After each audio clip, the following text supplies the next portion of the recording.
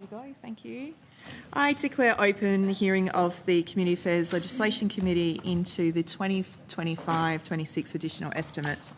I begin by acknowledging the traditional custodians and lands in which we meet today and pay my respects to their elders past and present. I extend that respect to all Aboriginal and Torres Strait Islander people that are here today. The committee has fixed Thursday the 9th of April 2026 as the date for the return of answers to questions taken on notice. The committee would appreciate if senators could please provide any written questions on notice to the Secretariat by Thursday the 19th of February 2026. The committee's proceedings today will begin with the Department of Health, Disability and Ageing, Whole Portfolio and Corporate Matters. The committee will be conducting today's hearing in person and via teleconference. Under Standing Order 26, the committee will take all evidence in public session, and this includes answers to questions on notice. I remind all witnesses that in giving evidence to the committee that they are protected by parliamentary privilege.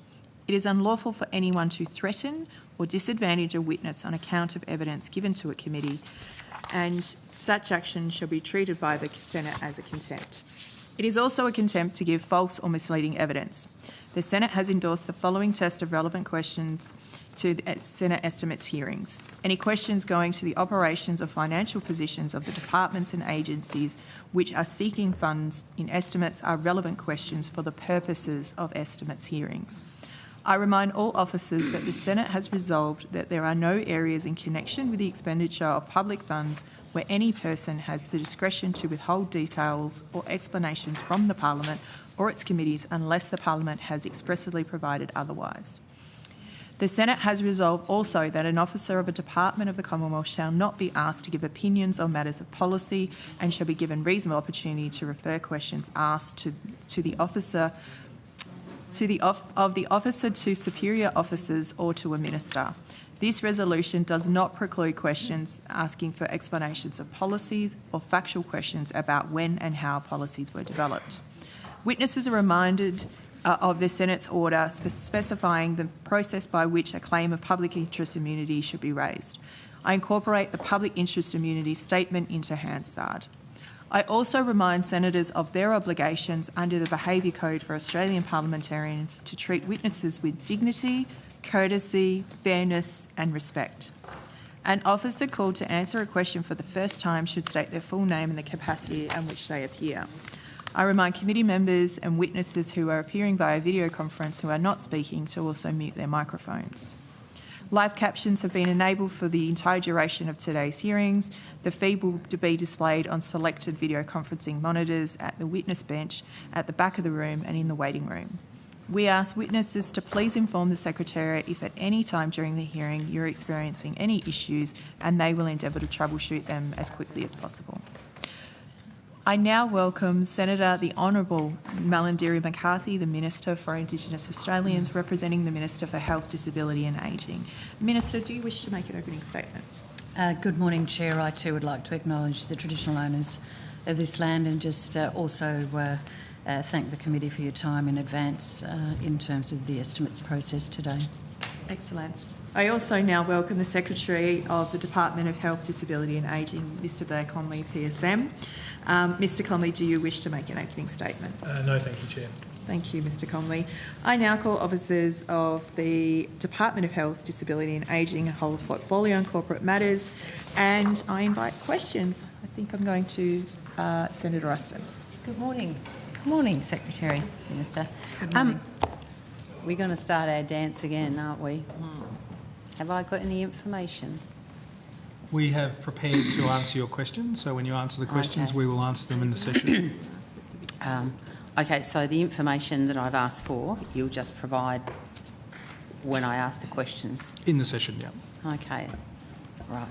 So why didn't you just provide it to me? I mean, if you've got it, there was no reason why you couldn't have provided it. Well, we've taken a lot of time to get the information together. We've prioritised the quants. I think I was told in the last couple of months, we've responded to over 3,000 quants. I'm just checking with my team. All of those have been tabled today. So in the normal course of events, we've responded to the quants and we're in a position to answer your questions, I believe, when you ask them.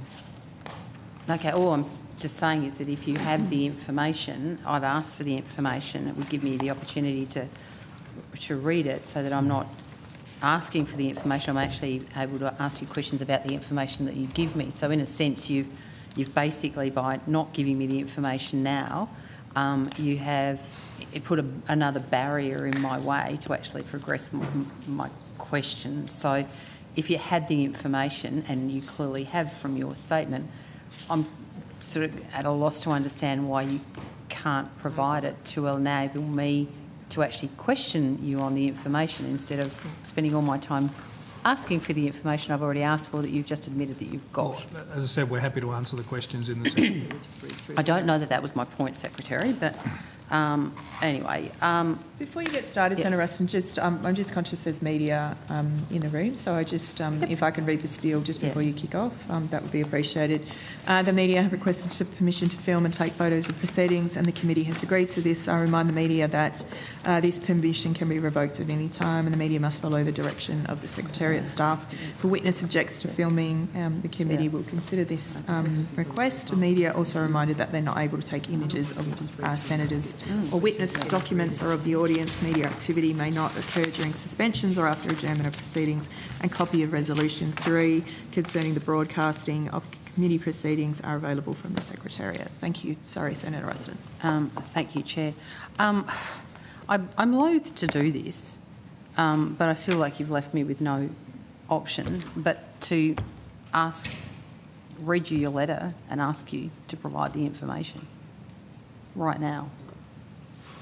But anyway, that's the choice you've left me with, I'm afraid, Secretary. So could you please provide a list of the parliamentary committee reports focused on the portfolio, including but not limited to Senate and House of Representatives standing committee reports finalised since May 2022 that are currently awaiting a formal government response?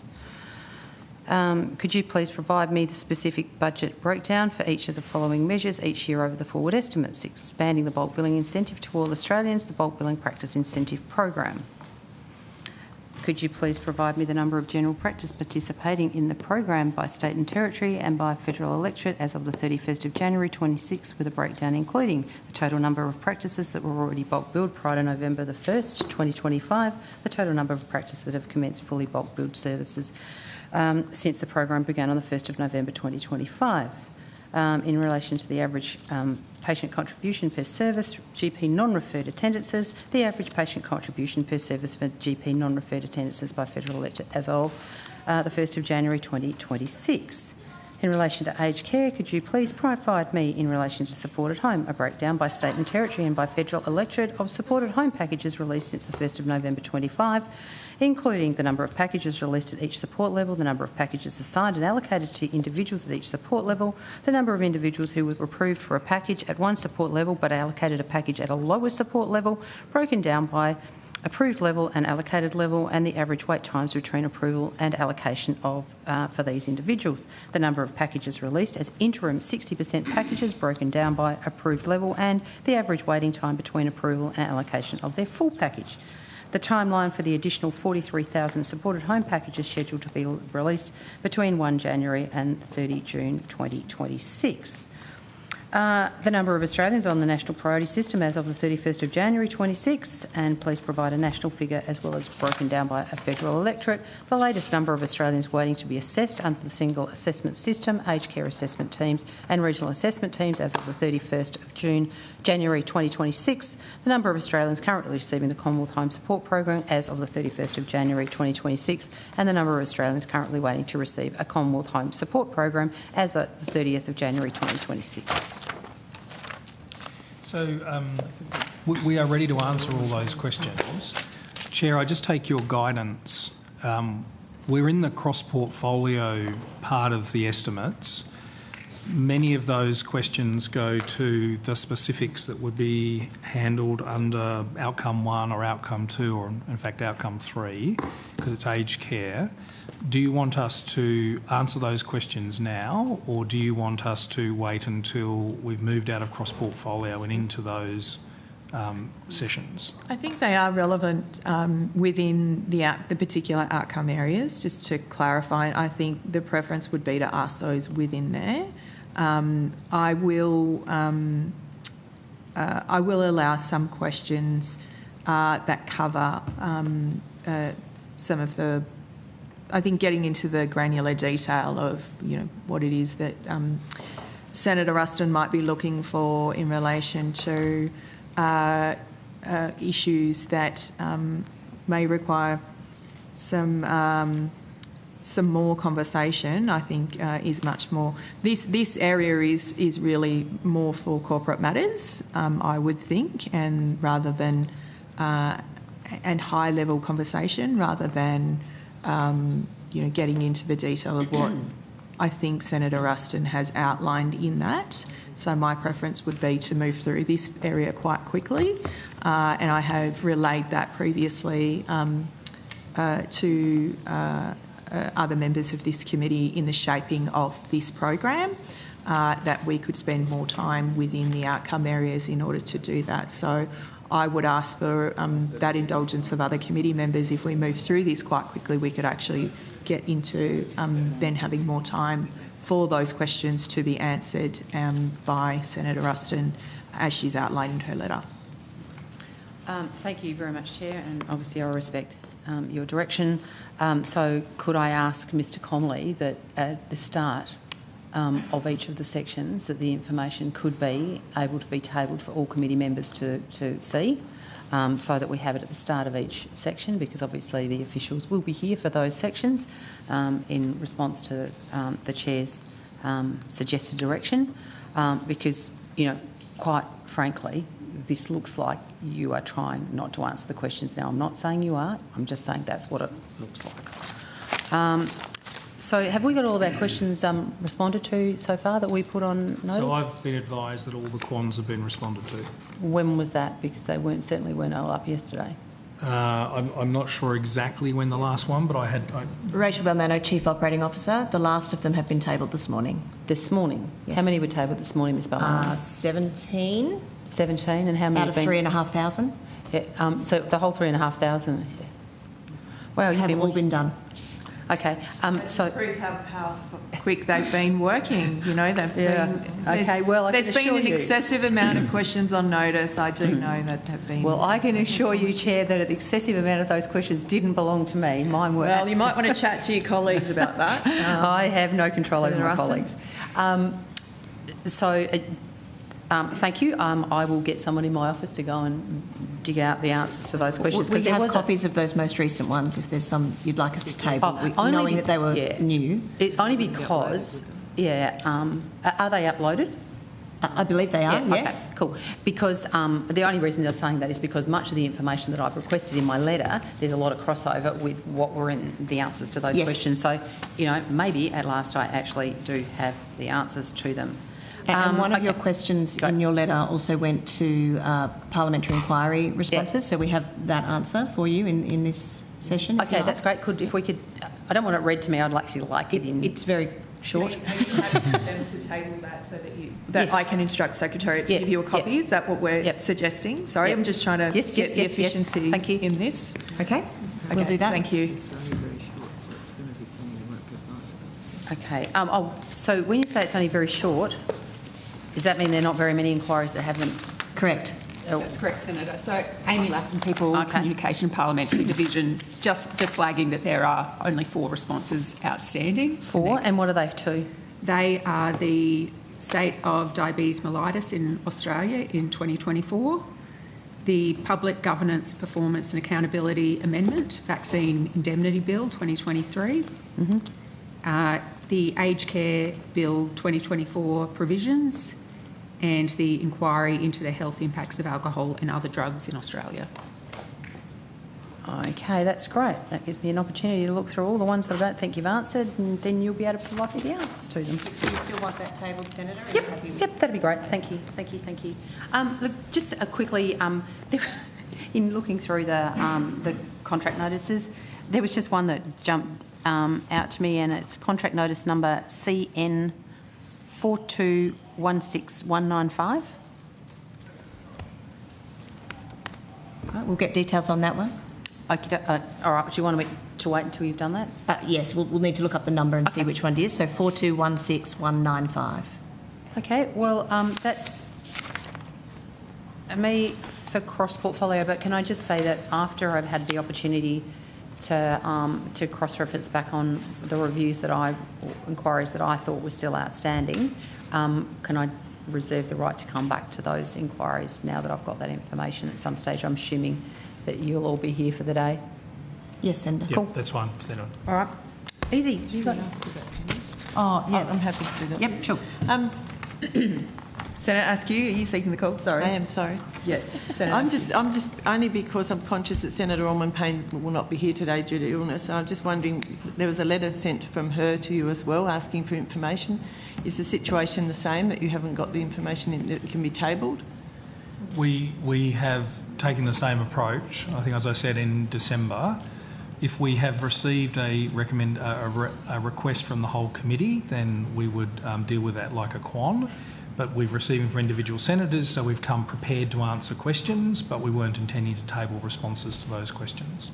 Okay, so previously, I've been on this committee now for 7 years.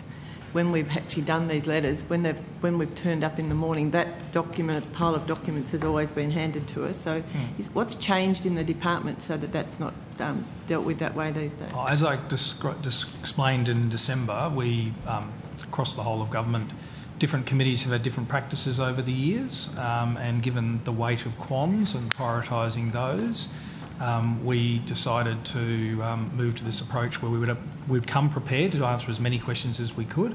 We'd make sure the quans were done, and as was pointed out, we have 3,500 quans this period, including obviously has been over the Christmas holiday period to respond to those. Obviously, if we think about tabling documents, we have to go through a slightly different QA process. So that's the reason we're taking this approach in the committee. Okay, it's a bit disappointing though, because it is always the stuff that we wanted to sit here and talk to you about during the day. So it's the sort of information that gives us, access to it. So what's the best way to get it in the future so we actually have it before we start? Well, if a question on notice is put to us, then we would respond in the usual way. So that could be uploaded on the morning like it has been today. So again, we wouldn't have access to it until the day. Well, not all quans are uploaded on the last day. I know that was 17 of the 3,500 that were. So we do work through them. And the other thing too is something that affects when quans are released is there's different points when data becomes available, and sometimes it's more helpful to wait to ensure you've got the most recent data. So they're all the considerations we're trying to take into account and trying to service the needs of the Senate. No, I appreciate you're very busy, but that's fine. So because of that, I'm going to read Senator Allman-Payne's letter into the record so that we've actually got it on record so that we can be submitted as a response, because otherwise, if it's just being dealt with as correspondence, it's not going to come back. Is that what you're saying? Well, I think one way forward here would be if you wanted to, on behalf of Senator Allman-Payne, effectively lodge that as a question on notice, then we would take it as a question on notice and respond. I mean, if the questions are specifically asked in the day to the same material, we would obviously reply to it. Some of that material was probably covered by quans that have already been tabled. And if there's any residual things that are not covered off, we'll take that as a quan to assist the Senate. Okay, so I don't need to read it in. You will treat this letter as a quan for all the sections. Are you tabling the letter? Well, is that what you're it's already saying? been tabled and sent and distributed to the committee. I don't think it's been tabled. No, it hasn't been tabled. It was sent to the department, but it has not been tabled. It's been circulated to the committee as a... Yes. So it has been published on the website. I've just been told by the Secretariat. So I think it is definitely on the record. If there's an agreement for it to be then responded to, I think that's and treated as a question on notice, that out of respect to Senator Allman-Payne, anyway, she's not here to be able to nice ask of you questions. to work together there, Senator Askew, on that one. So I'm very happy for that to occur. Thank you very much. If that's all the questions from. Coalition, I think I'm taking over. Yes. We will suspend for a couple of minutes in order for us to be able to move to outcome 3 on ageing and aged care.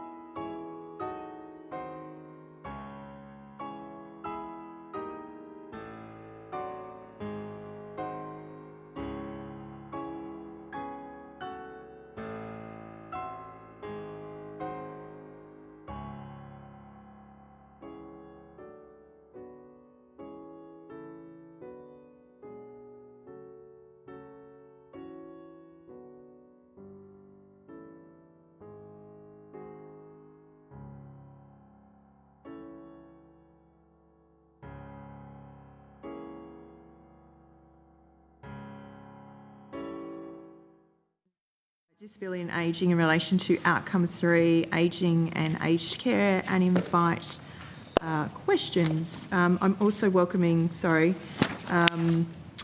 Aged Care Quality and Safety Commissioner, Miss Liz Heffron-Webb, to the table. She's here. No?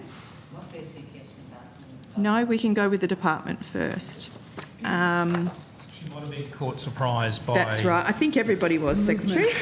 We are running exceptionally nearly 2 hours ahead of schedule, which is quite remarkable for this committee. But I will invite questions from Senator Ruston. You have the call. Chair. So, what is the current MPS number?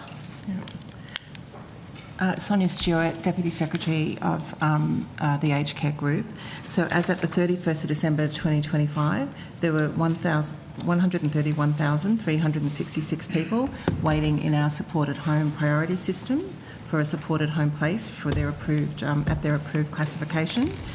I think it's important to note that 27.7%, so 36,403 of those people waiting a place at their approved classification or are already receiving a home care services with a minimum service offer, and 72.3% or 94,463 of those people are waiting without a minimum service offer.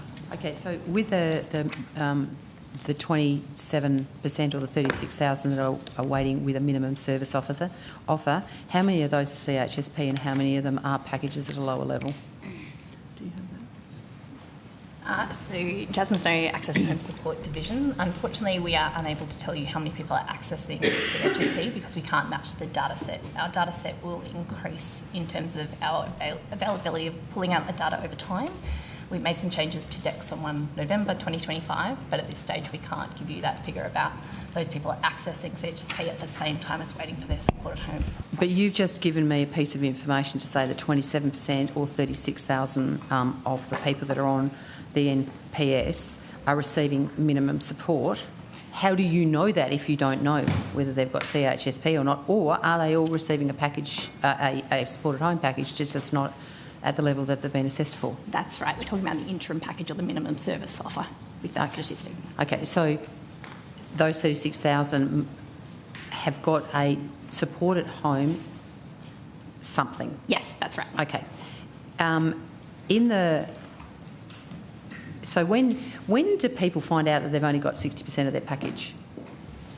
When they receive their letter. Okay, so when they actually receive the package or when they receive the letter to say that they are eligible for a package? When they receive the letter, it will highlight that it's a minimum service offer. Okay, so just trying to understand, so the minimum, is that when we talk about the 60% package, is that a minimum service offer? That's right. Okay. So on the wait list, you've got 36,000 people with a minimum service offer, and then you've got another 100,000 or 95,000 that haven't got anything. All right. How many people are currently waiting to be assessed?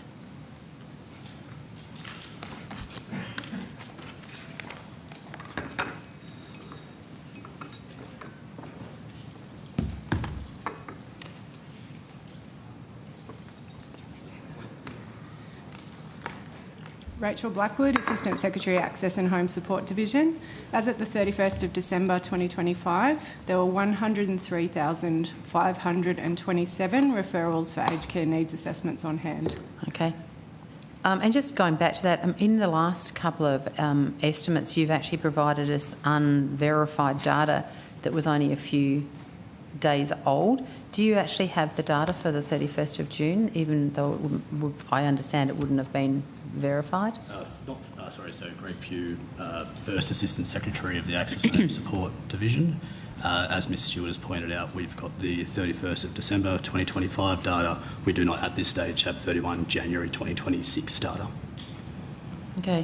Why is it late this year, whereas, on other occasions it's been in the space of 7 days you've been able to provide it? Has there been a problem?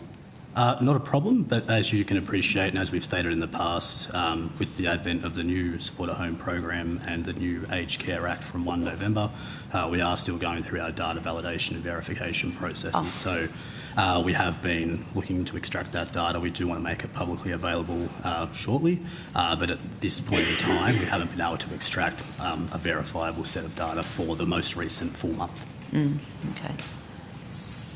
Right. So on average, how long are people waiting for a supported home package?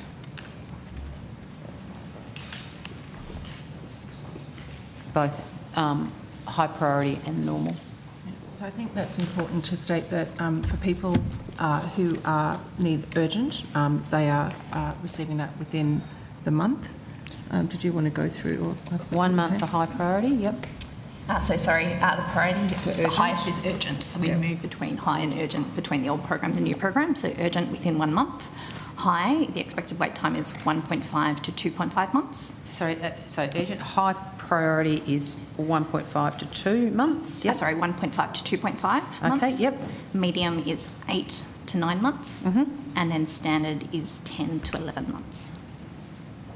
Okay, have you got the numbers of people that like in terms of the breakdown of urgent, high priority, medium and standard, what sort of numbers are there in the 131,366 people that you've said are currently on the wait list? What will be the breakdown of those 4 categories in amongst that? So, Senator, as at the 31st of December 2025, of the 131,366 people, of which we've got the 94,963 people who don't have, who are awaiting a support home place at their approved classification without a minimum service offer. The breakdown is as follows. So we've got 129 people in the urgent category. We've got 1,703 people in the high category. We've got 19,521 people in the medium category, and then we've got 110,013 people in the standard category.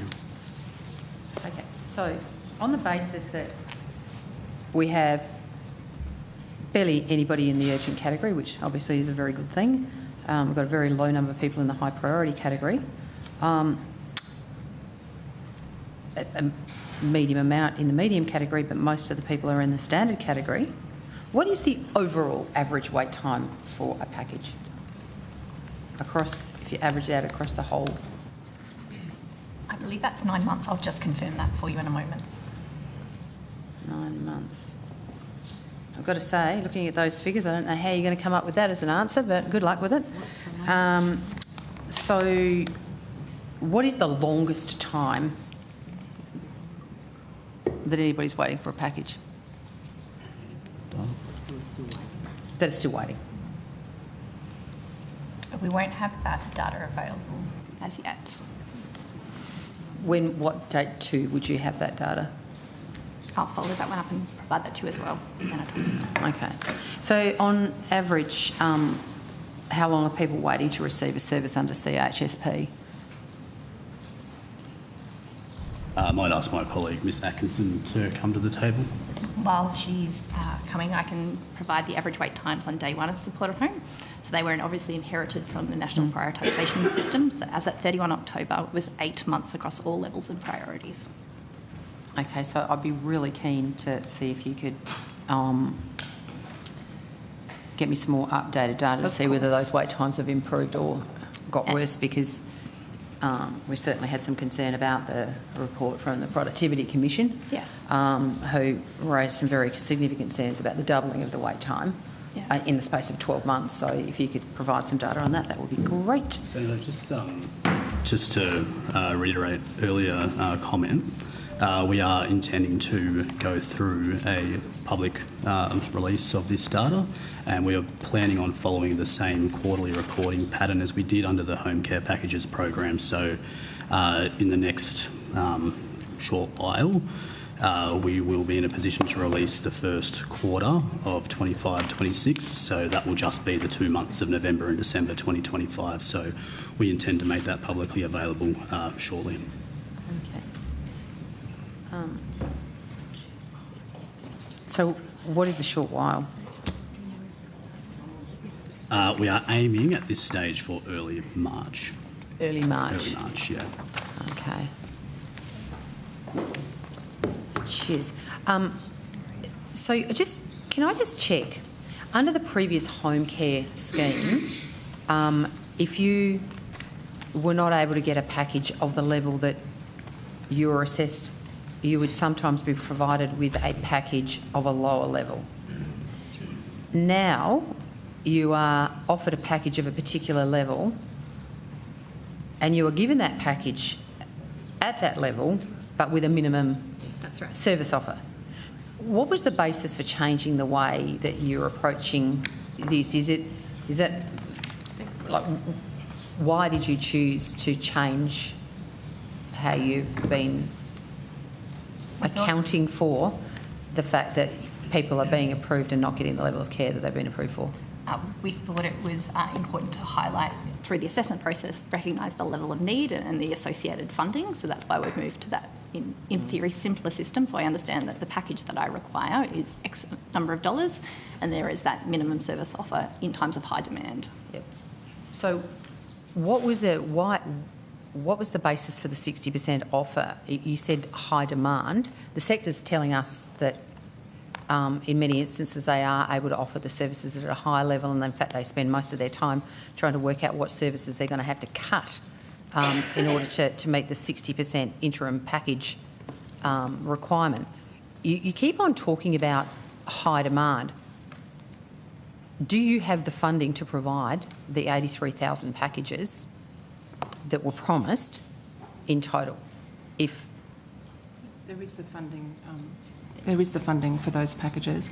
Sorry, I think it's important to note. Sorry, I didn't hear you. Sorry, there is the funding for that. I think it's important to note that with the interim packages, that on average the participant is on it for a 10-week period of time.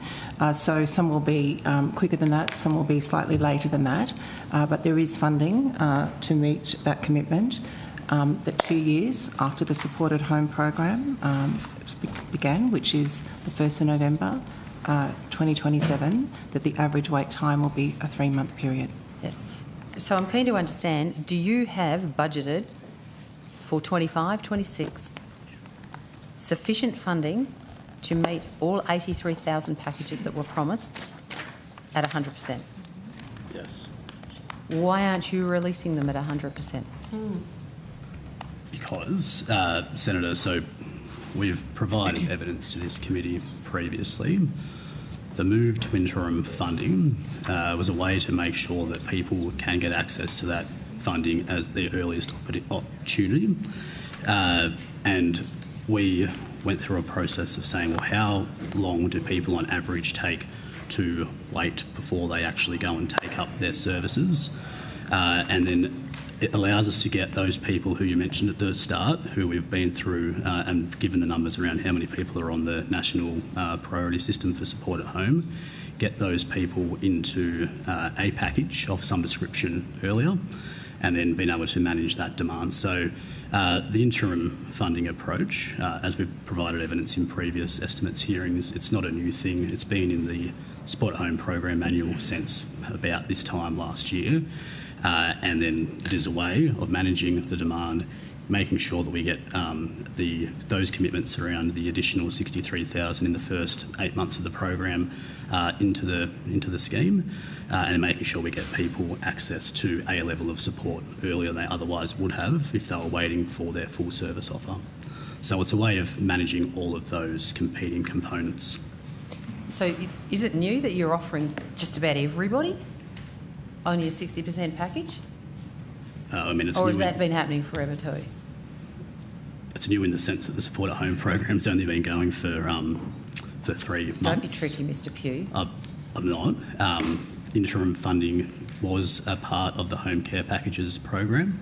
And is it at the same level? Because, I mean, I think you gave me evidence last time that 93% of packages that have been released new packages that have been released at 60%.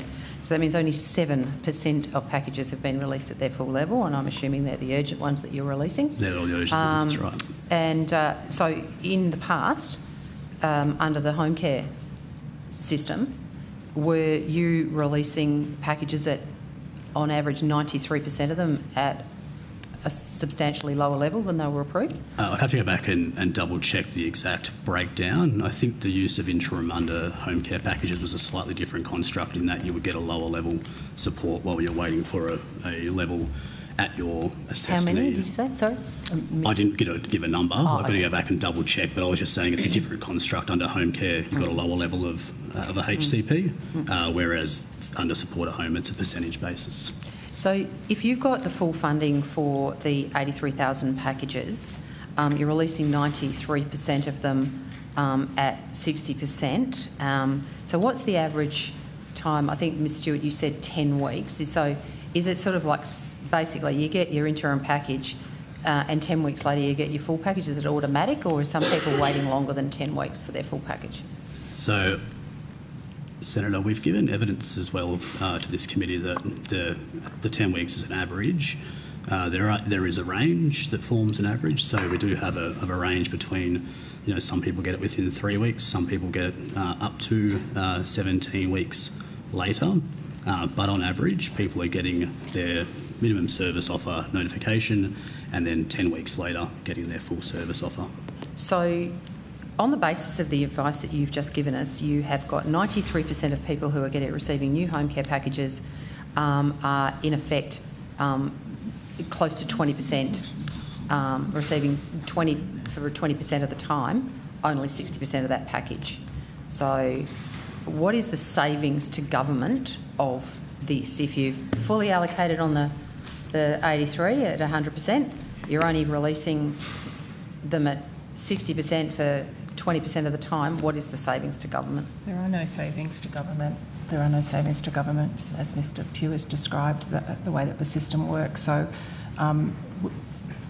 there is funding available to meet the commitment by the 1st of November 2027, and that's what we're working to, the average wait time, and we're fully funded to do that. No, that's not what I'm talking about, Ms Stewart. Apologies, I thought you asked me about what is the savings, and my response was that there are no savings from this. Okay, so let's be very clear here.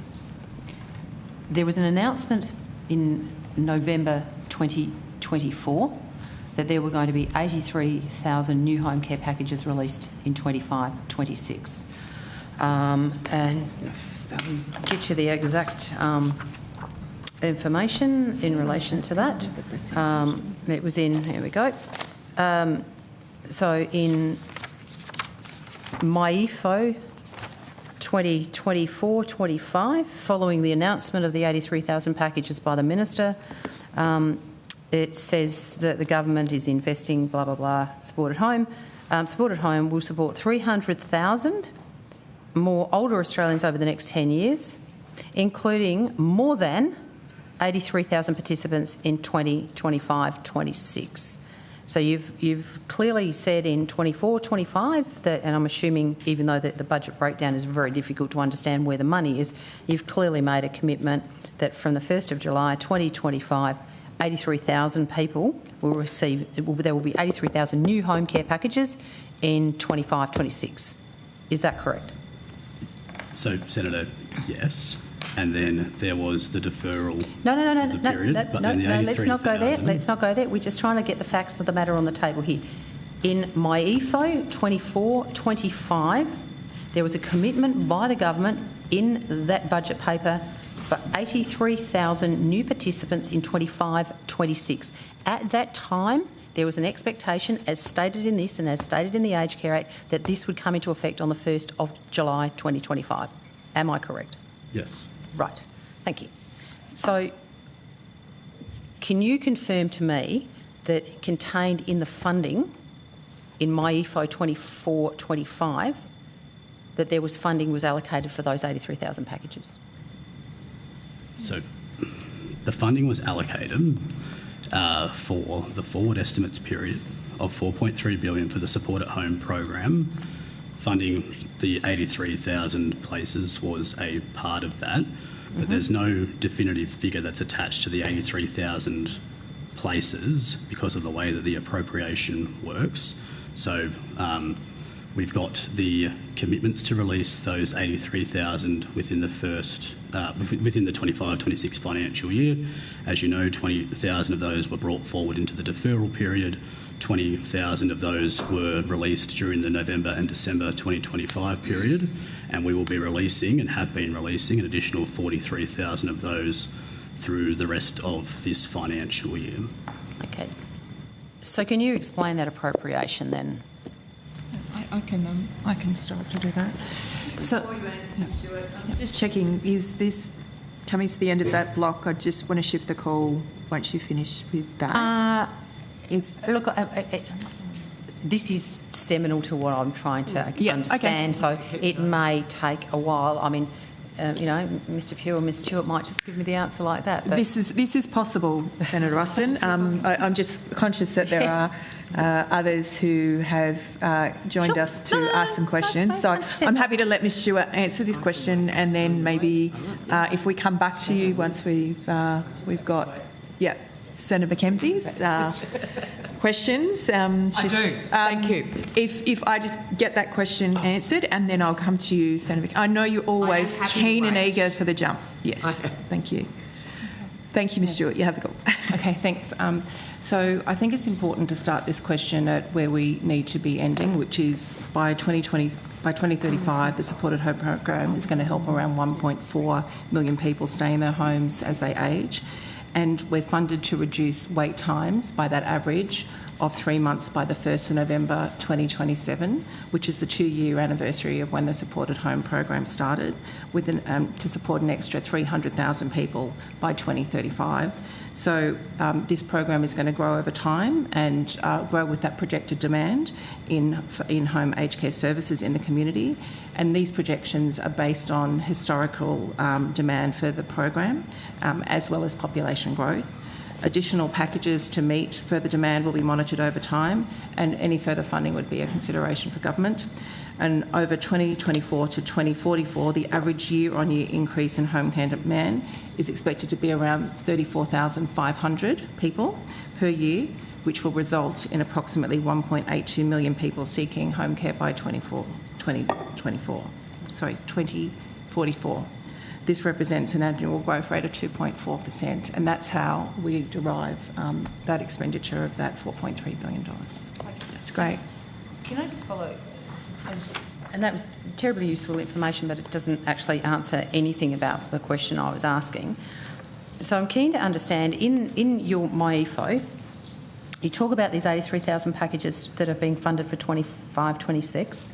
You also refer in the same one that you actually have allocated 7,615 home care packages in 24-25, which is they're the MyEFO additional packages that you're doing. And you actually have a number here that says $101 million and $700,000 for those packages. So you quite clearly have allocated an amount of money for the packages that you are releasing in 24-25, and there was also in the 24-25 budget, there was funding allocated for 24,100 packages. So when you are releasing packages that you are announcing in budget processes, you are actually announcing the funding of the year for those packages. I'm keen to understand why we have got 83,000 packages that were due to be starting to be released on the 1st of July 2025, and you can't tell me, apart from some sort of amorphous mass of money somewhere into the 2044, where the money is for those 83,000 packages. I want to know where the money for the 83,000 packages is contained in your budget papers. That's all I want.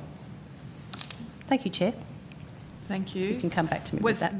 I'm just clarifying, was that a question that you're posing to officials now to answer, or more of a... No, that's all I want the answer to, is I want to know where the money is for the 83,000 packages.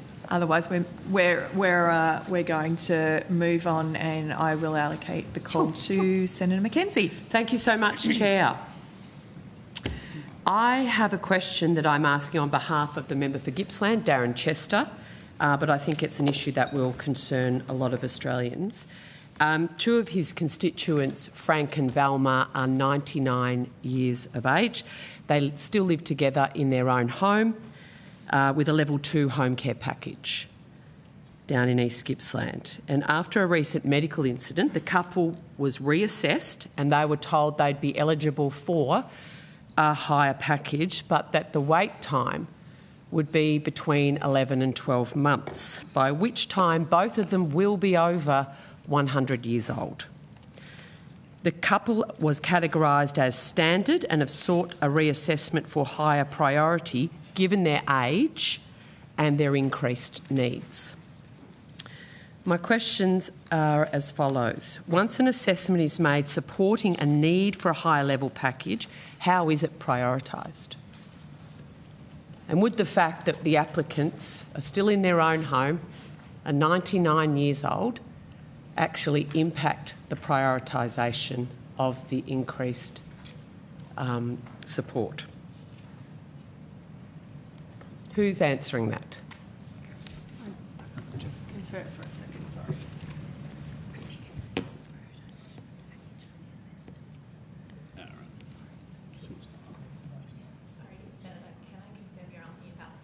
Essentially the prioritisation system and how that would work. Yes. Yeah. Because I think Frank and Valma and anybody who has heard of their plight wants to know what's going on in Canberra. That means we've got a 12-month wait to go from a level 2. Who's going to answer it? How is it prioritised? Potentially it's worth then, because there are several components to your question, Senator, that cuts across some various areas. I might ask Ms Blackwood just to quickly cover off how the assessment process works and then what people will do. I'm very if they're happy not with the happy. assessment process. Yep. They've been assessed. Yep. They've been assessed as being eligible for a higher care package. They've been told it's a 12-month wait, by which both of them will be over 100 years old. So they rightly have said, is there any way we can have our package increase prioritised given things like our age and our increased needs after a medical incident? So my question is, once an assessment is made supporting the need for a higher level package, how is it prioritised? What is the process? Thank you for clarifying that, Senator McKenzie. We'll give the officials time to answer your question. So I'm happy to... apologies. So the Support Home Priority System algorithm relies on 6 criteria to assign an older person to a priority level. The individuals assigned points out of a maximum of 7, which are determined by adding together the points specified in section 87.5 of the Aged Care Rules. So they consider things such as, does the individual live alone? Do they have a cognitive impairment? Is the individual homeless or at risk of homelessness? And that's essentially what feeds the information around their prioritisation. I would say if the individual circumstances have changed at any point, we would encourage them to seek a reassessment.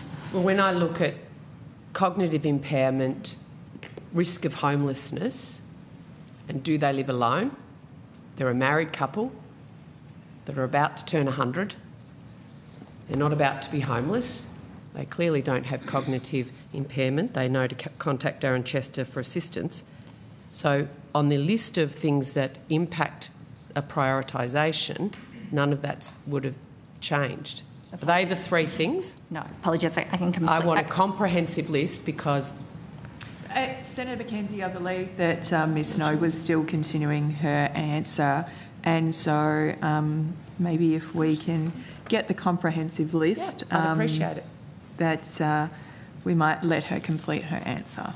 So the other 3 criteria are whether or not the individual is an Aboriginal and Torres Strait Islander person, if the individual has a need for urgent access to ongoing in-home aged care, and has the individual waited at least 6 months for an assessment and resides in MMM 5, 6 or 7. Okay. When we're examining whether any of those criteria have been met for prioritisation, is it a specialist, or do you use artificial intelligence to make a recommendation on prioritisation? It's artificial intelligence. Sorry, I can't hear you. Sorry, it's not artificial intelligence, it's an algorithm. And so what that does is it takes the outputs of the assessment, basically the level of care that you're assessed as needing, and then categorises you into a class for which funding level you should receive. So in other words, you have a human assessor form a judgment against those 6 criteria, high, medium, low or some equivalent, and then it gets put into, you know, a weight for each of the 6 criteria. So in the case that you're talking about, you have mentioned a number of times that Frank and Valma are 99. As you see, that's not a criteria, the age. I think all of us who've dealt with the aged care system know that the support needs of someone at particular ages, age can be a pretty poor proxy for support needs. You have very healthy 95-year-olds and you have 75-year-olds that have, you know, very, very acute needs. So they're the 6 criteria that would go into the vulnerability that would then lead to the question of assessment. And if I could just add about... I just reinforce, it's not AI, it's essentially assessor makes a judgment against those 6 criteria. We use the term algorithm, but I think sometimes that can be misleading. That's, you know, in the old-fashioned way, it's like a scoring system that leads to try and ensure we have comparability across the wait lists.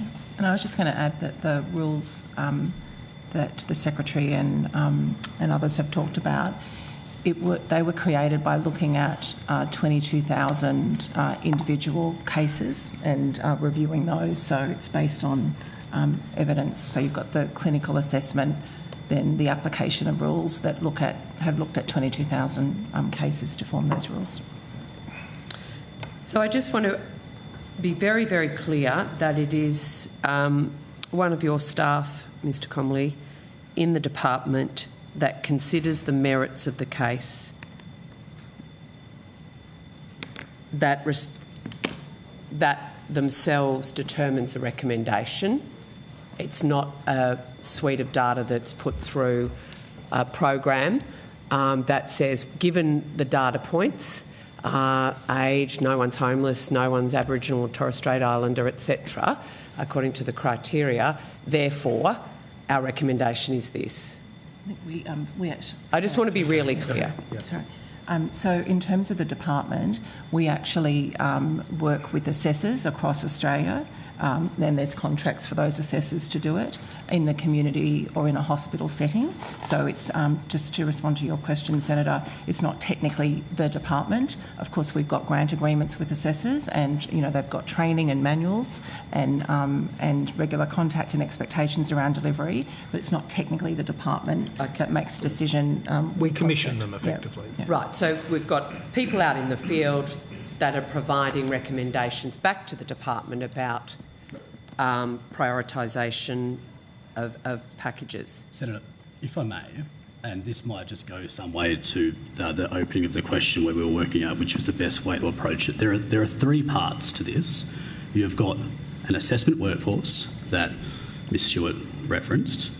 They rely on an integrated assessment tool that is a set of clinically validated, independently verified tools that are embedded into one tool. The assessment workforce undertakes the assessment. Then an algorithm is run for the integrated assessment tool classification algorithm. And what that does is uses a set of rules to objectively assign each participant to a funding class based on their clinical characteristics. It does that because we want to make sure that people who have a same or a similar level of acuity needs conditions are matched with similar levels of support, so you don't have the 2 folks that you've mentioned in your case study receiving one level and then 2 folks who are in exactly the same position receiving something markedly different. So it aims to achieve consistency. And then, as Ms Snow and Mr Comley have pointed out, you've then got the support at home priority algorithm, which then assigns you into your priority level for support at home funding, and that's based on the criteria that are set out in the rules. So all of this has been, we've got contracts in place with the assessment workforce. The tools have been independently and clinically verified, and the algorithms have been extensively trialled on tens, if not hundreds of thousands of test cases to make sure that the answers that are being provided are as consistent as they possibly can be. So this was the culmination of years of work. This is not, as you know, some suggestions might be, the work of AI trying to curb government spending. This is about making sure that people can get access to the care that they need at the level that they're assessed at and in a consistent manner across all care and condition types. Thank you so much, Mr Pugh. Does the department track the number of people who qualify for a package but pass away before the support is provided? We do. Let's give, go please.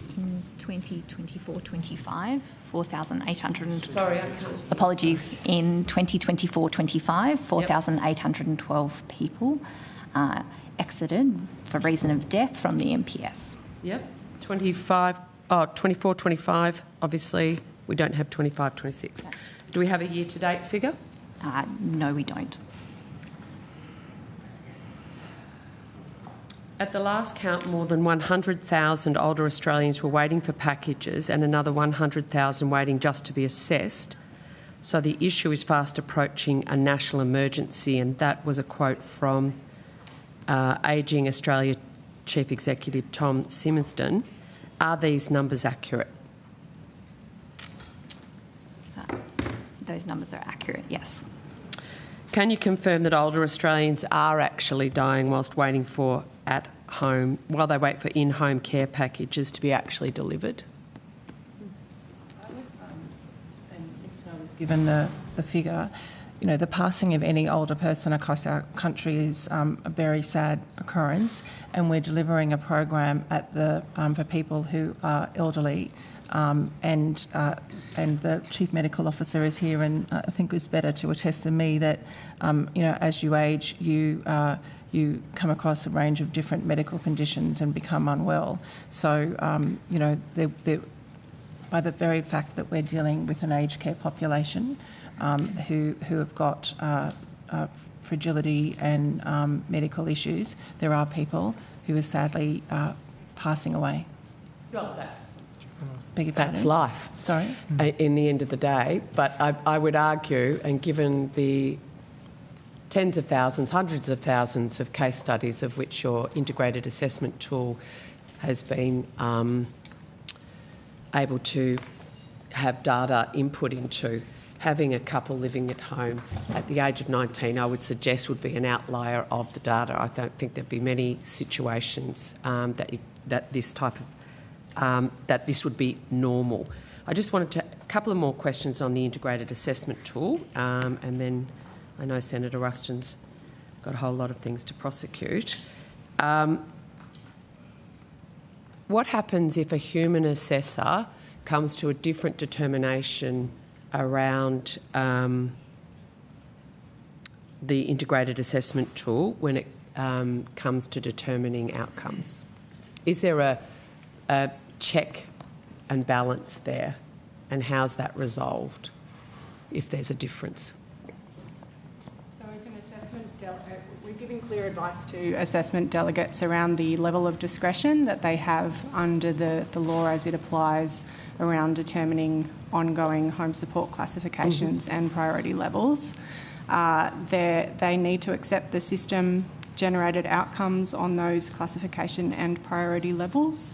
We are closely monitoring the operation of those algorithms and receiving feedback on case studies from assessment organisations and other stakeholders.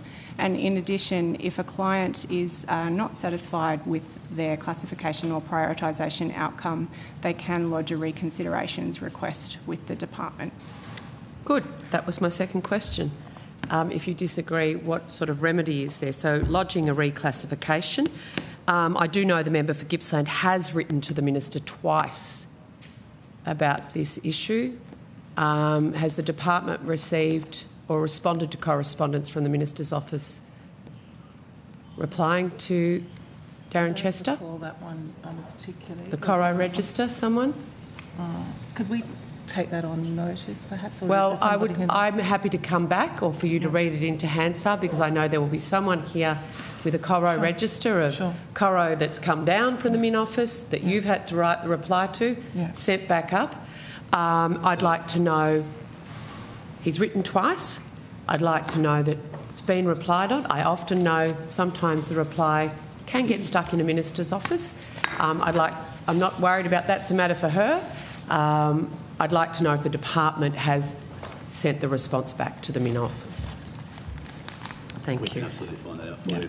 Just to flag, because of the way that we separate the assessment process with the reconsiderations, rightly so, it's a different area of our group that looks after the reconsiderations process, so we can get that answer for you throughout the course of today. Fantastic. Thank you. That'd be wonderful. Thanks, Frank and Valma. Thank you, Senator McKenzie. Senator Nandaraja. Thank you, Chair. I have some questions regarding the aged care facility that's been announced for the Northern Territory. It's a him. The Minister. Minister, you'll be pleased to hear about this. I was just telling Senator McKenzie that the Minister was a him. That's a lovely turnaround. I was going to that I'm assuming it's a woman. Without the microphones on. But anyway, there you go. You have the call. Thank you. With regards to the new aged care facility that's been announced in Palmerston by the Prime Minister in January, how many extra beds... Michael, Chair, Michael, I think you need to be on mute. Yes. Can we please, just a reminder for those online to mute your microphones? Thank you. Sorry. Okay, here we go again. With regards to the new aged care facility that the Prime Minister announced at the end of January in Palmerston, Northern Territory, how many extra beds and what will be the additional capacity of this facility for Greater Darwin? Thanks, Senator. Cathy Milford, Acting Assistant Secretary, Market and Workforce Division. Look, essentially it's a new 120 residential care home that the aim is to be built over the next 24 to 36 months after approval. So it's, Senator, the aim is to meet the diverse needs of the Greater Darwin community, including obviously Aboriginal, Torres Strait Islander people in the community, people with dementia. So probably some of the key things, Senator, is that it would be built in line with new, dementia design principles. The intention is also that there be a memory support unit. But yeah, basically it's quite a large new home, which is what we were looking for really to deliver with this. The government was looking to deliver with this project, noting the needs in Darwin. And given the needs in Darwin, what is being done to expedite delivery of this facility? I'm Nicole Jarvis, Acting First Assistant Secretary, Service Delivery Division. We've been through some negotiations with the Northern Territory Government, who have provided the land at the Palmerston site as well as $10 million worth of groundworks to support that. They have also indicated they'll expedite the required development approvals for that site. And we have worked with a really experienced residential aged care home who has built similar services across the Queensland footprint in recent years, who are confident that they'll be able to replicate that in Darwin within the 24 to 36 month timeframe that was advertised. Understood. And apart from track record with respect to this provider, what other considerations were taken into account when you chose this provider? Senator, I think, well, obviously we wanted the provider to be a registered provider, able to deliver, they were confident they would deliver safe and quality care. As my colleague mentioned, really, we did want to deliver quickly, so there was a focus that they had a track record on sort of larger construction projects as well as the aged care experience. The aim was that they would contribute any additional costs as well to the project, and of course, that they could support culturally safe care. So we did look at their record in that space sort of elsewhere in the country, and the expression of interest also dealt with the fact that, it's important that they be able to attract and retain workers. So we wanted sort of good experience in that space in terms of worker retention. And how much has the government invested in aged care capital projects since 2022? So, Senator, we've basically now committed almost $1 billion, the government, so it's actually at $993 million. Thank you. Thanks. Great. Senator Pocock. Respite care. Is it about the commitment? I'll get to that. Senator Pocock? Otherwise I'll sit. Yeah, cool. Firstly, I wanted to ask, people have been reporting to me that they can no longer access Barangiri aged care respite in the ACT using supported home packages. And they're saying that they could access them when they're on home care packages. Now they're at support on home, they can't. And I'm just interested, what's going on there? Senator, I'm happy to start, and then my supporter colleagues might jump in as well. Senator, my understanding is that essentially, if you like, Barangiri is largely operated from a Commonwealth aged care perspective on a private basis, Senator. So they have charged, had these services available both pre 1 November, before and after 1 November. They were private fees, Senator. I think what's changed is we have understand that before 1 November, some people were using their home care package fees to, if you like, supplement those private fees. So that's the difference, if you like, between before 1 November and after. But Greg Pugh might want to add to the post-1 November situation. Did you want me to keep going, or do you have another? Well, I'm just interested, everyone was told that they'd be no worse off. So I mean, why they could access respite care when they had home care packages, now that they've got a supported home package, despite, in these hearings, in that sort of inquiry we did into the transition, we were sort of told that people wouldn't even notice. It was just a new system and things would actually be better. So what's going on here? You'd know how hard respite is to access in the ACT. Yeah, thanks, Senator. So Greg Pugh, First Assistant Secretary of the Access and Home Support Division.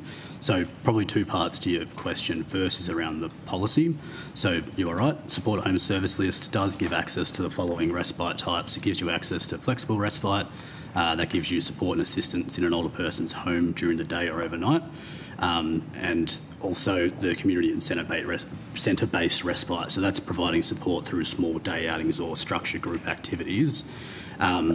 The service type cottage respite is not available under the Support at Home program. However, it is accessible under the Commonwealth Home Support program. So if you are in the Support at Home program, you can still access cottage respite simultaneously to getting it with CHSP, and you can do that by getting a referral for the CHSP cottage respite. So you can either do that by getting a support plan review undertaken, or you can get an urgent referral for CHSP cottage respite, and you do that by contacting the My Aged Care Contact Centre. So it is a change, but the access to the cottage respite service is still there. And then I think there's a secondary issue which Miss Milfuller was just going through around then access in the broad once you're approved for it. So how are these Canberrans no worse off? Senator, I might take that. Susan Trainer, Assistant Secretary, Residential Care Division. As I think we talked about at the last hearings, the no worse off principle is specific to the amount of contribution in dollars that a person makes to their care. So at the announcement of the reforms on the 12th of September 2024, Minister Wells noted a no worse off principle will provide certainty to people already in aged care, and they won't make a greater contribution to their care. So it's a very specific principle and is not about all matters to do with aged care around service provision and what may or may not be on service lists. Okay. I mean, talking to Canberrans, that's not what they were hearing. They were hearing they'd be no worse off, and I think when you talk to older people, that's about the services that they receive. But so So just to go back to, it sounds like there's a lot of hoops to jump through now if you do actually want to go to Burrangiri on your supported home packages. So they have to get assessed through CHSP currently. That's right. And but so, isn't the government shutting down CHSP? So, Senator, the commitment to transition the CHSP program is currently committed to do so no sooner than 1 July 2027. As we gave evidence at the inquiry hearing last week, there is absolute merit in retaining a whole raft of either fee-for-service or block-funded programs. Cottage respite, we know that people, it's a great service for people, and so that is absolutely forming part of our consideration around what the future of that service looks like post-2027. So I'm just like, why were these changes made? We're having a conversation about hospital funding and just how many people are unnecessarily in hospital beds in this country.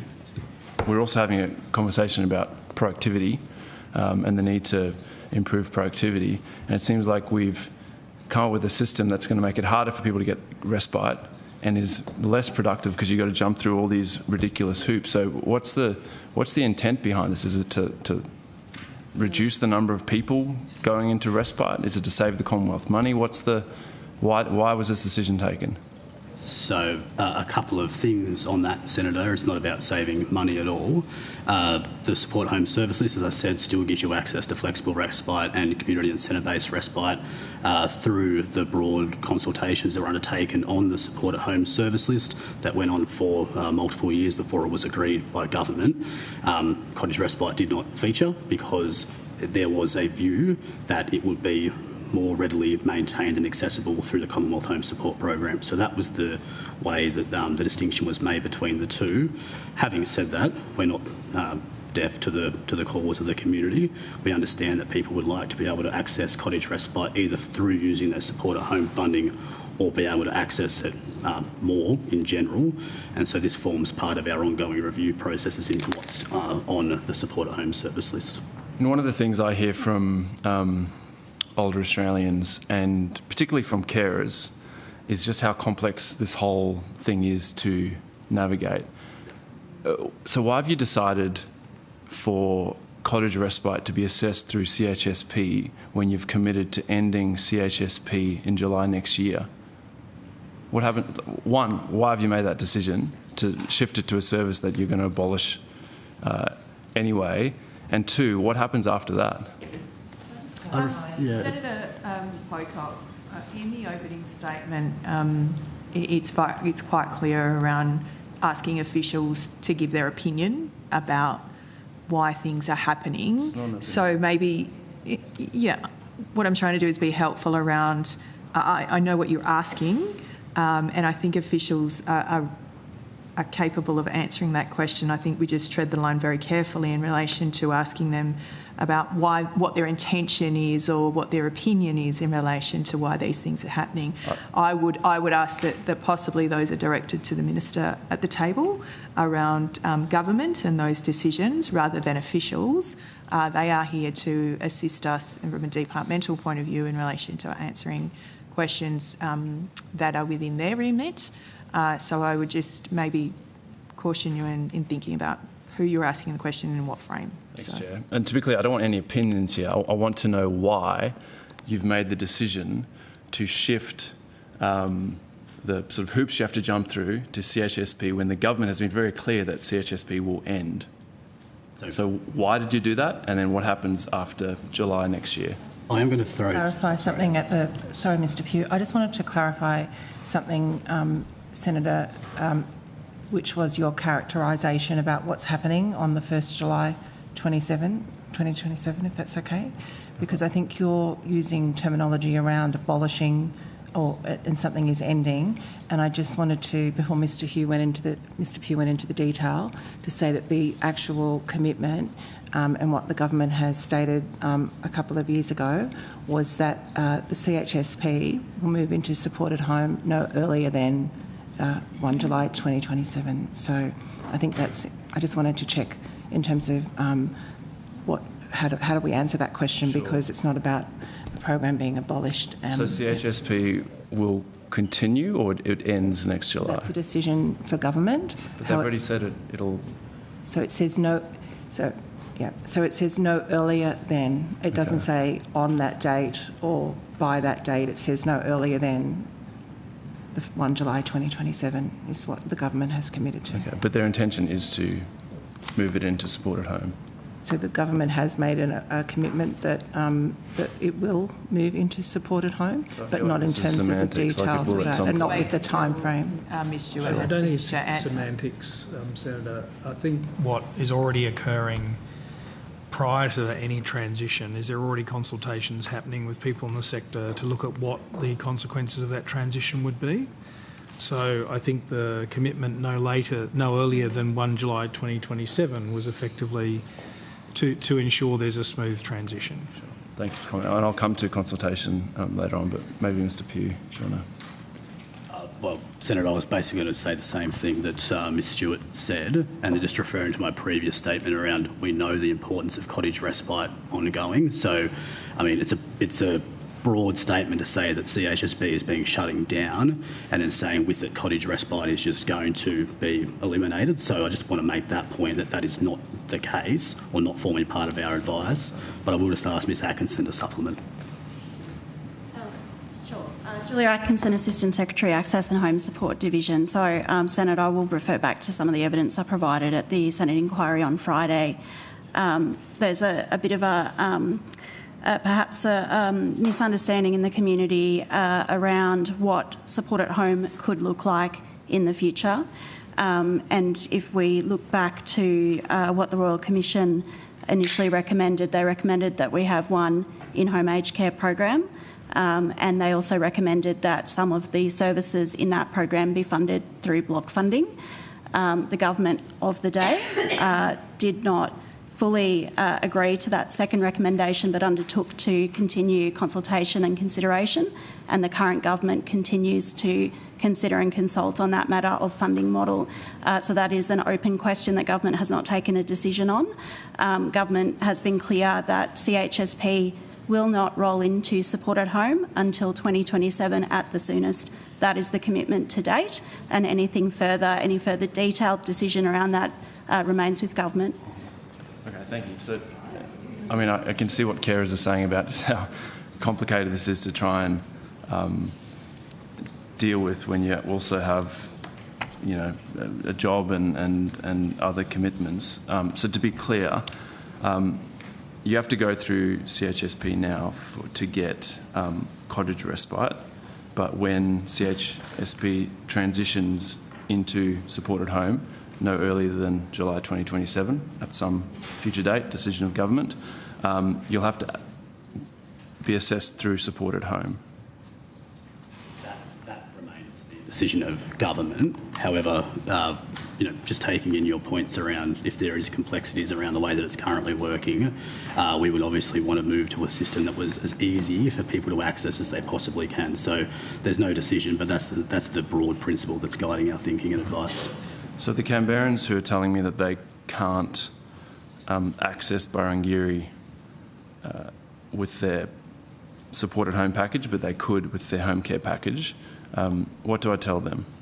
I think it's a matter of ring My Aged Care, get an urgent referral and get access to cottage respite that way. Okay, thank you. I'll pass that on. And then just to go to consultation and the $10 million for respite earmarked for the ACT, which I really thank the government for. It's a really important investment. And I guess when we're talking about Barangiri, this is half of the ACT's respite beds, so it's incredibly consequential for Canberrans. In a Quan, I think you said that you've met with local providers to determine viable options, and I was interested which providers you've met with. Senator, Kathy Kathy Milford here again, Acting Assistant Secretary of Market and Workforce Division. Look, I can certainly provide you with a full list, Senator, on notice. I've attended some of those meetings, so I could certainly, from memory, with Goodwin and Warrigal, for example, but my state and territory colleagues, so the ACT network, if you like, have met with, I think, most of, I think, the, there's up to 16, if you like, providers, and I think they've met with, I'd say approximately 10, Senator, but I'm happy to give you that information on notice if you'd like specifics. Okay, thank you. That'd be great. And then one of the other things which I was pretty disappointed reading in the Quan, and kind of goes to the Secretary's point around consultation, is that you basically said you recognise the strong community interest in respite, and yet you haven't consulted with any community groups or people outside of the providers. And I was just interested whether you think that sort of consultation is important.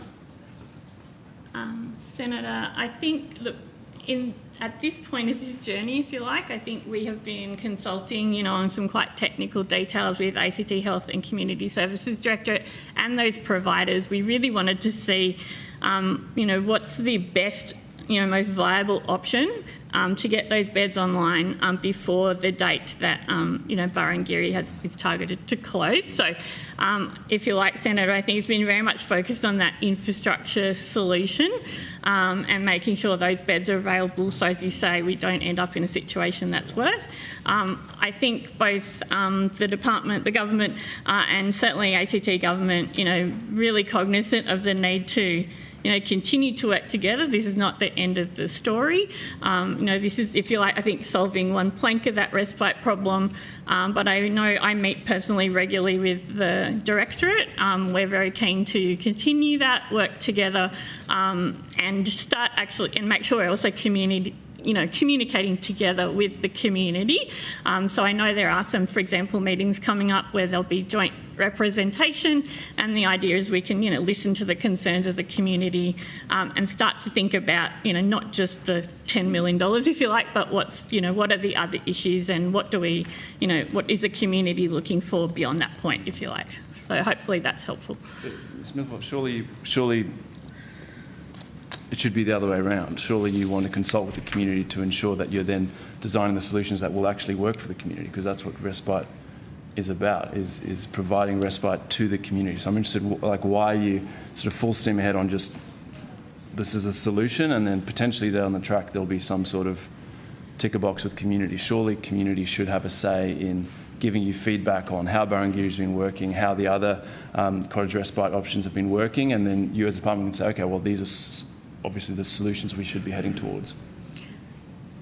Look, I think, Senator, perhaps for me, it's just the difference between working out what those viable options are and making sure that we have both governments agree to what are those possible options. And then I think the next step is to really have those discussions. So say we went down a particular road, opening that up to see, okay, if you like, now we've sorted out what the location might look like, what would actually the services look like? Because I think a lot of the questions from the community go not necessarily to the location, but to how those services would be delivered and what that may look like and who would be delivering them. Okay. Thank you. I mean, there's a lot of anxiety around the looming June 2027 shutdown of Burrangiri, and so maybe you could just provide some information about what options you're exploring and whether or not there's a sort of firm commitment for there to be no loss of beds in mid-next year with Burrangiri shutting down. Senator, looks probably a question for government, but I think we are very close at getting to a position that, if you like, that both government is comfortable with. So I would expect there would be some more information that we could release, reasonably soon, that hopefully will give community an idea of the proposed way forward, and then those further discussions can also happen. I'm keen to follow up on this, but I'll pass the call. Thank you. Senator Ruston. Thank you. So that's where we were. So, where do I find the funding allocation for the 83,000 packages that were announced to start being released on the 1st of July 2025? I feel like we've already answered it. Yeah, sure. Thanks, Senator. So it is the same answer that Ms Stewart gave before, and which we've given previously in this committee as well. So we go back to the fact that there was a $4.3 billion announcement. Mm-hmm. That $4.3 billion is predicated around the Support at Home program being funded to achieve a specific wait time for services. Okay, now just slow down here. In every other instance, when you have made an announcement about the release of home care packages, and I can go back through every budget line through your time, you've been the current government's time, our time in Parliament, in government, there has always been an allocation in the lead up to the following year. I accept into the longer term, you can talk about stuff, but there was 83,000 packages were announced to start to be released on the 1st of July 2025. It was not anticipated until after the 1st of after the 1st of June 2025 that there was going to be a deferral in the time for those new package, or for the new Support at Home program and those packages to be released. So up until that first week of June 2025, it was always anticipated that we were going to start the rollout of 83,000 packages in 2025-26. Where is the funding for that? So It's not $4.3 billion somewhere off into the never, maybe here, there or everywhere else. In every single time that a government has ever made a commitment to provide packages, there has been a funding allocation. I can table every document of every budget paper since forever. There's always an amount that is stated for it. Where is the money for the 83,000 packages? If it's in the $4.3 billion, how much of the $4.3 billion was allocated to the 83,000 packages released in 25-26? So, Senator, probably to your first point, there is a fundamental difference in the way that the Support at Home appropriation is structured relative to the way the home care packages appropriation was structured. Home care packages were funded on an annual basis or an ongoing basis. Under Support at Home, the construct is around how much money do you need over a set period of time to achieve getting a set number of people into a place and only waiting for a set number of months. And so this goes back to what I've said previously and what Ms Stewart said previously as well. Those commitments that are bookended around getting people down to a 3-month wait time by the 1st of November 2027, getting the additional 83,000 places washed through in the first year of the program, and then having the level of growth in the program to meet demand, which Ms Stewart mentioned previously was, I think, 300,000 over the 10 years. They are the constructs that define how much money goes into each allocation. So the question around how much for the 83,000, there is no definitive figure based on the interplay of each of those component pieces. Well, with the greatest amount of respect, that sounds like the greatest load of rubbish I have ever heard in my life. You've promised 83,000 packages. Well, sorry, Senator McCarthy. You've promised 83,000 packages. Clearly, to come up with 83,000 packages, there has to be an expectation to say that you're going to reduce wait lists to the 3 months by end of 2027. There has to have been a series of modelling and expectations sitting behind that.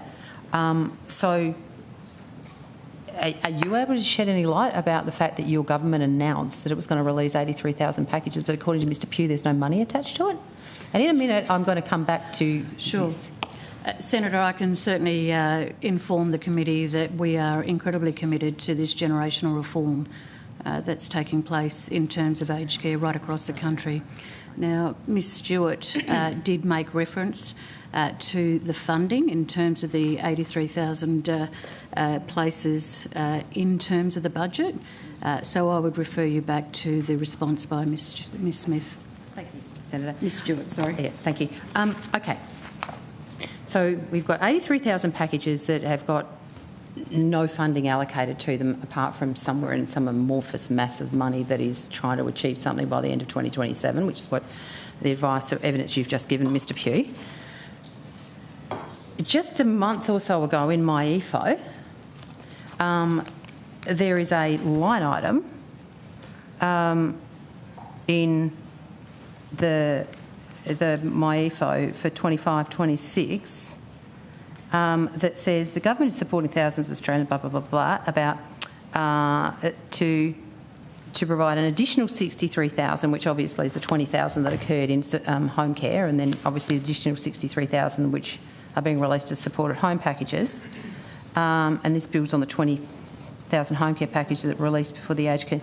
This represents the total additional investment of $947,800,000 in 25-26. So what changed between your evidence 5 minutes ago and the fact that we now have a budget item that's been included in MyEFO, and there was no line item anywhere else about the funding for this, but now all of a sudden there is. But you're telling me that apparently we don't have funding allocated to these packages, but it seems to be in MyEFO. So thanks, Senator. So just a couple of points of distinction. At no point did I say there is no funding attached to the 83,000. What I said was it is wrapped up in the $4.3 billion appropriation over the forward estimates period, and that was based on the announcement that were made in previous MyEFO and budget context when we had a commencement date of 1 July 2025. I'm not sure if my colleague Mr Siganov is at the table, but if not, I can tell you some of the primary drivers that relate to the announcement around the $947.8 million. That was because the 83,000 were originally meant to wash through the program through the first 12 months, and then through the legislative requirement, through the ACOLA debate bill, through the debate on the ACOLA bill, there was a commitment to bring forward 20,000 of those as home care packages. And I've given evidence in this forum before that the average cost of a home care package is higher than the average cost of a support at home place, but there are 8 classifications for support at home relative to 4 for HCP, so that nets out. However, the other component piece of that announcement was that we were bringing forward the 63,000 support at home places. So whereas the original release schedule would have had that ready to go by the 31st of October 2027, the legislative requirement was to bring that forward to the 31st of October 2026. The legislative requirement brought that forward by 4 months. Are you dead serious that you're telling me that your interpretation, despite the government's commitment that there would be 83,000 packages released in 25-26, that because the government failed to get their Aged Care Act in place by the 1st of July as they promised, that there was never any intention of honouring the 83,000 packages in 25-26, that somehow this was just going to kick it out for 4 months to October 2026. When was that announcement made, that the commitment to 83,000 packages in 25-26 was not going to be honoured? That's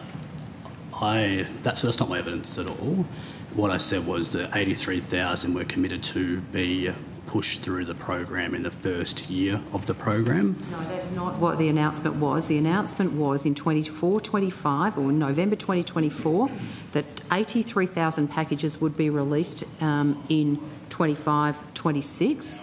And that was in MyEFO, is in the minister's statement. I think we've talked about it in estimates, and so I'm just keen to understand how you cannot say that it is not a broken promise, that a commitment was made for 83,000 packages in 25-26 because of the failure of the ability to implement a new program, that somehow that promise is not a broken promise, and that you can kick it down the road by 4 months.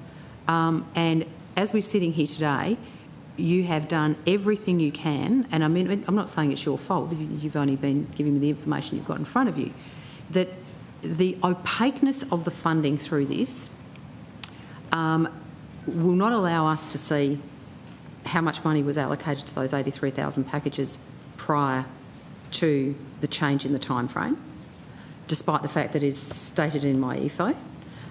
You said that the $4.3 billion was to sort of like reach something at the end of 2027.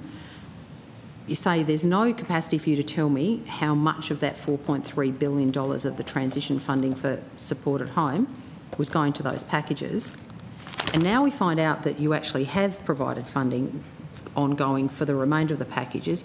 You're talking about packages being brought forward when they were always committed to that time frame. Quite frankly, can you understand why Australians who have been made commitments to about the delivery of services, including 83,000 packages, would be sitting here today scratching their heads as to what actually you're doing? So is there any way that you can provide me with any clarity? Because it appears to me that you said the money for the 83,000 packages is in the $4.3 billion. There is now an appropriation that is specific and committed for 63,000 of those 83,000 in the MyEFO in December 2025. So where's the duplication? Is it an additional $947.8 million that is now being required to deliver those in over and above what was originally committed? I think Mr Pugh was in the middle of his answer, from what I could gather, Senator Ruston. So if we can give him some time to put it on the record and to clarify his evidence. What I heard from him was that was not correct in relation to what he said. So if we can, I'll hand the call to him to clarify his statement. So just one point of distinction. We're talking about that 4-month period where there was a deferral, and so the fact that there is $947.8 million that's been announced as a measure in the MyEFO papers means that it is additional funding, and I've given my evidence around what the primary drivers are for that. The rest, I think we've been through 3 or 4 times, so that is the way that the appropriation works. That's the interplay with the MyEFO announcement, so that is the information that I'm able to provide. Could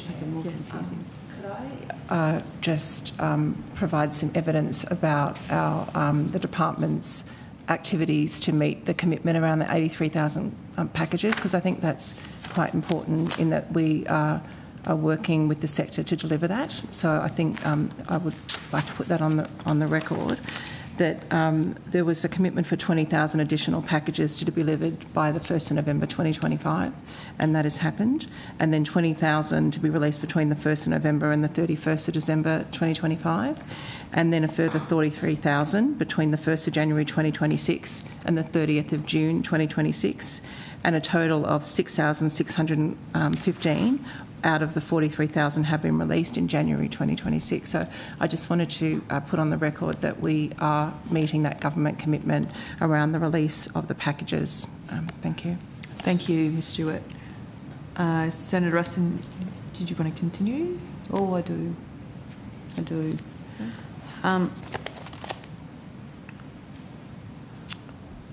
So just to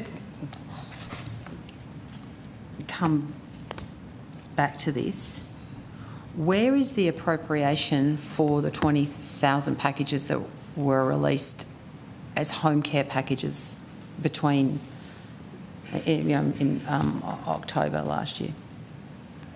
As in the 20,000 that were brought forward into the deferral period, they will be contained in the... Is that what you're... Sorry, you're talking about the 20,000 that were released during the deferral period. So between the 1st of July... in the deferral, yes. Yeah, so those 20,000, yeah. They will be in the MyEFO papers, and they'll be in the the portfolio of additional estimate statements. But I don't have those in front of me.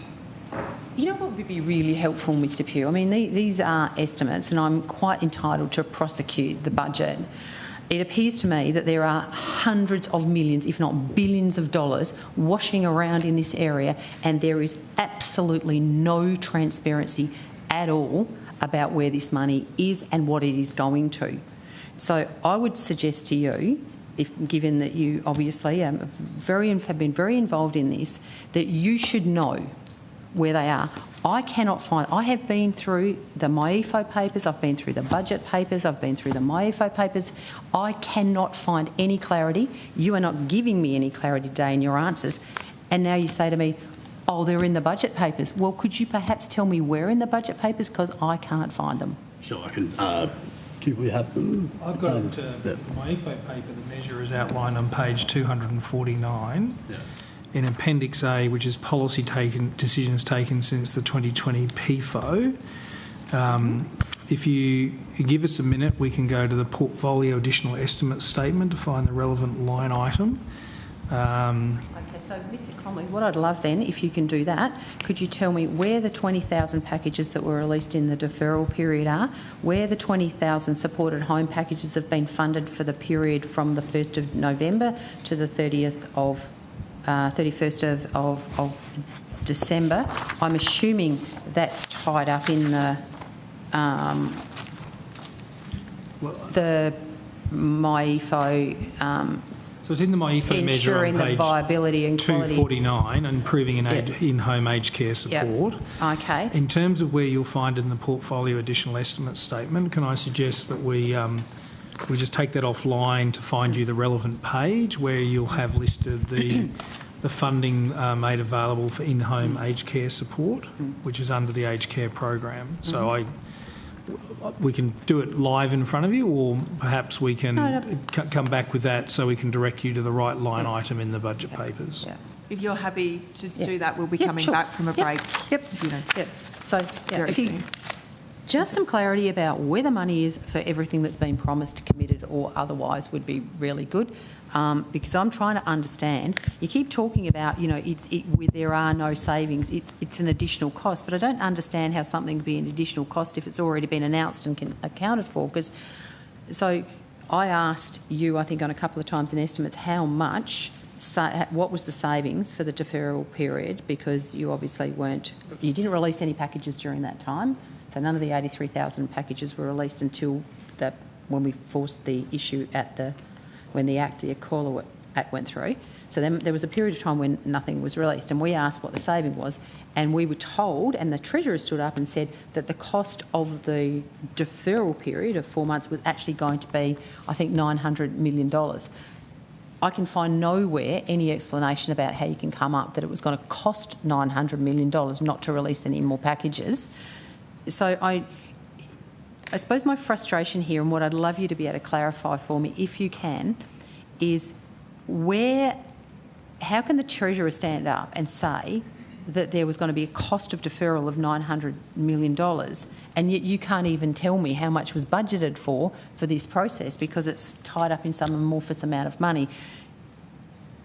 It looks like you're playing tricky, but you may not be. So I'd really love you to be able to explain to me why I shouldn't think, and the rest of Australia shouldn't think, that this government's been very tricky with hundreds of millions of dollars, if not billions of dollars. So happy for you to take it on notice and come back in some explanation. I think you understand where I'm coming from. So can I just ask how many people are currently receiving support at home?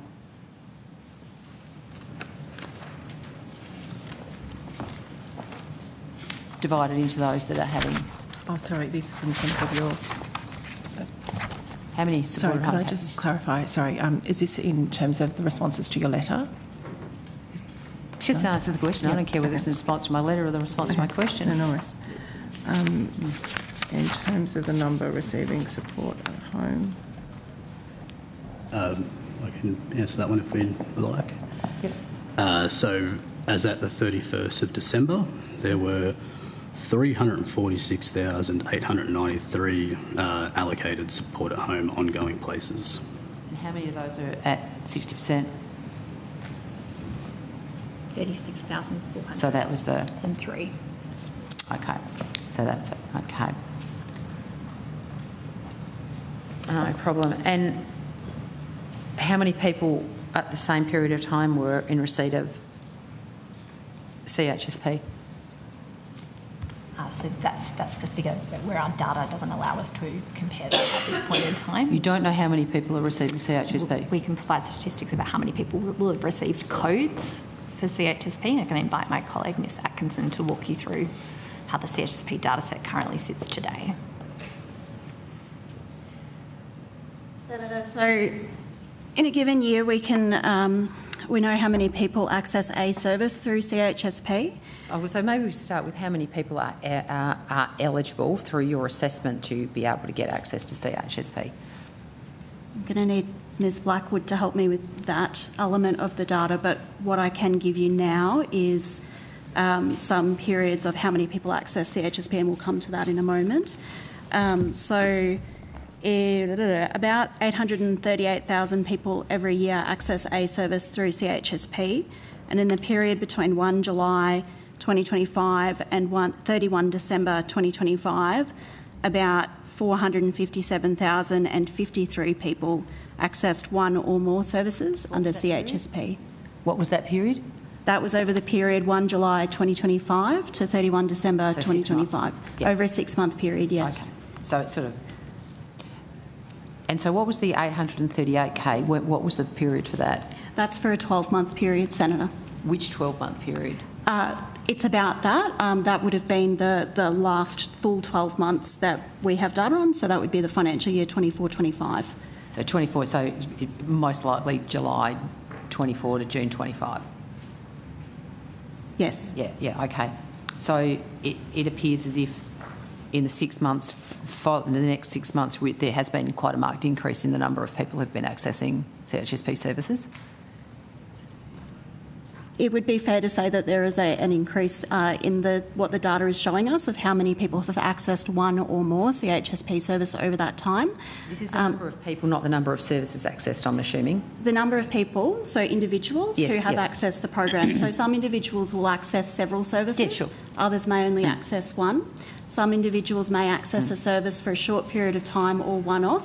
Others may access that service ongoing over a period of time. So you can hear there's some modularities in how what the characteristics of an individual are.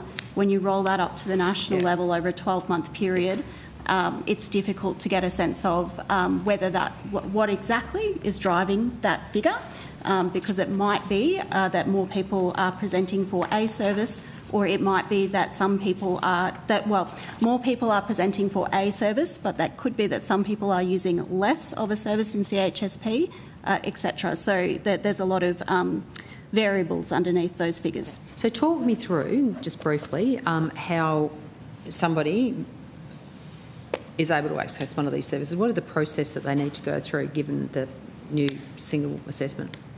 Sure. So to access a service in CHSP, somebody should seek to access My Aged Care. So they can do that through the My Aged Care contact centre, or they can look at an online form. So that could be an older person or an older person with their supporter.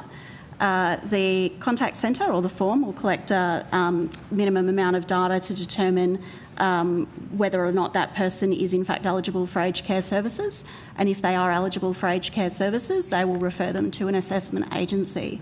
The assessment agency will then triage the individuals, so they'll ask a little bit more information. They'll take the information they have, they'll ask a little bit more, and the purpose of that is to determine in the broad, is this a person with complex needs or a person with entry-level needs? And that will assist the assessment organisation to determine which assessor out of their workforce they should send out to that person. And so whether they go off to supported home or whether they go to CHSP? In the broad, that is generally the intent. However, it may be that at triage, that the assessor goes out and they may send an assessor who is not clinically trained.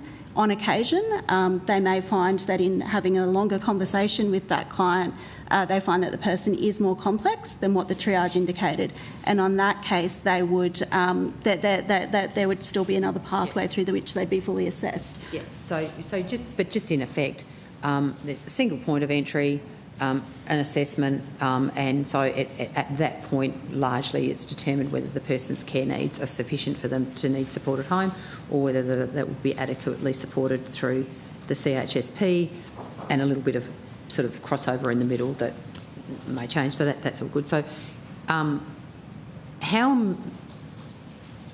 So you have no ability to understand how many people are eligible to be able to get access. I mean, you've got the data on how many people have actually accessed a service. So you're saying it's 838,000 in the last 4 years' data that you've got. But how many people would have been eligible to access a service? Because my understanding is that there would have been a number of people who would have been assessed as being eligible for CHSP who either haven't been able to get a service because there wasn't one available to them, just haven't done it, etc., etc. So how many people have been through your assessment process and have been determined eligible to be able to access CHSP? Yeah, I don't have that specific data to hand. I'm just checking with the team. What I do have is the number of simple or home support assessments that were completed in the July to December 6 months of last year. So how many assessments were completed? Yeah, but I mean, an assessment, that's fine to tell me how many assessments were completed in 6 months, but there are obviously those people who had an assessment in the previous 5 years or however long. I mean, there must be an accumulating number of people who are eligible for CHSP. The only way they come off CHSP is they graduate to supported home or they go into residential care or, quite frankly, they die. So I'm just interested to understand, we've got a number of, in a full year, of 838,000 people who accessed CHSP services. What I need to know is if every person who has been deemed eligible for a CHP service decided to access one in a year, how many people would that be? So, Senator, I understand the intent of your question and why you're asking it. It is a challenging question for us to answer, given the data sets and the systems that we have available to us. So we can see how many approvals at any given time, and I believe Ms Blackwood said we would have to seek that data out. We don't have it in front of us. We can see how many people take up an approval and receive a service. What we can't see is the decision making that occurs in between those two actions. So can you just say that again for me? You've got access to. We can see how many approvals come out of the assessment system for particular. Okay, can you tell me how many approvals have come out of the assessment? We can find that data for you, but we don't have it right in front of us, and Ms Blackwood's team is looking into that for you now. Because you must know how many. So are you telling me that you know how many people have been approved, but you don't know how many people fall out the other end of it because they no longer are in CHSP because some other circumstance takes them out?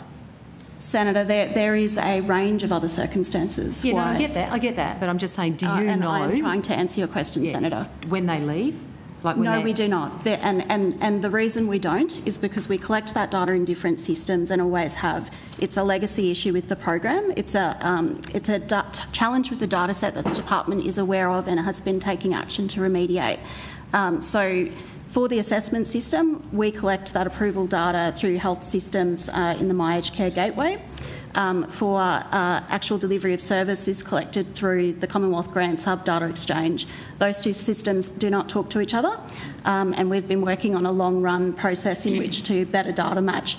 And one of the things that we have done recently, so as of January this year, the Commonwealth Grants Hub Data Exchange, so as a requirement under funding agreements for CHSP providers and under the new Aged Care Act, CHSP providers must now report to us aged care IDs of each and every person that they provide a service to and what service they provide. Now, because we will start to gather that data, that will again improve our ability to match instances of approval to instances of service delivered. At the moment, we don't have that data and it's only just started to be collected. We also don't have that interoperability between systems, so it will take us some time to collect the data and then to look at it and see what it's telling us. So I understand your frustration with the question. I myself have found it somewhat frustrating, and it is a piece of work that we continue to kind of invest time in because we know that it's important. But the fact of the matter is we don't have a great handle on exactly what happens between that piece of data and that one. And we know that there are a number of reasons why people might drop out between those two points in time, some of which are entirely driven by consumer choice. Yeah. So this project. Rustin, I'm just checking. We are due for a break now. I can come back. Everyone needs a cup great. of tea. You've got plenty of time, and I will allow that to happen. But I'm conscious that I feel the lag in the room. We will break now for a morning tea and return with outcome 3 on ageing and aged care at 11:15. Thank you.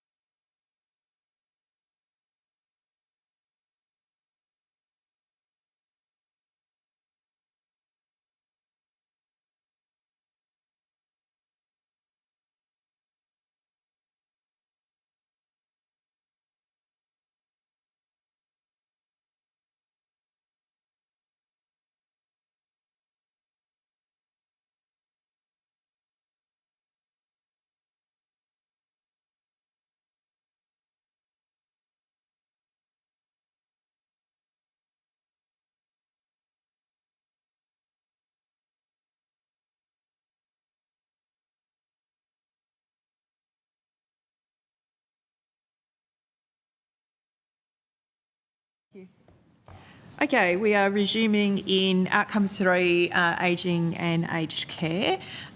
We are going to go to Ms Balmeno to provide some answers in relation to questions that Senator Ruston had. So, Ms Balmeno, you have the call. Thanks, Senator.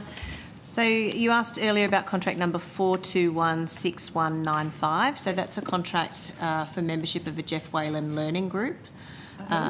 Jeff Whalen. So yes, that's another thing, yep. WHALAN Learning Group. It's a development program that runs learning groups for senior executives where they are involved in groups with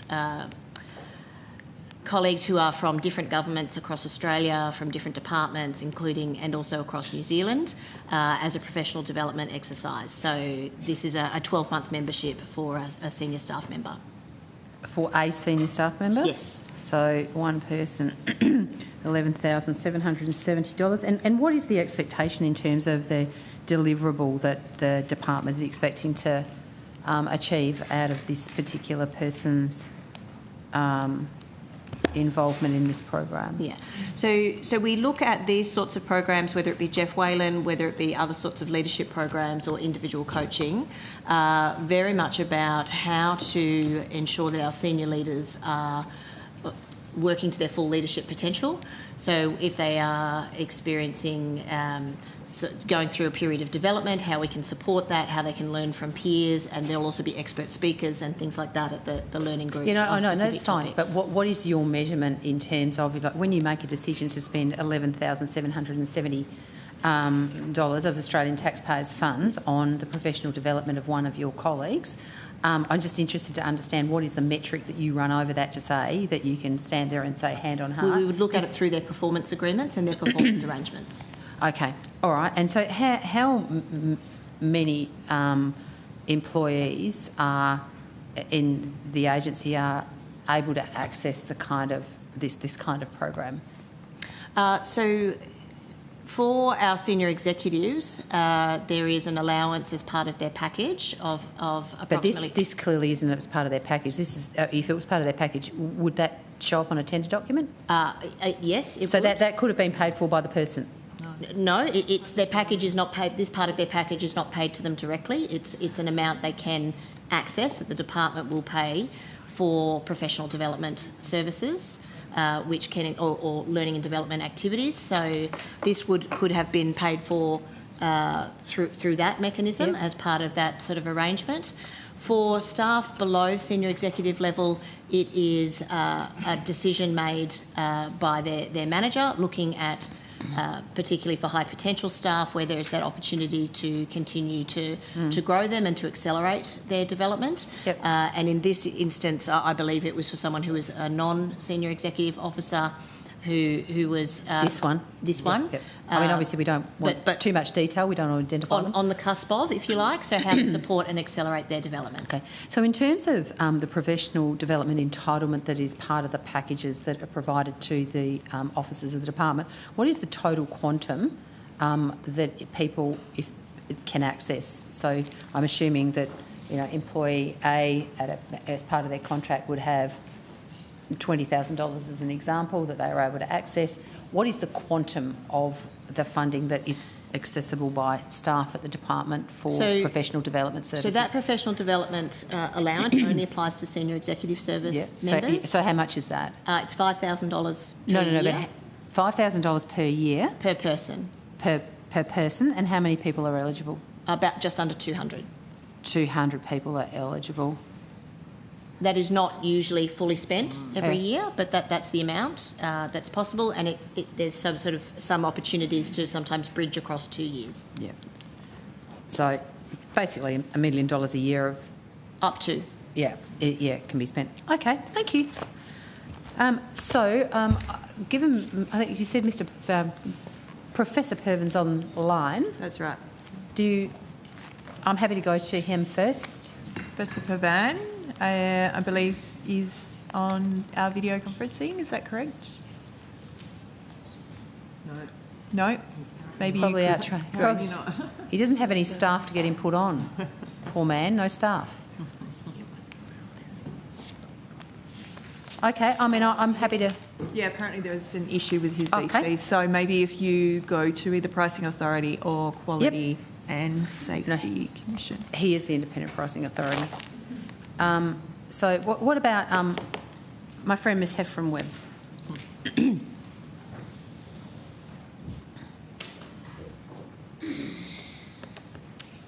Before Senator Ruston takes you through some questions, Ms Heffron Webb, just wondering if you had an opening statement that you wanted to table with the committee?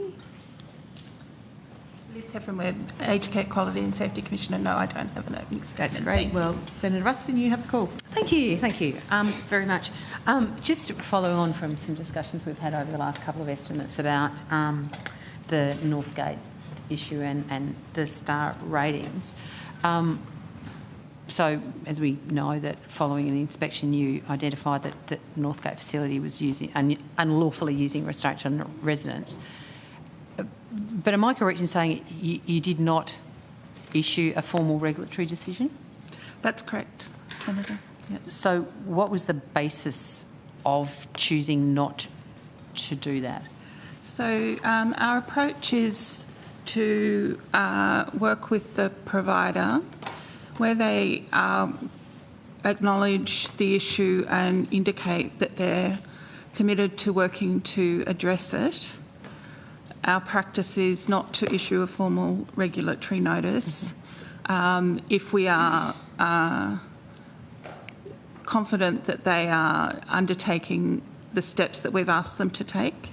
In this case, I think you'll recall we discussed that one of those steps was not taking any new entrants to the facility while we were working through the issues with them and getting the improvements in place.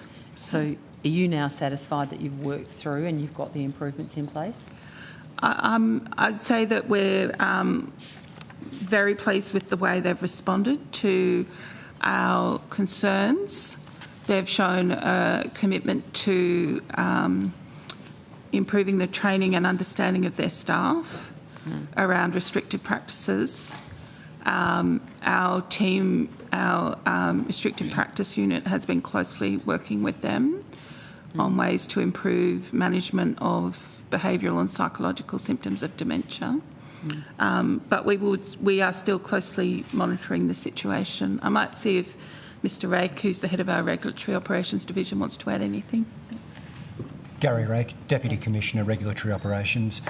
There are a range of very specific improvements that service has put in place that respond to the concerns that we'd identified, and we're quite happy with the way they are. So in terms of the two issues, because I think you'd had an issue back in December of the previous year as well, and then this restraints issue last year. So I suppose the question is, and I think maybe you did just answer it, Mr Rake, is that you are now satisfied that the concerns that were raised on both of those non-compliance issues are now resolved? We're satisfied with the progress they've made. We continue to work with them to make sure that everything is as good as it can be. Some of the changes they've put in place, they've got a permanent quality safeguarding officer on the staff. Yep. They have a new clinical care coordinator, and they are continuing to not accept new residents so that they can make sure the care is... They're still not? Yep. Okay, no problem. And I think there was also a requirement for them to appoint an advisor to help address these failures. Did that happen? Yes, so they appointed an advisor, and that transitions towards the new permanent staff that they have in those important quality roles. So was Northgate... Well, did Northgate facility maintain a 5-star rating through the entire process? So, Senator, I checked just recently, and I believe they have a 4-star. It's 4 now, is it? Rating, and it's 3 stars for quality, but the overall rating is 4 stars. So it got dropped from 5 to 4? I don't know when it changed. It was 5 when we were here last time. So it must have been in between December and now. So I'm keen to understand the reasoning for that drop in the star rating. Was it as a result of the concerns that were raised in these 2 non-compliance issues? Was it an issue with staffing, etc.? Because, I mean, obviously there are a fair few things that factor into it. So, as you know, the department undertakes the star ratings. So I might invite Mr Day to speak to that.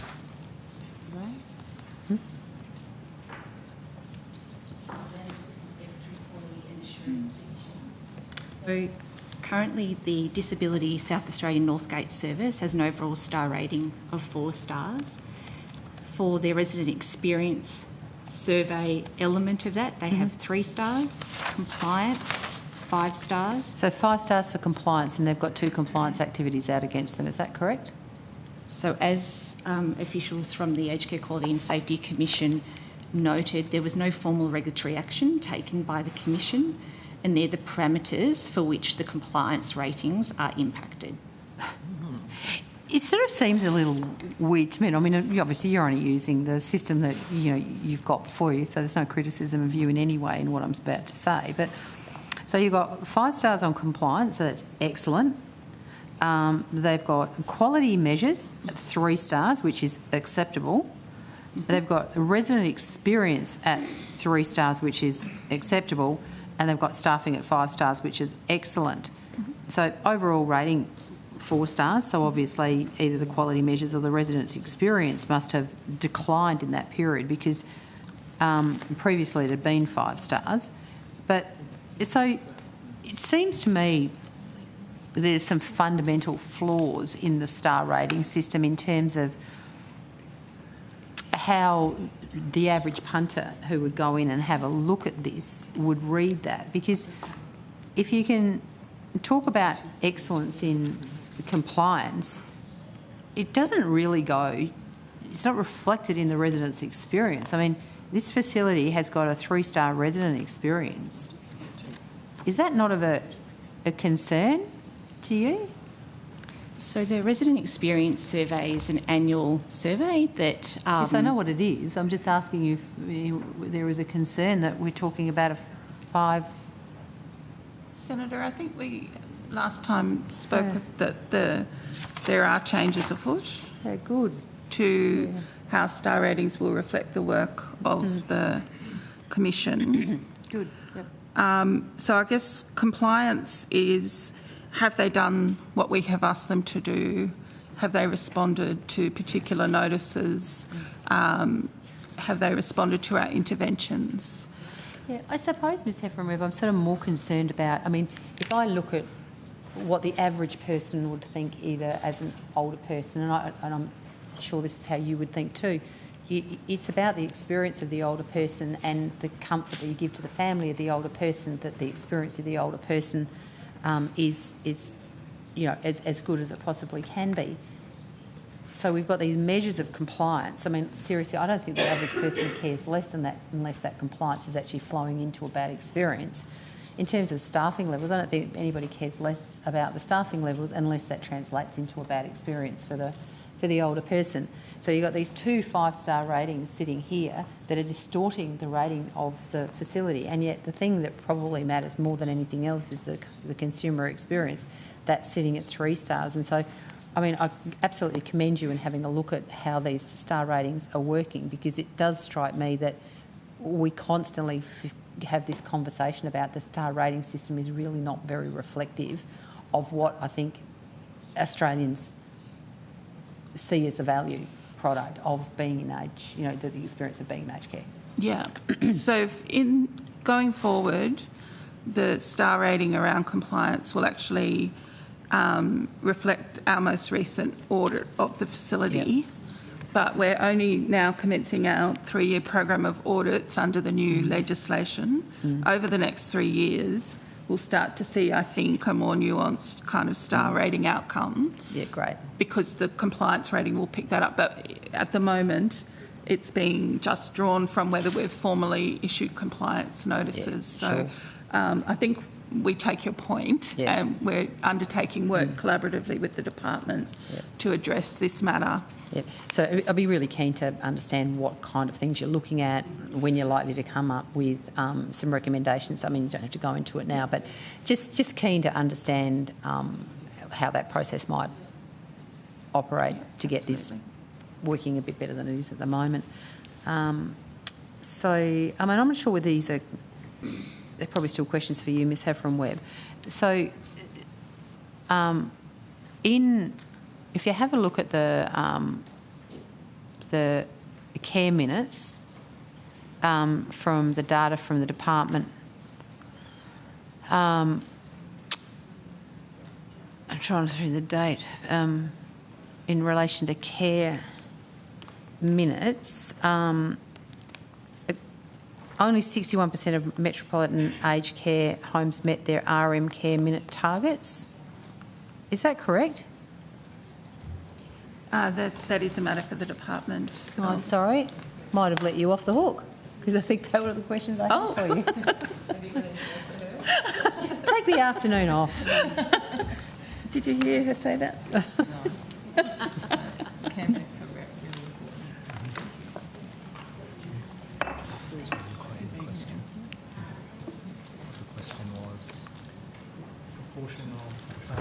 Metropolitan centres that have RNs meeting the target, and the comment was, is it true that only 61%? That's correct. All I had. So introduce yourself first. Sorry, Senators, Dane Dorazio, First Assistant Secretary of Residential Care Division. Yes, Senator, I can confirm that's correct. So how many facilities would that be? How many homes? In total, those that met both their targets, so that is the total care minutes and the nursing care minutes, is 1,469 homes. 1,469 met both? Met both targets. Met both? Yep. How many met one? Those that met one was, will depend on which one we look at. The numbers that met their nursing minutes was 1,982. But see, that would be included in the ones that met both too, though, wouldn't it? Yeah, that's right. Yeah. Because in total there's approximately 2,400 homes. Yeah, maybe the better metric is how many didn't meet. Didn't meet. There's 2,449 homes in total. 2,449? Yes, of which 1,982 met their nursing minutes. And so I haven't done the math on that, but the difference between those is the ones that did not. So how many met neither? Sorry? How many met neither? Those that met neither would be, I'll just give me a moment. Do you have that? No, we'll do some fast. Yeah, we'll just get that for you. Yeah, okay. Okay. So what are the penalties that these homes are likely to get for failure to meet their care minutes? So penalties is perhaps a slightly stronger term that I'd use for the first part of my answer. Sorry, Senator. What would be the implications? Yeah, the implications. So the part of the funding provided to homes is for a care minute supplement, which is tied to performance. So those that fail to meet that do not receive their full amount of the care minute supplement. That is, to the extent that there are very significant non-compliance, that becomes a matter for the Commission. We just let Liz have the afternoon off. Sorry, didn't catch that. Oh, it's a joke. Sorry. You go through your question. I'll give you the afternoon off too. I think that's more about you than about them, isn't it, Senator Ruston?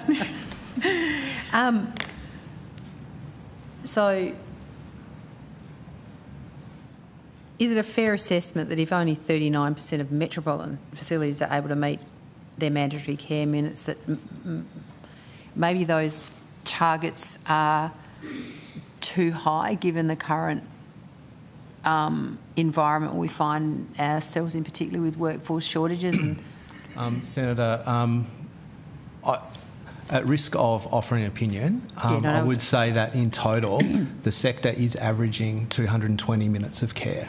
220? So there are a large number of providers that are exceeding their care minute targets. But to be fair, let's be fair, that is of no value to the ones that aren't.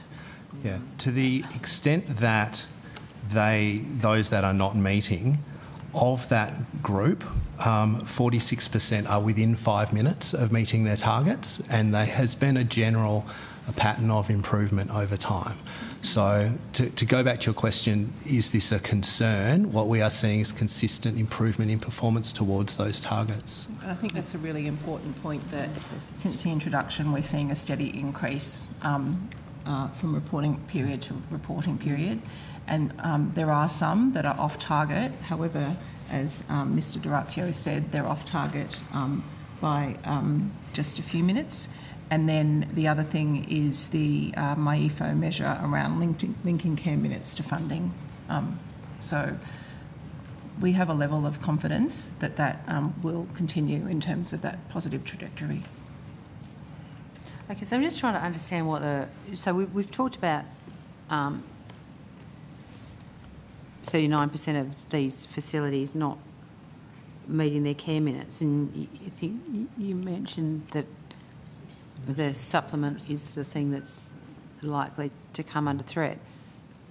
What kind of quantum of funding is that likely to be a reduction of? So you must have allocated a certain amount of funding to be able to provide the supplement for those that are able to meet their care minutes. The fact that 39% of them haven't, what is your estimation about how much is likely to be withheld from these 39% of facilities for their inability to meet their care minutes? So, Senator, at the time of the announcement of this measure, which was a 24-25 MyEFO announcement, at that time the expected saving in total was $192.86 million over 4 years. Sorry, the expected saving for? Sorry, the expected, I guess, impact of withholding of the supplement for those who did not deliver was expected to be $192.86 million over the forward estimates. Over the 4 years, But at that time, that's not to say we don't have an updated number based on current performance. So you didn't do that? The 192 was over the forward, so have you got the breakdown year by year on that? I don't have that with me. Okay. Because it'd be interesting in terms of what did that $192,000 mean in terms of how much non-compliance you were expecting and how much non-compliance you are actually seeing? So what is the difference? So this was over the forwards 24, 25 through to 28, 27, 28? So that would be, it was in the 24-25 MyEFO. I'll have to just confirm. It would be the 4 years. So 24 MyEFO or 25 MyEFO? 24-25. So that would be, we would refer to that as the 24 MyEFO. Yeah. Okay. So that means... Senator Ruston, can I just ask how much more time you need in this block? Because I'm going to shift the call to Senator Roberts shortly. If you give me 5 minutes, then I'm happy to... Yeah. Okay, great. Okay. Thanks. So if it was in MyEFO, was it expected to start in 25, 26? Yeah, that's correct. Okay, so you really probably don't have a great deal of line of sight over it as yet. No. So the first quarter in which this will apply is effectively the one that we're in now. So we won't know until later this year. So you haven't withheld any money at all from any facility? So at this stage, no. So every facility got the money included in their ANAC, or however you're paying it through ANAC? Yep, correct. So the money was included in the ANAC. Yes. Everybody was assumed as they were going to meet their minutes, and it's only... So if you're already receiving the money in ANAC, if you haven't complied, do they have to pay it back or something? So although the ANAC is... the funding is kind of allocated on an annual basis, we don't actually transact that on a monthly... we don't claw it back. We effectively deduct it from future payments. Okay, so if I failed in the last 6 months to meet my care minutes for the entire time, and I've received the supplement, then not only would I not get the supplement for the next one, would I actually have to pay back the supplement I paid for the period when I failed? Yeah. So, no, sorry. Hi, Senator. Mark Shen, Acting Assistant Secretary, Residential Care Division. So all homes will be fully funded up until the end of March this year. Yep. So it won't be until April this year that homes experience the impact of the supplement. So for the 9 months between the 1st of July until the 31st of March, all homes will have been deemed to have complied, and so they all will be receiving the staffing supplement. But their future, the future supplement value will be based on whether they have reported meeting their care minutes from the past. So the supplement that they've received for the 9 months, it doesn't change. You don't have to pay that back. No. It'll just be anything going forward. Okay, thank you. That's what I want to do. Now, this may or may not be true, but I think it was the Weekly Source suggested that the funding that they're likely to lose, it could be up to $33.41 a day. Is that correct? I mean, it is only, not only, it's something that is in the media. Yeah, that's correct, Senator. Up to, and those that would lose that, would be those who underperformed by 15%. So those who only met 85% of their targets would receive that amount less. So, in a sense, it sort of strikes me as if you've got a home that's quite clearly struggling to get access to staff, they're already under an incredible amount of pressure, and then you're going to whack each resident potentially up to $33.41 a day of reduced funding. You know, has there been any other sort of analysis around potential ways that you could encourage compliance with your staffing targets without actually, quite frankly, penalising the resident, because it's the resident that was going to feel the impact of the $33.41, not, I mean, obviously the home will too, but like at the end of the day, the money goes to the resident, so you're punishing the resident for the non-compliance of the home, and quite often the home will be under pressure through no fault of its own. So have you considered any other ways that you could maybe sort of deal with this? Senator, perhaps I could just explain a little more how the withdrawal of funding through the withholding of the care minute supplement works. If a service is underperforming, they will have their supplement withdrawn on a sliding scale. That sliding scale means that if they are 85% of the target, they lose a certain amount. No, I understand that, but I'm just sort of, my question was more around, have you thought of other measures as opposed to sort of a punitive financial penalty in order to try and see if you can meet to incentivise homes or to assist homes, help homes, whatever, to be able to meet their targets? Because, as I say, whether it's $33.41, whatever it is, if you are taking away the supplement, you are punishing the person. Have there been other things that have been considered as measures in order to deliver the outcome you're trying to seek, as opposed to this measure? So perhaps just before I went to the measures, I just wanted to explain that the current design doesn't necessarily, in fact, it does not punish those for underperforming. If a home is not delivering its minutes of care, it's not spending the money on its staff at the moment. The withdrawal rate of that supplement is designed such that, for example, a home that's meeting 90% of its minutes will be funded effectively for 92.5 minutes. So although it does withdraw some of that funding, there is still an incentive for that home to deliver, and it is still adequately funded for the minutes that it is currently delivering. I can start asking you questions on that. That makes no sense how you've done that, because you actually don't incentivise people to operate at 100%. It's completely perverse, but we won't go into that. We have enough money challenges for today. But does any of these considerations take into account the extraordinarily high cost of agency staff, particularly for those homes that are in, particularly shallow markets? Because, I mean, you can say, okay, we've only funded them for, they've only, if they're not meeting their full staffing requirement, they haven't paid for the full staff amount. But in many instances, it's through no fault. It's just that they can't get access to them. They're overspending because of the extreme amount of money, the extra money they have to pay on agency staff, etc. I mean, it strikes me as a very blunt instrument to recognise what is an incredibly complex environment out there. So, Senator, I would just clarify the provision of the care minutes supplement, which is the amount that's effectively at risk, only applies to homes in the MM1 region. So they are metro homes. So it does not apply to those in thin markets that you've just mentioned. So what happens in thin markets if you don't meet your care minutes? So out of MMM1? Yeah, outside of MM1. So then the response is the regulatory response that my colleague Ms Heverin-Webb would have been able to take you through.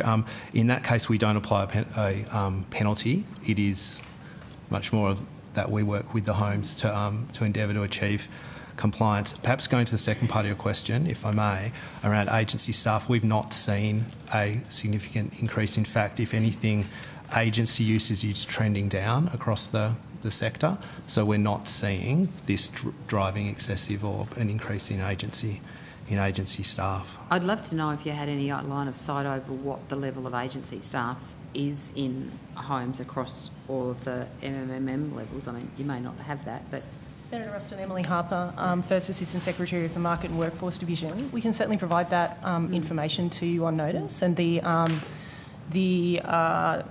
quarterly financial snapshot and reporting that obviously we analyse. Yep. The next report is due to be released, I think, at the end of this month, so that will be publicly available. Yep. What I can state is that, as Mr D'Orazio, I can confirm that, as Mr D'Orazio was indicating, agency usage is trending down not only in Metro, so Triple M1, but also in Triple M 2 to 7. Now, in saying that, I acknowledge that everywhere is very different and it is absolutely not uniform, and we know that there are areas that experience significant pressure. And it was off a pretty high level. So it's great news. We're very happy about that, so that's great. So do we have any idea of how many beds have closed in the 12 months to the 31st of December? I'm just asking my colleague to come to the table. Just flagging, I will need to... Oh, okay, look, I'm going to a different line of questioning, so if you want to go to Senator Roberts, I'm quite happy to... I'll wait for this answer and then I'll go to Senator Roberts. I know he's been waiting a while, very patiently. He's a very patient man.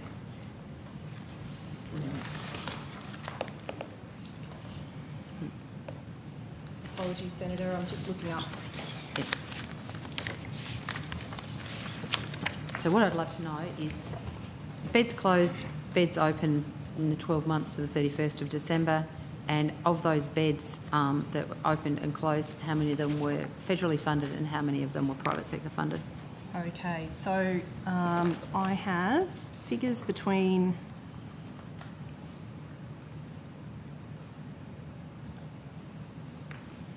I have figures at the moment in front of me, Senator, that relate to between 1 July 2021 and 31st of December 2025, so I can provide that information. You can't break it down by the last year? I may very well be able to very rapidly and within this hearing. No, that's fine. I just can't do it immediately. We can go to Senator Roberts if you want to have a little play. So, yeah, so in the 12 months, if we could have a look at the, say, beds open, new beds, beds open, beds closed, government funded, whether that be ACAP funded or I know state governments, particularly Victoria, sometimes fund them, and what has been delivered in terms of opening and closing in the private sector? Senator, I'll just clarify what I think we'll be able to provide. In terms of the timeframes that you were asking for, we do a stock take at the end of every financial year. Sorry, Jessica Evans, Market and Workforce Division. We do a stock take at the end of every financial year. So the latest data we would have in terms of beds opening and beds closing would be accurate as at the end of June 2025. Which you gave to us at Which I gave to you at the last estimates. Yeah. So, but did we ever end up with the breakdown between what was funded by ACAP? We did. We gave the funding for openings. We have no further data. We have the number of services that have opened and closed during that period. It'd be interesting, Ms Harper said that she had the data through to December 31st. If there's any way to understand what that data would tell us from the 1st of July through to the 31st of December. I mean, I understand it's not going to be what I'm actually asking for, but in terms of are you seeing a change? It'd be really interesting to know, is anybody building any aged care homes? Yep. And particularly understanding if the private sector is building any new beds as opposed to the building that's going on because of the additional ACAP funding. Thank you, Senator Ruston. Just before I move to Senator Roberts, the tabling of Outstanding government responses has been given by the Department of Health, Disability and Ageing. So that document has been tabled to the committee. Senator Roberts, you have the call. Thank you, Chair, and thank you for appearing today. Good morning, it's still morning. Is the Aged Care Quality and Safety Commission here, please?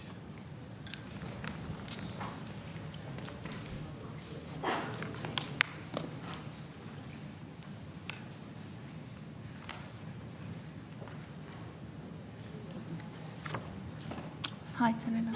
Hi there, Ms. Heffron-Webb. Ms. Heffron-Webb, yes. Thank you. I think my questions are fairly straightforward, so we should be able to move through them pretty quickly.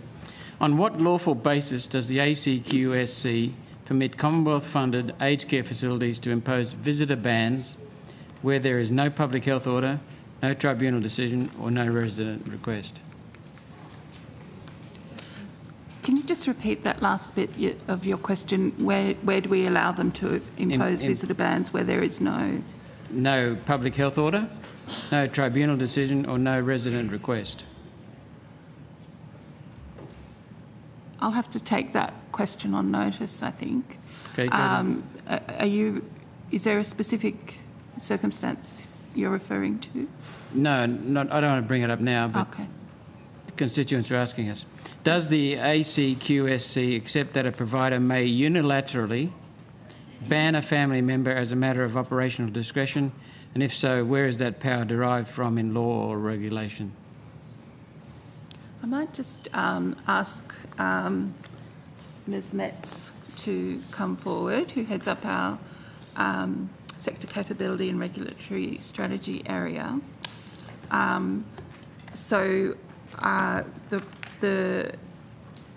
am aware that there's cases where family members are alleged to have caused issues or disruption, and that's been the subject of the service maybe seeking that they don't attend. But I'm not aware of a ban per se, but I'll just see if Ms. Metz has... Thank you. What I'd like to know is where is their power derived in law and legislation? Senator Mel Metz, Deputy Commissioner.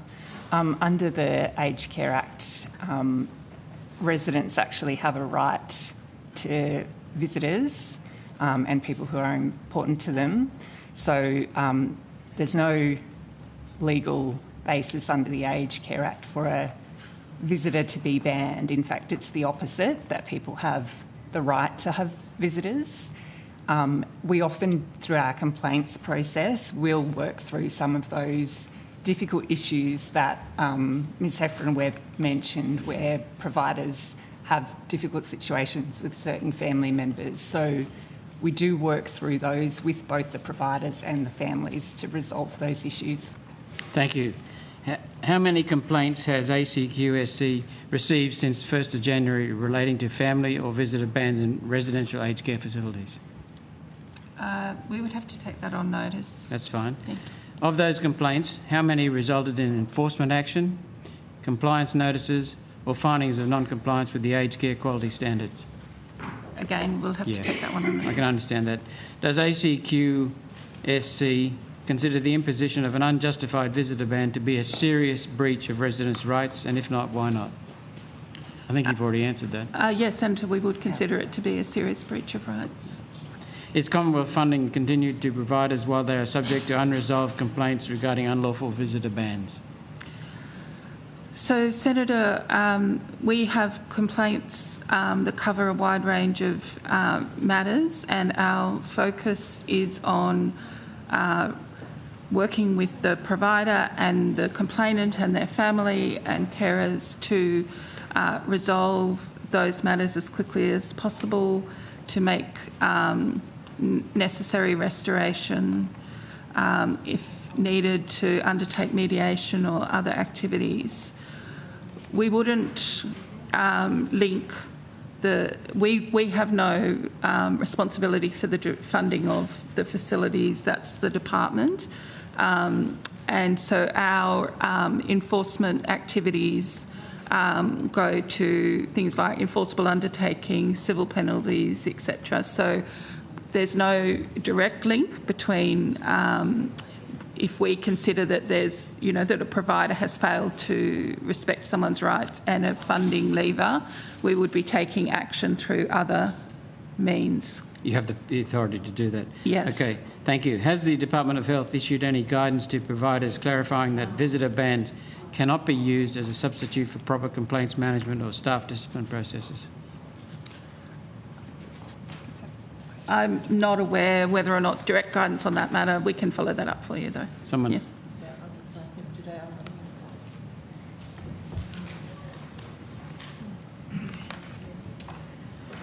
Good morning, Senator. Robert Day, First Assistant Secretary, Quality Assurance Division.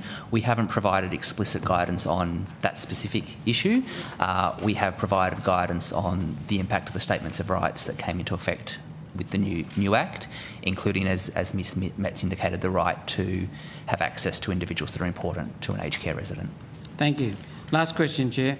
In the context of the new Aged Care Act and rights-based reforms, what steps are being taken to ensure residents are not isolated from family due to provider convenience, disputes or risk aversion? So we have a number of mechanisms by which we are assessing the extent to which providers are respecting the rights of residents. Obviously, complaints is one source of information that we can follow up on. We also receive reports. That's complaints direct to you? Yes, correct, as well as serious incident reports that come through to us. We also, as I mentioned before, undertake audits of all residential care facilities every 3 years, and in that we will be interviewing a number of residents, family members, staff, to make sure that residents' rights are being upheld and respected. So we also receive anonymous complaints, tip-offs, whistleblowing. So there's a range of ways that those matters can come to our attention. If we were made aware that someone's right to have family or friends or loved ones visit them was being impeded, we would take that extremely seriously. Thank you. Where do you have offices around the country? If someone in central Queensland made a complaint, how would you address it? Through the phone? So initially we do address matters over the phone, but if the matter raises significant concerns, safety concerns for us, we will send a team, and we can do an unannounced visit of a facility. So we have staff who are trained to go and assess what's happening, find out, investigate. So our staff are based in all the capitals around Australia. So in that case, if it was Central Queensland, we'd send a team probably from our Brisbane-based staff. Okay, thank you. Chair, I just want to put on the record that I've rushed my questions because of another deadline, but I want to acknowledge the three respondents. They've been very prompt and concise with their answers, so thank you very much. Thank you, Senator Roberts, and thank you for using your 8 minutes very efficiently for us. That's very generous of you today. I think we will go to Senator Pocock. Thank you, Chair. I just wanted to circle back to Barangiri before moving on to some other questions, if that's all right.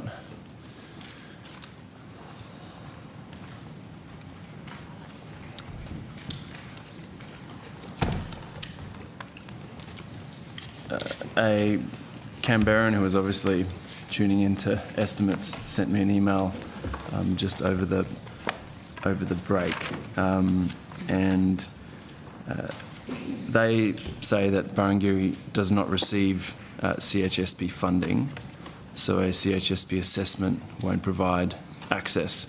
And so if a person wishes to access Barangiri, they'll need to have either NDIS funding, a grandfathered home care package, or pay for it privately. I'm just wondering if that's the case.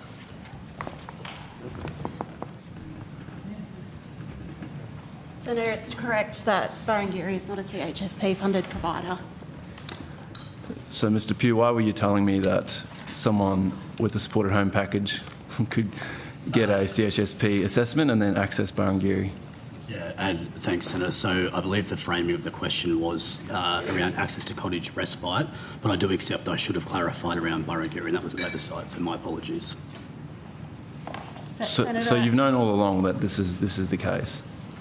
Senator, I could add, and I suppose to probably clarify further on Mr Pugh's previous response, for your constituents, if they are seeking to access cottage respite, and for you, you're having those conversations in the context of Barangiri, if they are seeking to access cottage respite, as Mr Pugh recommended, the best course of action would be to contact My Aged Care. My Aged Care can provide them with a referral to cottage respite, which is at this point in time funded through CHSP. So as I just stated, Barangiri is not a CHSP provider. However, there is a CHSP provider in ACT, and that is Carers ACT. But Barangiri is half of our respite beds. And so if you are now on a supported home package, you don't have access to half of our respite beds in the ACT. How are people no worse off under this?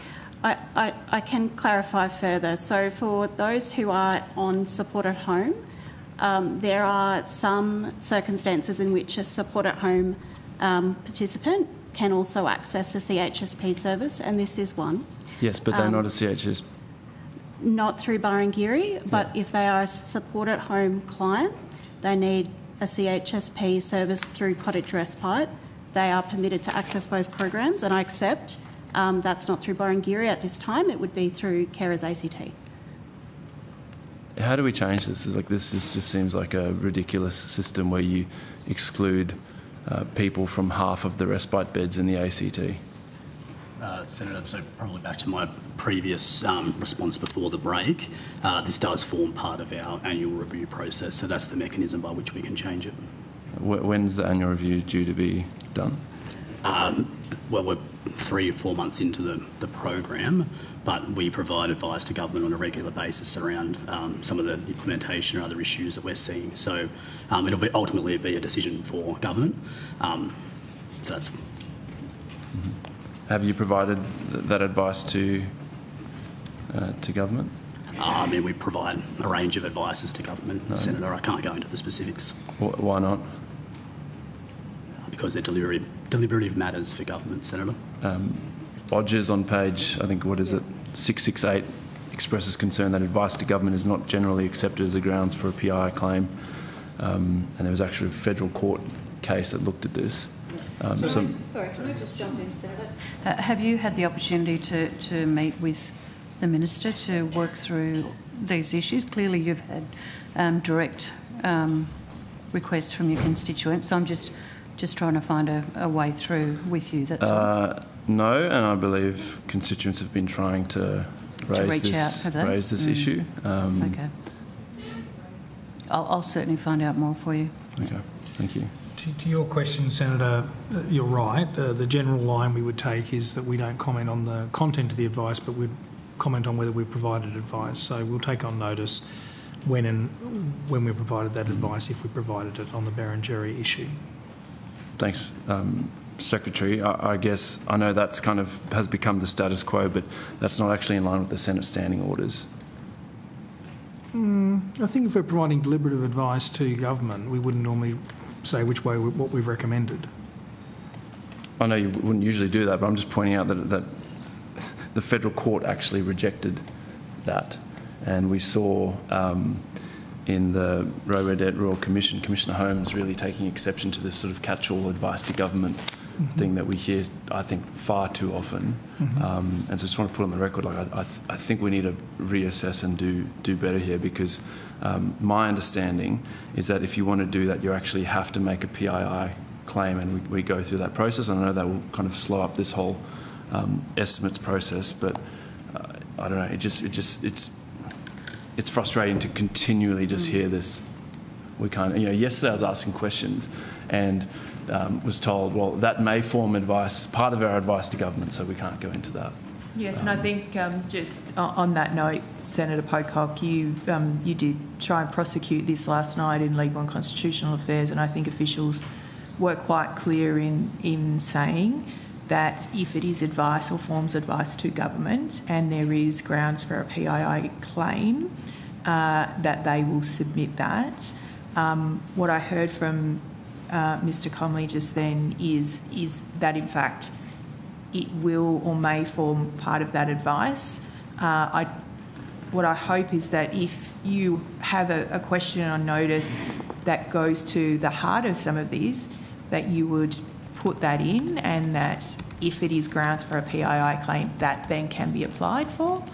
And the committee as a whole will consider that. So that's my understanding of the process. So happy if the officials wanted to take that on notice and or.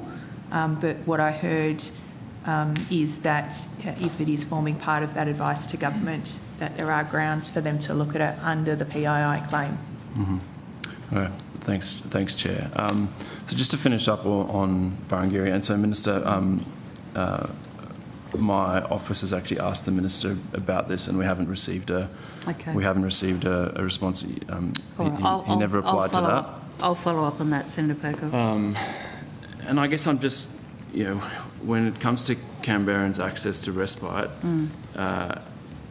the Commonwealth, and as I said, I welcome this investment, is investing $10 million to replace Barangiri in 2027. That $10 million is critical. But in the meantime, people can't actually access it under this new supported home scheme. I find this quite shocking, and in a jurisdiction where we have one facility providing 50% of respite beds, if you're on a supported home package, you can't access that. So can we get some sort of commitment from the government that you'll look at this? Just listening to you and hearing the exchanges between yourself and officials, I'll certainly follow that up. Thank you, Minister. But I'm also conscious that with, again, just listening to you and looking at my notes on it with Barangiri, they're due to close, and that was a decision by the ACT government. Is that correct? Yep. Okay. I'll follow it up. Thanks. Thank you. I'm keen to ask a bit about aged care and the department's data around people in hospital beds. I'm interested if the department has any indication of the financial status of individuals waiting in hospital beds for a place in resi aged care. Clarify your question. The financial status of the older people in hospital? Yeah, would they be considered as having low income or low assets? I'll ask my colleagues, however, I think at a sort of widely answering that question, that they would be in a range of different financial circumstances, the older people that are in hospital. I'm not sure if do you have any data on that? We don't. So the Commonwealth does not collect data on older people in hospitals or their bed days. So it's actually the states and territories that collect that. Financial status? Yeah, so one of the elements that we do here is around concessional status, but it can be for any number of other reasons, such as complexity of care needs and just family decision-making processes that take time. But we don't currently have a consistent data collection around that reason. States and territories don't feed that data to you as part of the hospital agreement or other Not processes? in a consistent way, so we are working with them on a definition of delayed discharge which will allow consistent data collection, and we hope to have that finalised in 2026, but at the moment, no, there is no consistent data collection. Will that take into account whether they are sort of low income or low assets for their move to resi aged care? So the definition is under development, but it does include a whole range of internal and external factors to help us to understand all of the drivers, and financial capacity will be part of that. Senator, it's important to note that it's quite common for a person to not have their means assessment for residential care until after they've entered care. So regardless of the methodology, it would remain very much the case that the concessional status of a person in a hospital bed is unknown. It's been raised, lots of concerns have been raised with me about this, that people with low means are waiting longer or finding themselves in hospital waiting for residential aged care. I'm just wondering if this is something that's been raised with the department or the government, and you share these concerns. Well, we don't have any evidence to verify the reason. So there are a number of reasons that we're aware of why a person can be stuck in hospital for longer waiting for a bed. So we're anecdotally aware that concessional can be part of that, with providers making decisions around what funding mix allows them to remain viable. But we don't have a verified data set in the absence of that consistent definition. And whilst we have heard that is true of people not in hospital beds as well. That is reflecting the fact that once a person is approved for residential aged care, they then approach providers to seek whether they have a bed available or not, but it is ultimately the decision of an individual provider as to who they offer an available bed to, and they'll need to have a range of factors in making that decision. And does the department have a concern that providers are now cherry-picking applicants based on financial status? Look, I wouldn't say that that we would classify it as cherry picking. We are in an environment of high occupancy in residential aged care, and providers have to make decisions as a business around which clients they take. Many will have a threshold around concessional status, which is the position that they can be viable by taking concessional, and then above that they need RAD paying clients in order to pay for capital and various other things. So that's a business decision for providers, and we do want a viable ongoing sector. And so we need to empower them to make those decisions, but I wouldn't classify it necessarily as cherry picking. We are concerned, if I can add, Senator, it has been raised with us. The department is concerned about the incentives to bring beds online for concessional or not supported residents. And that's one of the reasons that the government commissioned the accommodation payment review, which is undergone at the moment, because the accommodation payment will be a significant input to changing the relative attractiveness of supported versus non-supported residents. So that review is being undertaken by Nigel Ray and Nicole Sutton.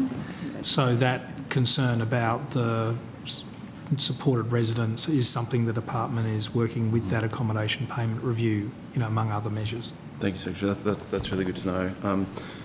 So maybe just circle back onto that Ms. Jarvis. Is the department concerned that providers are making business decisions that mean that low means older Australians are being overlooked for residential aged care? Well, I think that goes back to Mr Comley's point, is there is a level of concern that is driving the accommodation pricing review so that we can seek to unpack that. And so how's this going to be solved? I'm just hearing from so many Canberrans who, I think our resi aged care was like 95% occupancy or something like that, and they're just, if you're low means or if you've got dementia, good luck. You're just not getting a bed, and that feeds into, I guess, what you're dealing with hospital blowouts. Go to Ms Stewart in a second, because she's visited recently quite a lot of these facilities. We are aware this is a concern. We're also aware there are quite a lot of providers that do make decisions that are beyond the straight commercial because they're concerned about providing access to residents. So I don't think it's a one-size-fits-all in this sector at all. Do you want to make a comment, Ms Stewart? Yeah, I was just wanting to get one of my colleagues to come and talk about the what the government is doing in this regard with regard to the capital program in terms of bringing. So I'm not sure if the right person is up here. Just apologies, Senator. We'll just have a swap of some people.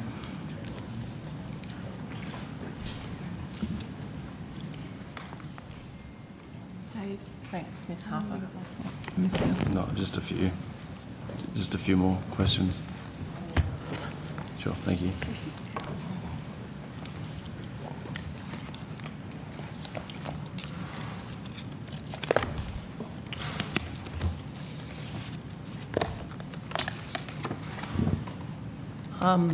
Apologies, Senator Emily Harper, Market and Workforce Division.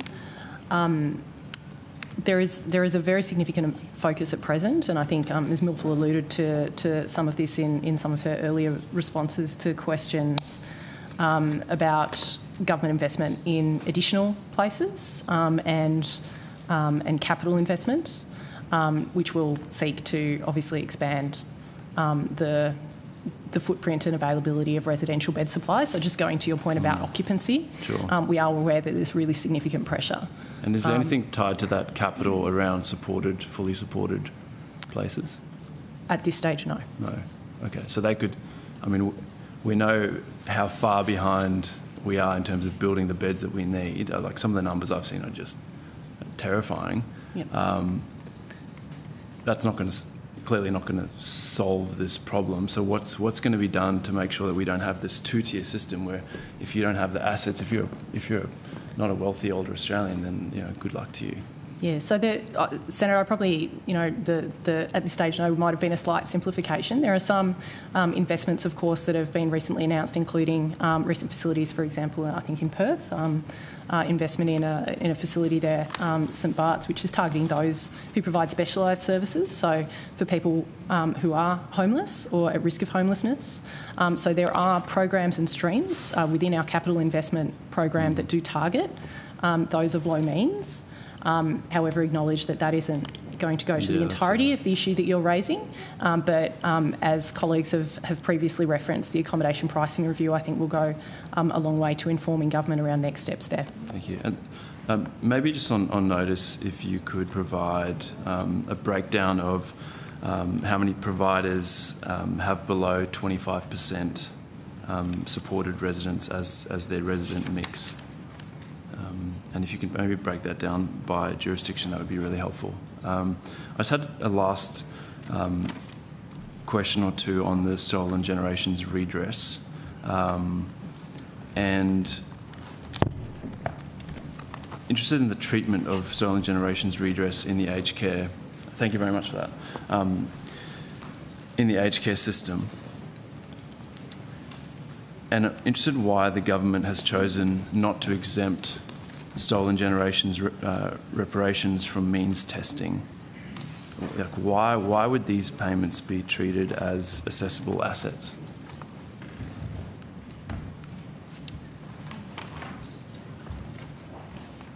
Senator, so I think this is about the treatment of the redress of the stolen generation scheme specifically, as opposed to the national redress scheme, which is exempted. Is that? Yeah, I guess that's exactly my question. You have a national redress scheme for people who experience institutional child sexual abuse. They're exempted. Another redress scheme, stolen generations, that's classed as an asset. That makes zero sense to me. So it was a decision of government to specifically exempt the national redress scheme in response to strong consumer advocacy and advocacy from the Roundtable of Survivors of Childhood Institutional Sexual Abuse, and that informed that decision of government. No decision of government has been made, and it would be a matter for government to decide to extend that to other schemes.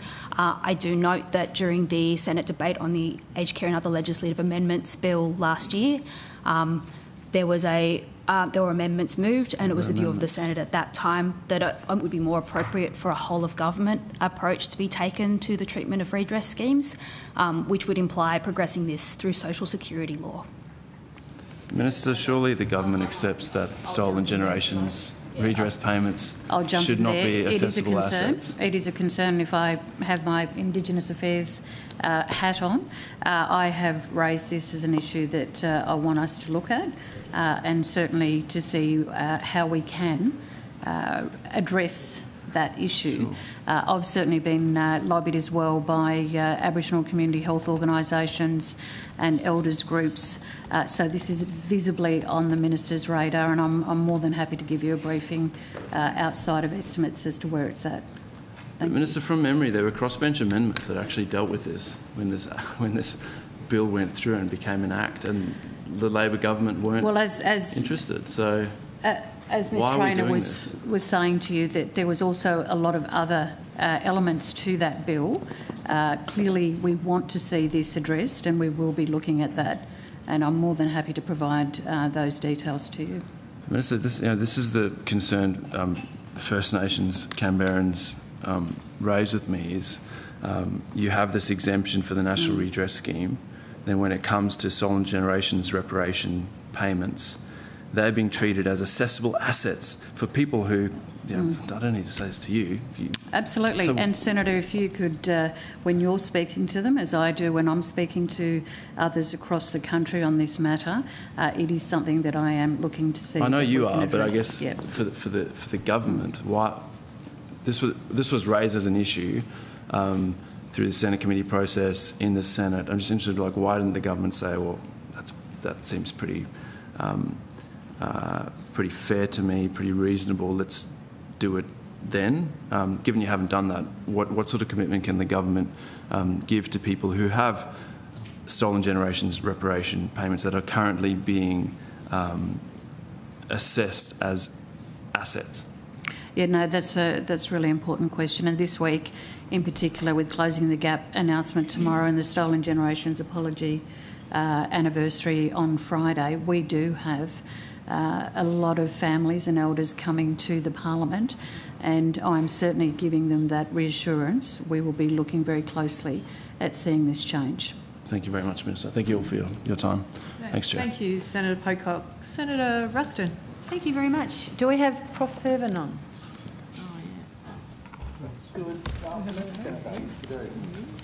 Hey, how are you? I'm very well, thank you. Good. Just a few questions around your price cap work. Just wondering, has there been any start of the staged implementation of price caps yet? Thank you, Senator. The implementation of price caps is a matter for the department. We provided some pricing advice on the 27th of November to inform the development of price caps. My understanding is they are still working through the policy issues around that implementation. So as far as I'm aware, there are no price caps in implementation as yet. Okay, well, I will not address you on those and save them for the department. So you do data collection? Yes, we do. So when is your latest data collection report? When was your latest data collection report released? Oh, released. If you'll give me just a moment, I will check on that for you. We have submitted a cost collection report on, forgive me, Senator, on residential care or on supported home? Supported home.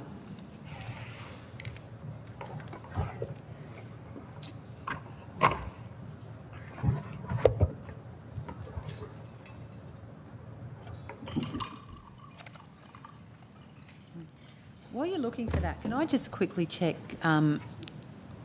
Mr. Comley, your officials agreed to confirm what the average wait time is now for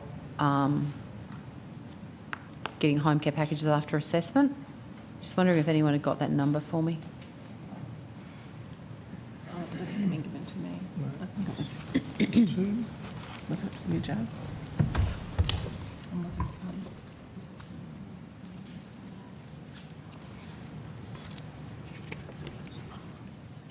Senator, I can confirm that following approval by the Pricing Authority, a supported home cost collection report was provided to our Minister for approval to publish on the 27th of November last year. So the 27th of November. And what report was that one? That was the supported home, let me just get the title correct. Yes, that was the supported home costing study for 2025.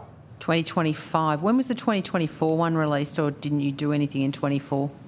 I don't believe we've released one in 24, but I can check that and get that answer to you before the end of the day. Okay, so the 2025, when was that report due to be released, the one that you provided to the Minister on the 27th of November?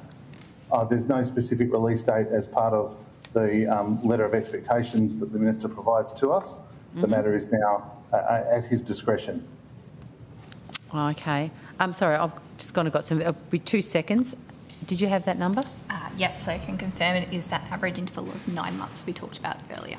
9 months. 9 months average across all. Yeah, that's right.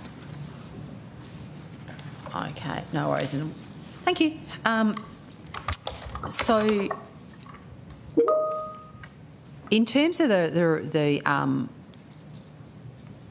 this report, when is it expected that the data that's contained in this report will be used in terms of informing the sector? What is your expectation of when it's to be used? So it is already being used, and in fact we were using that data that was provided in the final cost report as part of our November advice to the Minister and the Department to inform the development of price caps. And Senator, one of my colleagues has just reminded me that we published the previous supported home costing study. That was the 2023 study in May of 2024. May 24 and the 2025. The costing study, and the 25 report is with the Minister now. Yeah. Just in, like, I understand you only can do the work that you can do, but so are you relying on cost data from home care packages to inform your supported home data, or to inform supported home? Yes, but not just home care packages. We also cross-reference with other data that the department provides, and of course, we will reference Stuart Brown reports and other documents, other sources that we can, just to get relativity checks, so that we can have a higher level of confidence in our own cost studies. Yeah, I mean, I think the thing that sort of, and it's sort of the chicken and the egg, or the cart before the horse, or whatever analogy you want to provide, but there are significant changes in supported home as opposed to home care, particularly in terms of the consumer interaction and the consumer costing costs that are embedded in the model. I'm sort of keen to understand how you've informed yourself in terms of the recommendations you've made around understanding how consumer behaviour is likely to change, and how you can adjust what you're doing to actually try and understand or reflect what that consumer behavioural change might look like? Thank you, Senator. That's a really excellent question, and it is an issue that we consider a lot and talk about a lot. So all we can do at this point is collect that cost data and track the movements within it. Of course, with policy changes around co-contributions and price caps, there will be change in the market, and all we can do is monitor that and make sure that as far as all sources of data can support the work that we do, make sure that the price recommendations we make to the Minister reflect the costs of the delivery of the service.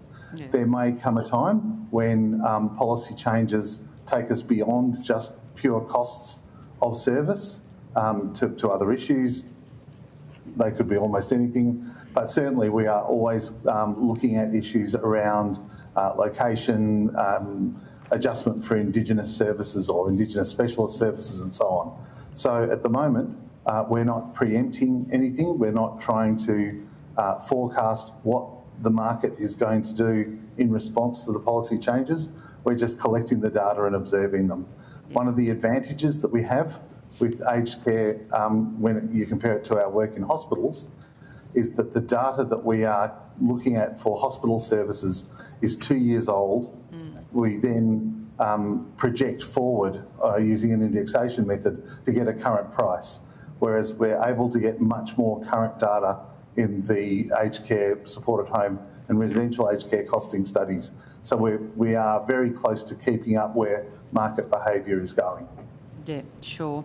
Look, many of my questions will probably go to the department because, you've done your piece of the work. It's up to the department and then the Minister to interpret how to use it. But one of the things that we've been hearing, though, is that there is a sort of a concern from providers that they don't really have haven't got the information necessarily that is allowing them to have any great confidence in terms of their viability and profitability going into the future, whether that's because of them not having certainty or whether that's because they're concerned about some of the prices that they're seeing.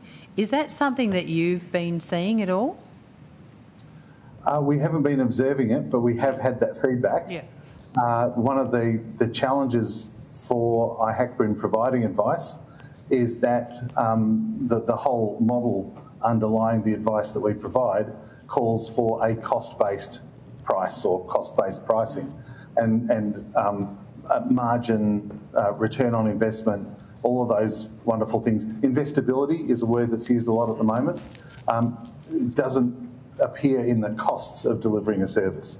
So in terms of their viability, which has once again got different definitions from ASIC, these are issues slightly beyond our brief, but I know that the department is also listening carefully to those messages from the sector and are actually doing work around that at the moment and consulting with us and engaging with us in a very collaborative way.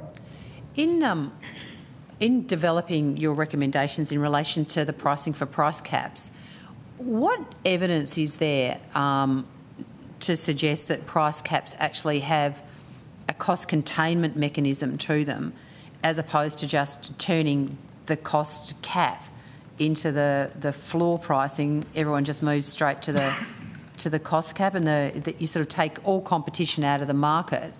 And whilst you may stop the rogue outliers that are above the cost cap, that you actually in effect are putting a price into the market that everyone moves to.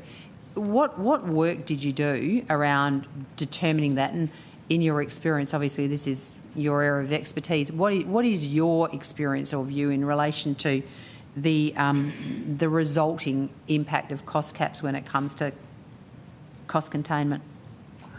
So the experience is varied, not only within Australia but internationally, around the effectiveness of cost caps.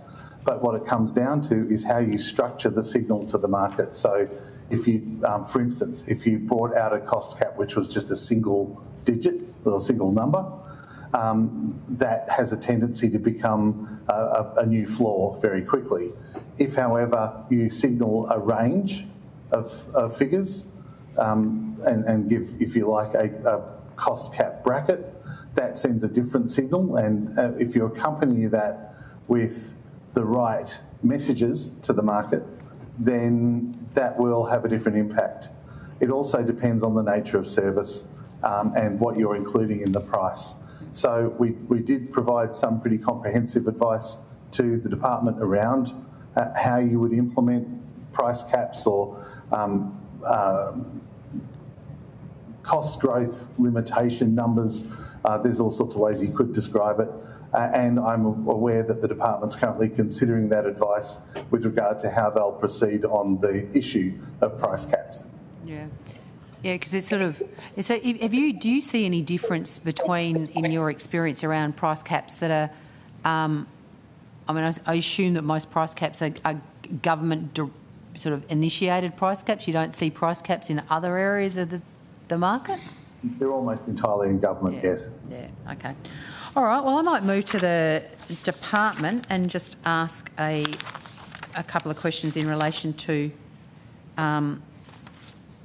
price caps and where everything's at in terms of advising the sector around this information, and perhaps most pertinently to go to the point around the concern of the impact of the uncertainty on the sector. Yeah. So government set price caps for the supported home services are going to apply from the 1st of July 2026. And as Mr Pravan has said, his organisation has provided advice to government, and that will be a decision for government about those caps as an input into it.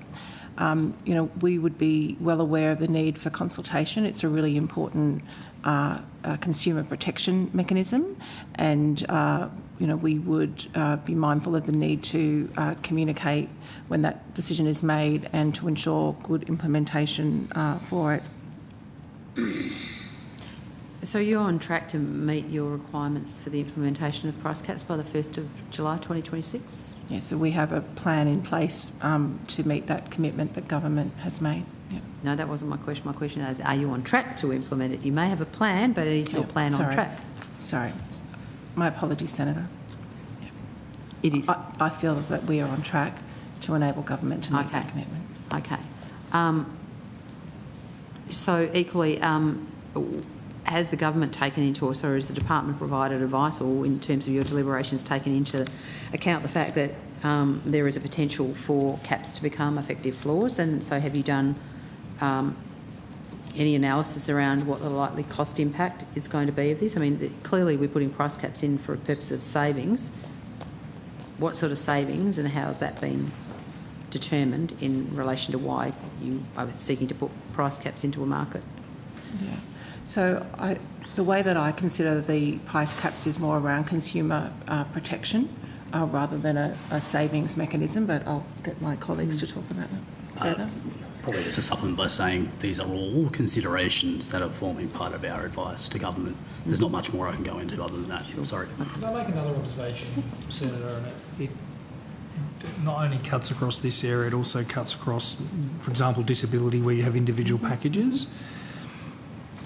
There's a very significant interaction between whether price caps are likely to lead to everyone going to that and how you construct the underlying funding packages.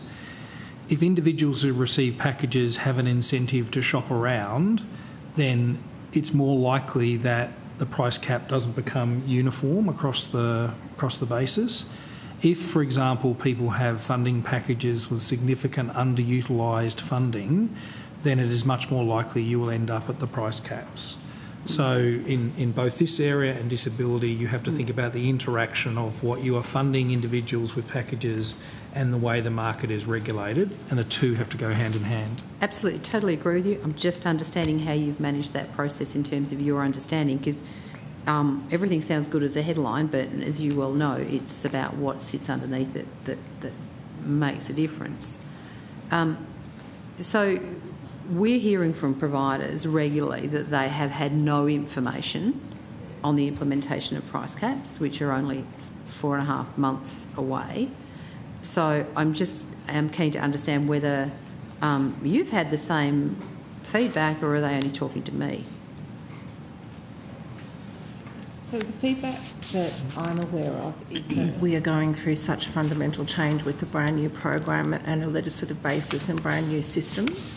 So I have not heard directly around a concern around this, given the stage of implementation. Mr. Pugh, I'm not sure if you've got anything further to add? Just to supplement both Mr. Comley and Ms. Stewart, we have heard from some elements of the sector that think that the implementation of price caps 8 months into the program is too soon, and we should let the market mature. But then on the other hand, we've got our very important consumer advocates, and Ms. Stewart spoke about the consumer protection angle previously, so it's a matter of being able to balance those views along with the economic realities of what the price caps will or may not do, and all of that forms a holistic piece of advice to government.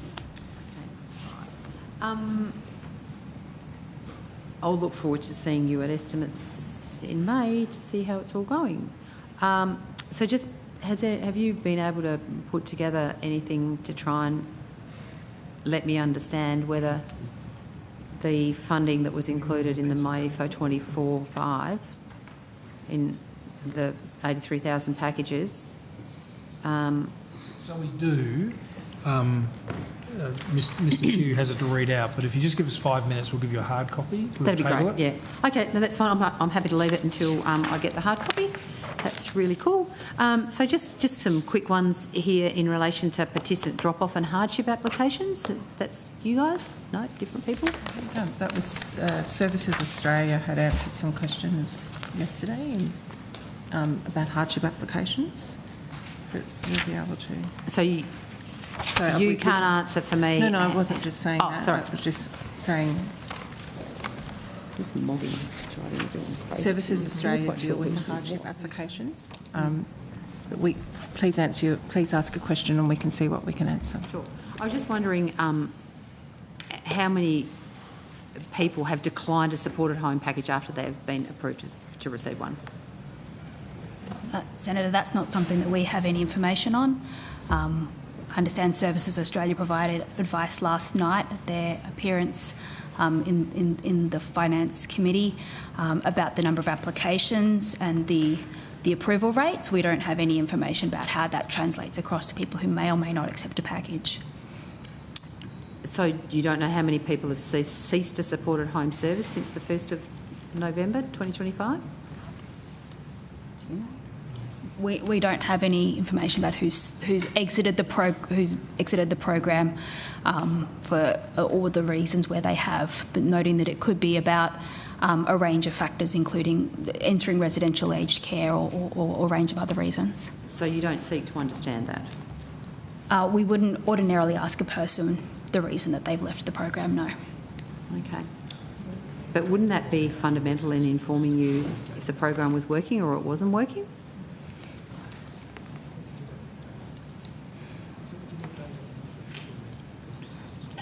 They've passed away. Senator, it's definitely information we will collect. We just don't have it to hand at this point in time. Okay, I'm happy if you take it on notice. That's absolutely fine. And equally, I can chuck the same questions on notice to Services Australia. I just thought you guys would be across the details of, particularly because we're talking about the implementation of a new program, I thought you'd have been very, very close to that information. So happy for you to take that on notice. And the same thing goes for, the hardship applications. How many have been lodged, how many have been approved, how many have been declined? Is that also information you don't have? I'm talking about since the supported home, sort of trying to draw a line there. I understand Services Australia answered substantially similar questions. I could provide again what they provided under questions yesterday, which was that in November they reported that hearing 1,326 claims in November, 1,272 claims in the month of December. They noted that they have taken on notice through a different committee for more recent data, and that they noted that in the month of December, 68.4% of finalised claims were approved. 68.4% claims approved. Okay. So how does that compare to the volume of hardship claims that were lodged like in months prior to that on supported home? Again, Senator, I'm quoting what Services Australia said last night, which was that it was an increase. They were sort of running at 500 to 800 applications a month. Okay, so we're talking about somewhere close to double the amount of hardship applications in that period of time.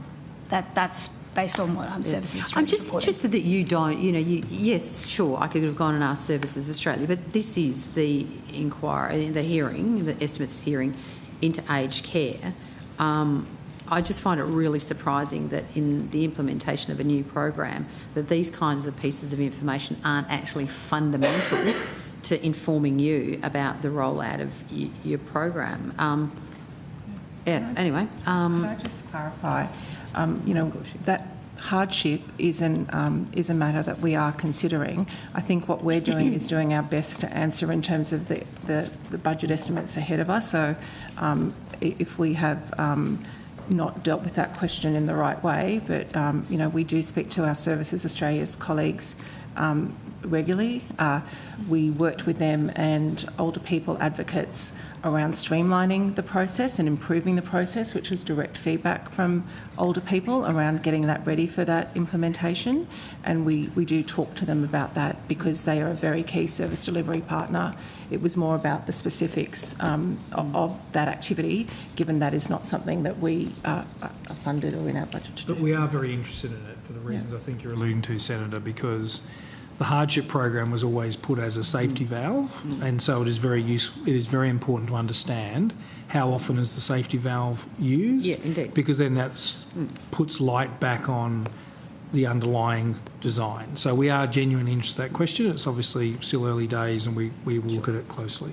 Yeah. So at the moment, Services Australia provided you advice as to what the average wait time that is between somebody lodging a request for a hardship application and them receiving it? So I think they target, the performance measure is 28 days, and I'm advised by my peer that they are getting that average to 22 calendar days, so below the performance measure. Yeah. So do you have any idea of how many applicants just completely exit care in that period of time because they just... I think, as Ms Traynor has said, that is one category of exit that we aren't reporting. I'm sorry, I didn't hear what you said. We don't have that sort of... we're not sort of able to join up different pieces of data in that way at this point in time. So no, we're not able to provide that at this time. Okay. Are you planning to do a review of the implementation of supported home? I mean, obviously there are statutory requirements in relation to reviews, etc. But I mean, what is your process of reviewing the implementation of the program? I'll just ask my colleagues to come up. It's there is a planned review of supported home.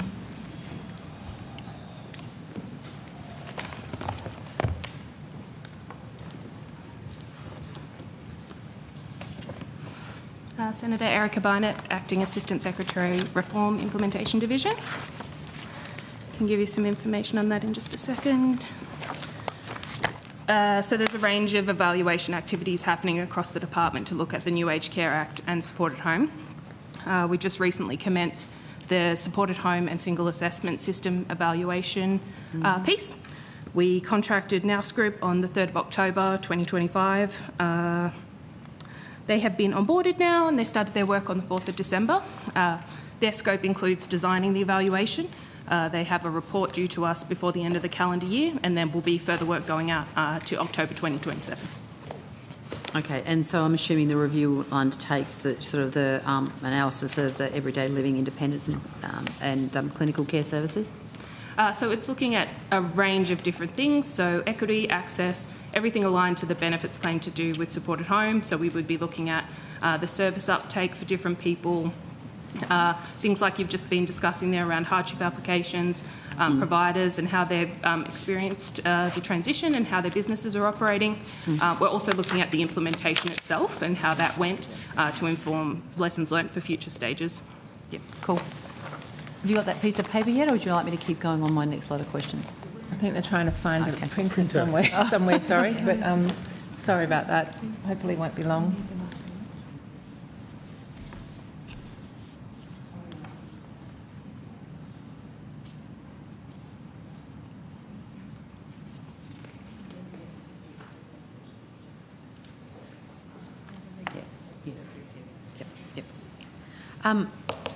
Okay.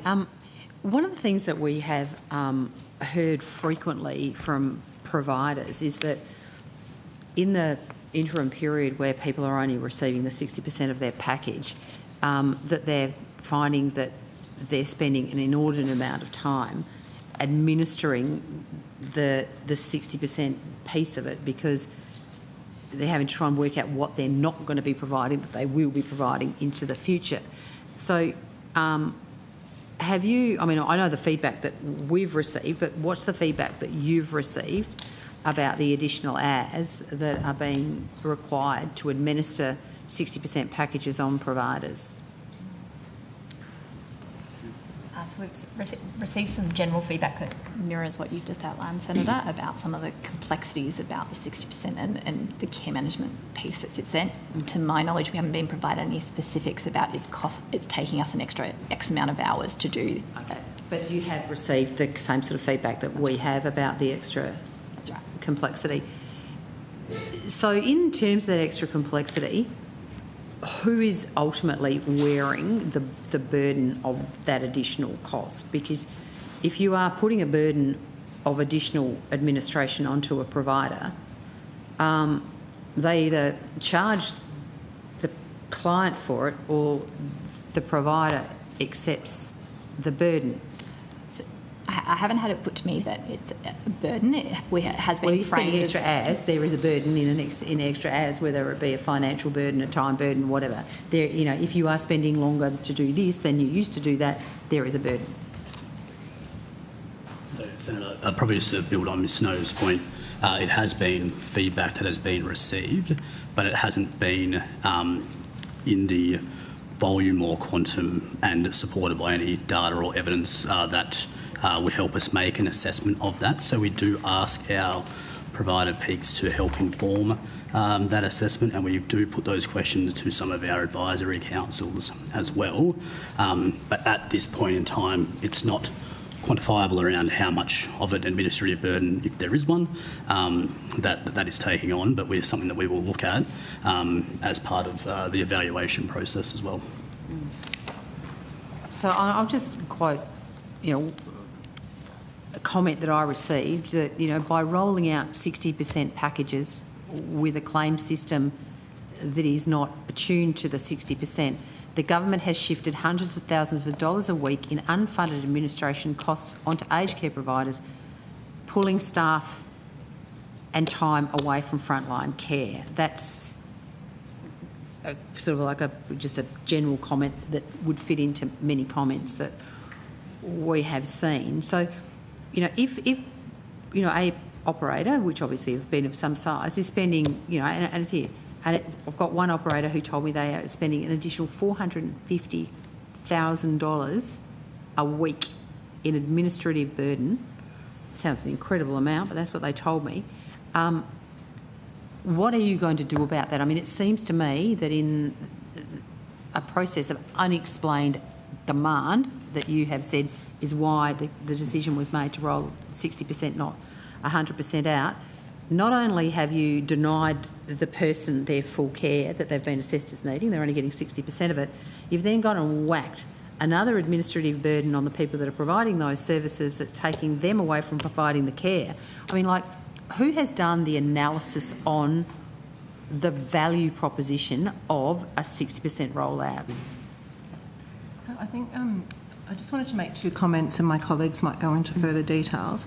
I think it's important to note that the vast majority of older Australians are not on the interim packages, and that and those that are receiving an interim package, the focus of it is to ensure that they're getting the care earlier than what they other would if they weren't getting that. So it wasn't about it's focused solely on the older person. But I think it's important in terms of context that the vast majority of older people are not on interim packages. I think it's also worth, Senator, I mean, I'm not doubting you've received that representation, but I agree we haven't had estimates put to us, and certainly $450,000 a week. I mean, that is the equivalent of having 200 staff permanently engaged on the incremental administrative burden of having people on packages of 60% for an average of 10 weeks. So, you know, we are very happy to engage with providers about what the genuine administrative impact is, but I think we just have to be very careful about, and I says I'm not doubting that someone's made that representation. I find it quite hard to... Yeah, what I might do is, I have the name of the provider, I'm not going to provide it now. I might see if they're happy for me to give it directly to you, and you can have a conversation with them, because I'm sure you probably can even work out who it is if you're clever enough. Just a couple of things. On that note, I'm sorry, it is now 1 o'clock and we are going to break for lunch to keep us on track. I do know you have further questions, Senator Ruston.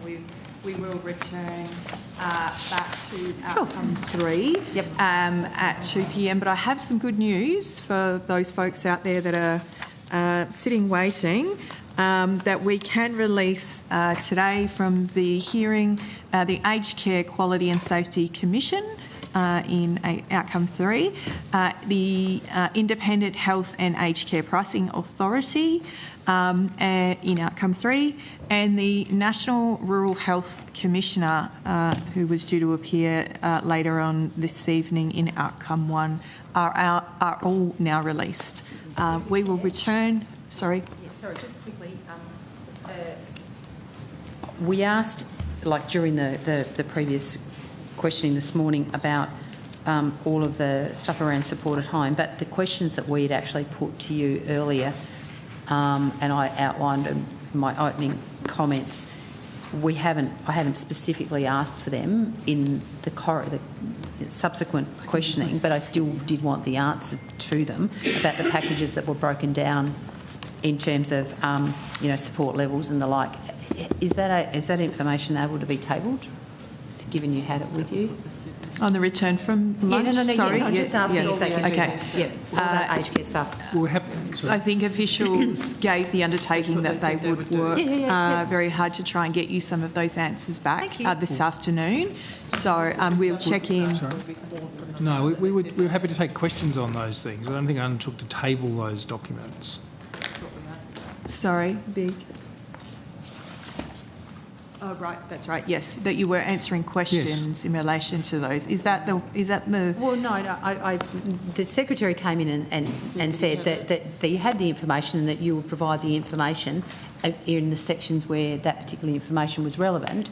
I outlined all the information. Questions, I mean, I can ask it all again. That's right. We're answering the questions. I didn't say we necessarily had it in the form that was prepared to table. We were happy to answer the questions. That was my understanding of Mr Conley's Well, I can comment. come back and ask you all those questions, but, like, seriously, if you've got the answers, why don't you just table them? I think, as Mr Conley has just stated, it is not in the form for it to be prepared and to be tabled. It's there. I think officials were, and going back to Mr Conley's response to that, was that they were happy to answer questions. So we will be returning at 2 p.m. From the lunch break. So thank you.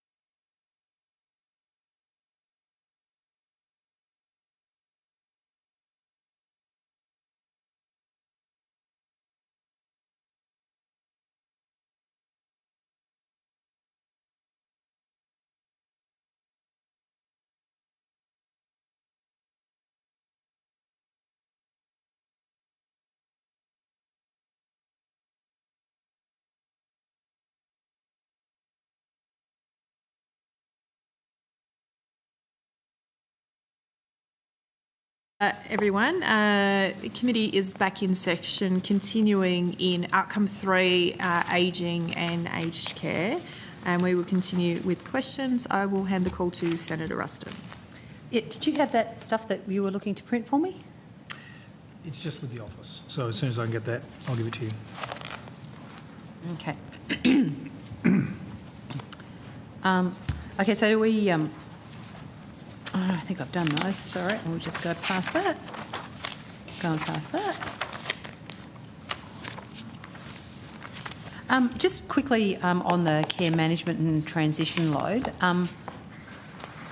has there been any further discussion or consideration? You had a lot of feedback around the 10% care management cap in terms of the impact that that's having on services. Has there been any... You got any feedback, or are you collecting any data that suggests this cap is not adequate? That's something we'll be monitoring really closely. Obviously, claiming commenced in December, so that's one of the metrics we'll be looking at over the coming months. Okay, so what sort of time frame have you given yourself to analyse that? Because, I mean, the last thing we want to end up is leaving it too long and find out that you have consequences. I expect we'd be providing initial advice to government in the coming months as well. Okay. So are you considering that you know, once the price caps are in, that any that care management cap might need to be reassessed on the back of that?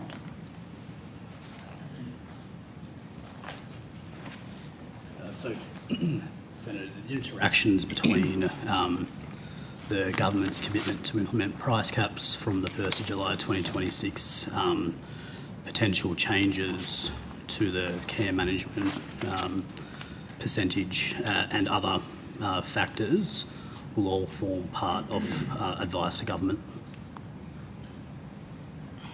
Okay.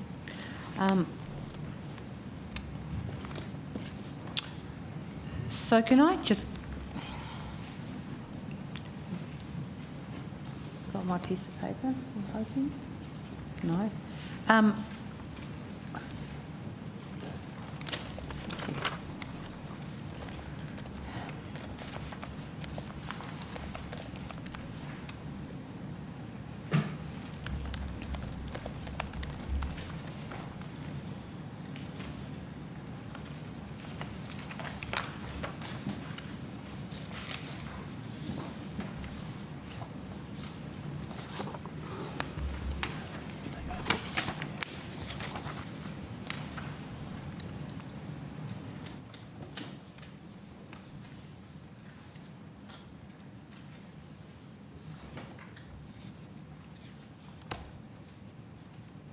Just mentioning for the purposes of Hansard that the document has been tabled for us of the 2025-26 MOFO measures and estimates variation as provided by the department.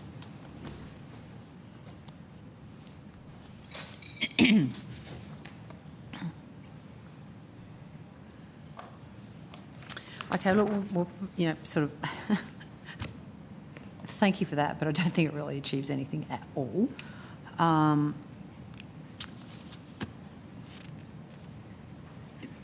Because what I'm really trying to understand is how much money has been allocated, when it was allocated, to the new supported home program, including the 83,000 packages that were promised. And I'll go and have a look at these pages that you've mentioned on here. I mean, I don't quite understand how you are suggesting that a program that has been announced and supposedly funded becomes an estimates variation unless you've got a demand-driven program.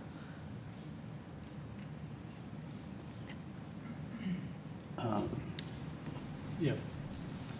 So, sorry, Senator, just to orient to the 2 pages. So what we've got there before you are the 2 broad subjects that we covered earlier in the piece. One was around the transparency element around where in the budget papers the support at home program is published, where the 83,000 were published, and what the impact of the 947.8 million is. So that's what page 1 is. There was a separate conversation around the cost of deferral, and that's what page 2 covers. Look, you know, I have to say, Mr Pugh, and through you, Mr Conley, because you are the head of this department, this is an outrageous response to a serious set of questions that I asked you in relation to the funding that is being allocated. On this piece of paper, you are referring to, in relation to the Support at Home Act, a significant amount of money. I mean, we're talking about 8.9. Is it just $8.9 million or is it $8.9 billion? It's $8.9 billion. $8.9 billion. And somehow we're playing games with this in terms of giving me the information that I've requested. Now, I don't know whether this is intentionally that you're doing this, because if you are, I think you should really seriously think about what you have provided me here. Because I think I've been pretty clear about what I wanted, and you have absolutely not provided me with any detail whatsoever that would allow me to understand what you, Mr Comley, told me before we went to lunch, that you understood what I was asking for. Do you seriously think this answers that? Senator, you were asking where is the funding reported. This is where the funding is reported for Support at Home. It also records where the variations occurred from the budget to MyEFO to the portfolio additional estimates, and makes it clear that the measure that was announced for deferral was additional, which was a question you were asking, or whether it was embedded in the original estimates. That is what it's picking up. Now, I can understand that many senators seek further disaggregation of numbers, but this is the common way that's reported in the budget for programs, showing the variation in expenditure. And there's also obviously many policy announcements made by government that provide more detail. Okay. But this is the 3 parts of those key budget documents which records what the Support at Home program is. Well, I have already seen these. So, Mr Comley, do you think that you could answer me how much money has been allocated to date to provide the 83,000 Support at Home packages that have been promised this financial year? How much money? You've acknowledged there's $947 million of additional funding that's in MyEFO. How much in total has been allocated to these packages? And as we've previously answered, we don't provide that disaggregation. That's embedded within the $4.2 billion overall allocation for Support at Home, as Mr Pugh has said on a number of occasions. So you don't know the answer? The issue of it's embedded with that, and it will vary depending on a range of factors in terms of composition of packages and when they're released. So you're now telling me this is demand-driven? No, I'm not saying it's demand-driven. There's an intention to work within a funding envelope. We've also previously said to you that there is no saving associated with the $83,000 packages, or the fact that there are interim packages in those. So how have you managed to ascertain that you need $947 million more to provide those packages if you don't know how much money's already been allocated? The 947 was not solely related to that. A large part of it was the cost of deferral, which I'm happy for Mr Pugh to run through. A lot of that is related to the fact that there are home care packages being issued for longer. You don't have the single assessment tool, which has an impact on how efficient that is. And it also has an interaction with grandfathering arrangements, which is the principal cause of the $947 million. But Mr Pugh can provide you more information on that. Yeah, no, with the greatest amount of respect, what I'm trying to understand here is, like, if you can't answer my questions in any way, shape or form, and you're using all sorts of reasons why you can't just provide a simple piece of information, I think if you can't answer my questions, and I've been badgering you now for 6 hours or something on these questions, how on earth can the Australian public have any confidence whatsoever that the administration of close on $10 billion of taxpayers' funds are being administered appropriately? Because you have no capacity to be held accountable for how you're spending this money because you can't tell me what you're spending it on. Well, so, you know, I am absolutely at a loss how you can sit here today, despite the fact that the government promised the delivery of these packages. There is under no circumstance in the world that you shouldn't know how much they're going to cost or how much you are estimating the budget. To turn around and tell me this is an estimates variation is insulting my intelligence. I'll ask Mr Pugh to comment on why it's an estimates variation rather than a measure. But to come back to the accountability question, the commitments that have been made is to have 83,000 packages out by 30 June. The packages are publicly reported on how many have been released after each period.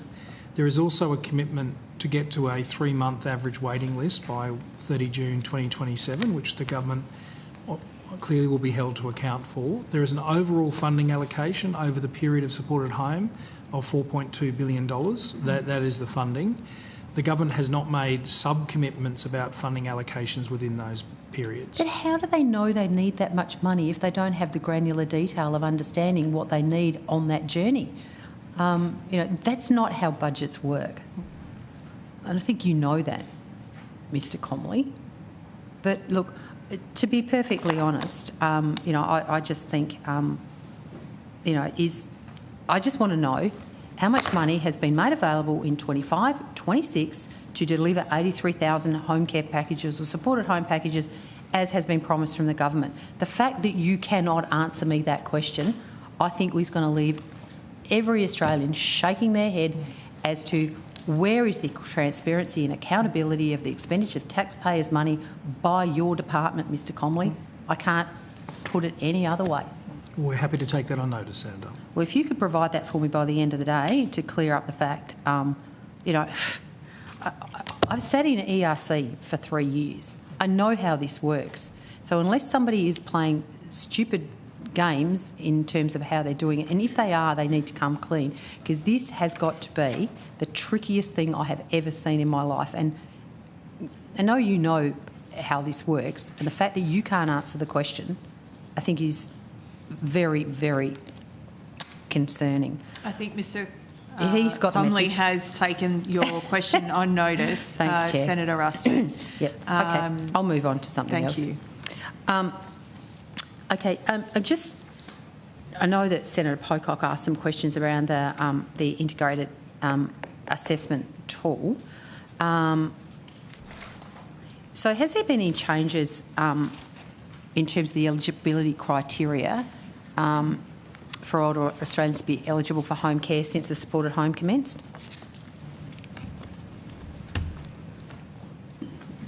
Outside of the financial. We didn't change the eligible. Okay. So one of the concerns, and I think Senator Pocock did touch on some of this morning, has been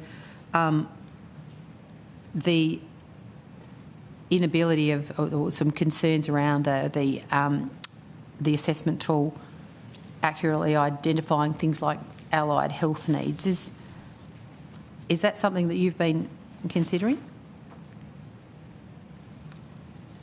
Not a problem? We are receiving a range of feedback on the way that the system is operating in terms of the design of the integrated assessment tool itself and the operation of the additional algorithms that work to determine classification and prioritisation. So as part of our normal program management activities, we are taking those on board and considering them. So how many appeals have been lodged in relation to inaccurate results since supported home commenced?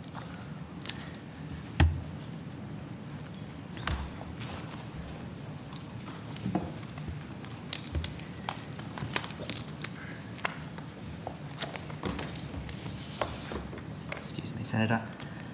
So between the commencement of the Support at Home program and the 23rd of January, we had 414 requests for review. 414 requests for review. How many of those have been completed, the reviews have been completed? None at this stage, Senator.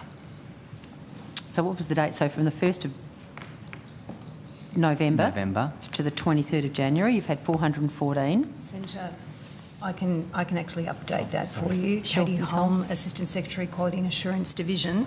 There's been, I understand your question was how many have been completed? I asked how many appeals have been lodged, and then how many of those? There's been 2 completed in that time. 2. So you've had 414 in 7 weeks, and you've completed 2. To be clear on the evidence, the team have completed more than 2 reviews in that period, but we had a load of cases that related to the home care package program that have continued to work through the system as well. And so of those that have been made in terms of the support at home, or since the commencement of the support at home program, it's 2. Mr. Day, I might just ask whether you could just give some context in terms of the review process and the timeframes that we're seeking to So I think the first thing to point out is that an individual has 28 days from the day they receive their assessment decision to lodge their application, and then the statutory period for a review to be completed after that application is lodged is 90 days.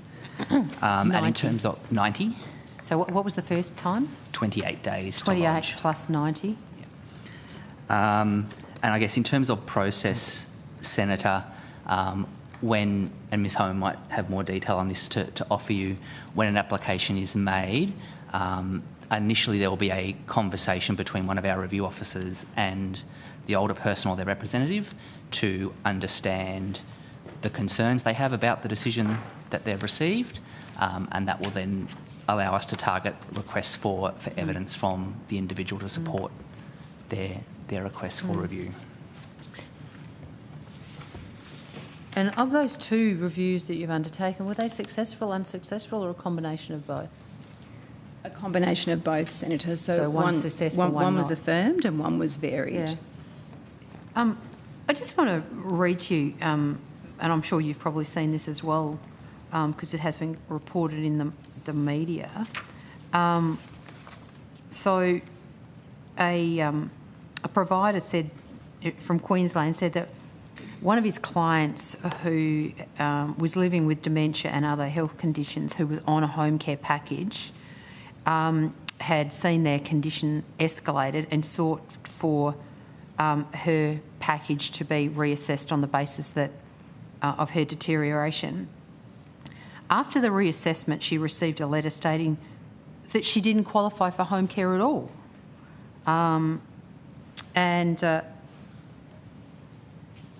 So your letter in response to that said, your access to funded aged care services has not been approved. You have not been approved to access any additional funded aged care services. So I'm just keen to understand,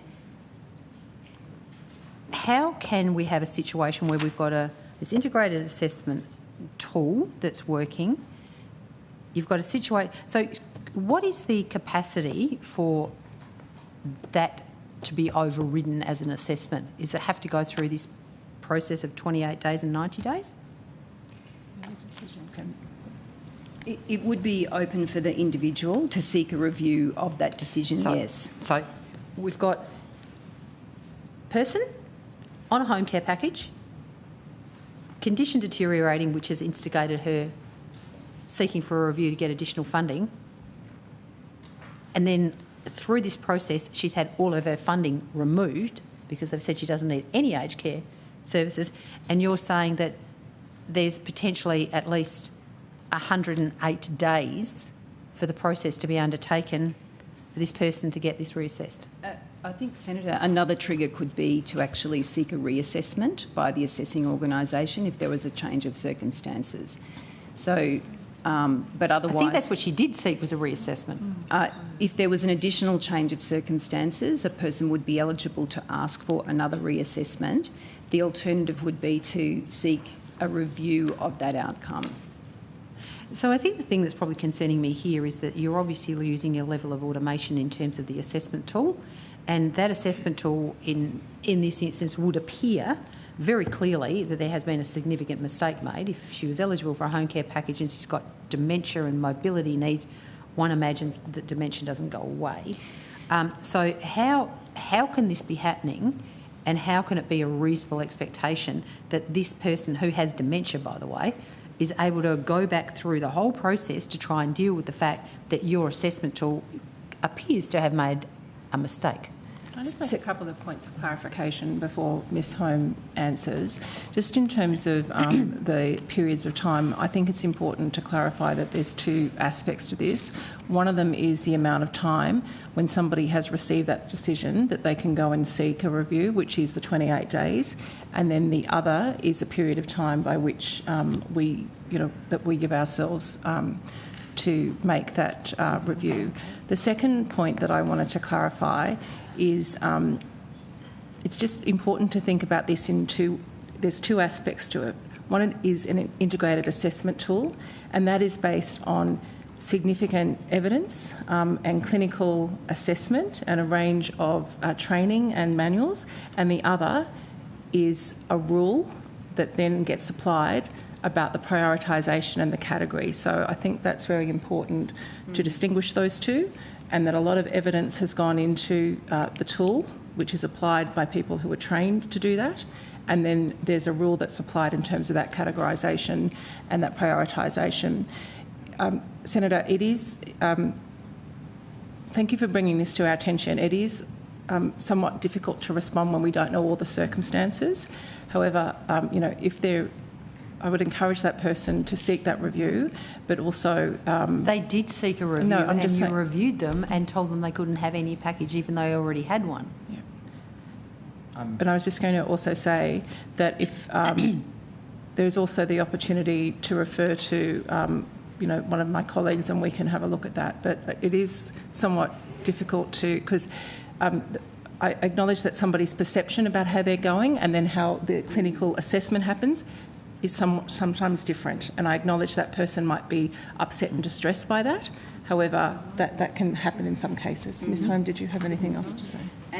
Well, this is a provider that's actually provided this piece of advice to us, but they also made the comment that they were providing this as an example of the situations that they were finding in. So maybe I could ask you then, so in relation to these 414 appeals that have been lodged, how many of those are people contesting assessments and reassessments for inaccurate assessments? Well, they're saying it's for inaccurate assessment or reassessment. There's 167 relating to classification levels, 133 in relation to priority category, and 36 relating to both.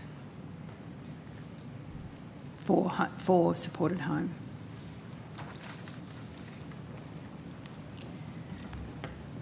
And what are the rest? They're just a mismatch of all the rest. Other appeal points. Okay, so the majority of them are in relation to what the person is perceiving as an inaccurate assessment. That's right. Okay. And I think, Senator, just to put those numbers in context for you, in terms of the number of assessments performed in November and December, it would be less than half of 1% of the assessments conducted in those months resulted in an appeal. I was going to say, maybe tell that to the person who's making the appeal. I'm not disputing the case. I'm putting in context what 414 appeals looks like in terms of the size of the system. I think just to clarify one other point of evidence for you in terms of the timeframes that I outlined, Senator, I obviously outlined the maximum legislative period that's in place. The team, when they are bringing in a new review application, will do a triage process, and so there's an opportunity in that to pick up someone who appears to be in genuinely desperate circumstances and expedite that. I don't know this case with enough familiarity to describe to you if it came through our review team and how it was handled when it came in, but if you've got the details, happy to look into that for you. Sure. I mean, it's interesting. I mean, you've got 414 appeals and you've responded to 2 in that time period. Is not giving me a great deal of confidence, but I mean, is there... Sorry, Senator, I can provide some additional information there for you as well. So in that period, the team reach out to the individual, there's contact that's made, there's a process of gathering information that's driven by our team, but also by the applicant or someone supporting them, and gathering that further information about those change of circumstances can take time from providers, medical professionals and others. Adrian Morgan, who is the General Manager of Queensland Home Flexicare, which I'm sure you're aware, wrote on his LinkedIn page that 37% of their requests for care levels to be upgraded due to increased client needs are rejected, with lower levels of care recommended instead. So they're making a request for higher levels of care because their patients have a level of deterioration, and in 37% of the cases when they ask for a reassessment because they believe their client needs more care, 37% of them result in an allocation of lower care. I'm just interested to understand. I mean, look, I'd love to think that older Australians were needing less care, but the reality of the ageing process usually suggests that's not going to happen. So I'm really keen to understand, you've introduced this new integrated assessment tool. We're having lots of people complaining about the inaccuracy of the assessments, you know, whether, and we're not passing any judgment on the outcomes of that. And then you've got a large provider saying that 37% of the times that they ask for an assessment for an increase in support, they're actually getting a response for a decrease in support. So I'm just keen to understand, do you stand by the accuracy of your integrated assessment tool, and do you acknowledge that the kind of quantum that we're talking about here is cause for a concern and immediate response? So I do stand by this tool as somebody who is responsible for the system. This tool provides equity, this tool provides fairness, and it also removes bias from the system. So I do acknowledge that there is, and Mr Day has quoted that figure, and I think proportionality is important here, and those cases will be dealt with on their merit. However, this tool is a necessary part of the system, and it ensures that that people, no matter where you are, whether it is in Queensland or somewhere else, that people are assessed in the same way and the rules apply in the same way. And if there is an individual reason why that has not worked, in this very small number of cases, it will be looked at on merit in accordance with the legislation. Can I just is that correct? Supplement as well, Senator? We will follow up with the provider who you mentioned. As far as I'm aware, we haven't had any direct contact from Mr Morgan or from anyone else from that agency as yet. I'll have to go back and double check that. 37% does seem unusually high, so we'll go and follow that one through. But yeah, I mean, if it's one thing to put it on LinkedIn, there's another thing to come and follow up with the department as this is a systematic issue, so we'll make that outreach with him instead. It's been published in the media as well. And I actually understand that, you know, there are quite a lot of people that seem to be aware of this, but nonetheless. So if you could take on notice to tell me how many, provide the information of how many times a reassessment is sought, the person's reassessment results in them getting less support than the support that they were currently on, would be a really useful piece of information. And whether that same sort of level of change was present when you weren't using the integrated assessment tool. So has the integrated assessment tool resulted in a higher number of people having their package levels dropped back as a result of seeking reassessment? So happy to take that on notice. Probably just one comment on that comment, Senator. We have given evidence in the committee before that one of the driving forces behind moving to an IAT, in addition to having a combination of what was previously a whole vast range of paper-based tools, was to apply that consistency and equity lens. So, you know, we can absolutely happy to look at that and take it on notice. some of the things that were driving that change was that in the home care packages program, we were seeing up to 25% of people being over-allocated what our assessment of where they should be provided care was, so we can make sure that that hasn't swung opposite. 25%? Up to 25%. That was under the predecessor of the IAT. So basically you've replaced one fundamentally broken system with another fundamentally broken system? No, so I think the evidence that's been given consistently is that the integrated assessment tool was validated against, I think, 22,000 individuals to see whether it's providing consistent results. Is trying to get genuine equity by using as objective measures as possible based on human assessors putting inputs in. It is the common feature of many social support systems that it is very hard to deliver equity because often the people assessing see the individual in front of them, want to give the best outcome for this individual. The individual integrated assessment tool is trying to make it as objective as possible. And that is part of the attempt to make the aged care system sustainable. Okay. Prior to lunch, when we were talking about the 60% aged care, or the interim funding measure, Ms Stewart, you made the comment, and I wrote it down, that the reason or the result of releasing interim packages at 60% was so people were able to access packages earlier than they otherwise would have.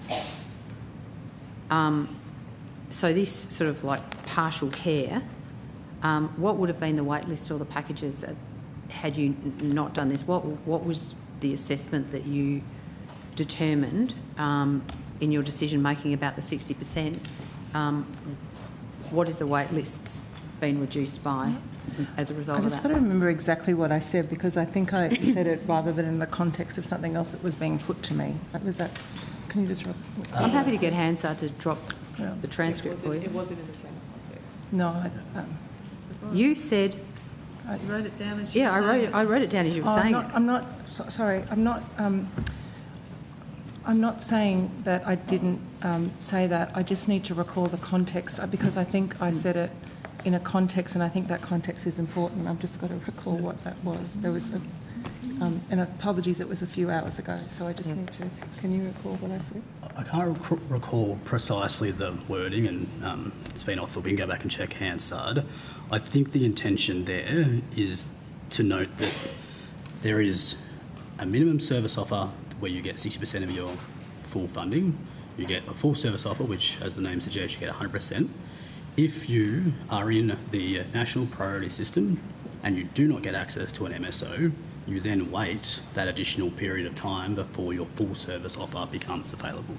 So do I have the numbers around the further delay? No, I don't, but that's why we have used this as a tool in the program to get people access to that care earlier, particularly when we are experiencing as high a demand as we currently are. We've got 350,000 odd people in the program. But you knew you had 350,000 people in the program when you chose to, when the decision was made to roll it over. I still haven't actually worked out why providing somebody with a package at 60% is of any advantage in terms of the rolling out of the program. You have still given me no reason why you just didn't give everyone their package at 100%. I've got my recollection now. So I think it was about... so my recollection is a question around that this was around driving savings. I think that's what it was put to me from my memory, and my response in that context was it was around the access. That I think that's how I recall it. I just wanted to... That's all right. It's on the record, so we'll get it out before the end of the day, and we'll ask you to maybe... because you also made the comment that the vast majority of people who are on packages are on 100%. Well, that's correct. 93% of people, new people who've come onto packages, are not. I don't think the vast majority of people coming onto new packages equates to 7%. I completely stand by what I said in terms of when you look at how many people are receiving support at home, and then you look at the number that are getting services, albeit at a reduced amount, at a 60%, it is a small proportion. I stand by what I said. Yeah. I'll let those 37,000 people know that they're just a small proportion. I'm sure they don't feel that way. Senator, I think the maths is kind of clear. It's a stock and flow issue. You've got the existing 300,000 on supported home on full packages. Then you have, in any 1 year, you will have roughly 20% of people on the reduced package coming on that year, which is only the flow. So as Ms Stewart said, the vast majority are on 100% package. I think I understand that, but my point was that everybody that's new that's coming on, 93% of them are not receiving their full package when they come on, and no one has been able to explain to me the rationale behind why that is necessary. No one can explain to me how much money has been allocated to these packages. Nobody's been able to explain that to me.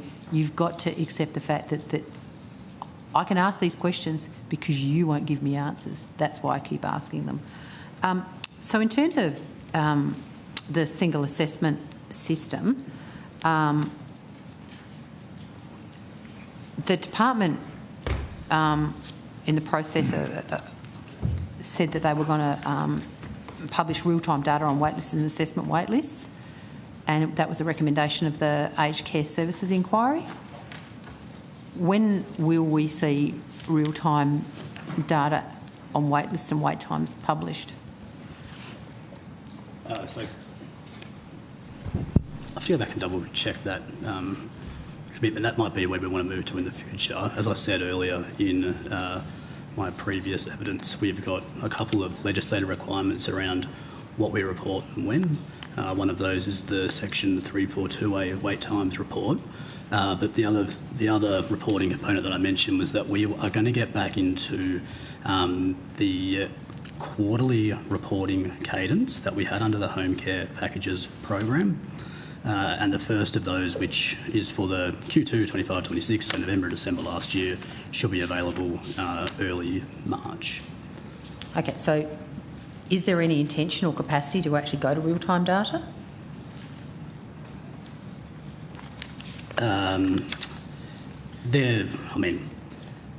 Senator, I think it depends what you mean by real-time data. I'm not trying to be cute. There is kind of a sense of real-time data that some people might think about.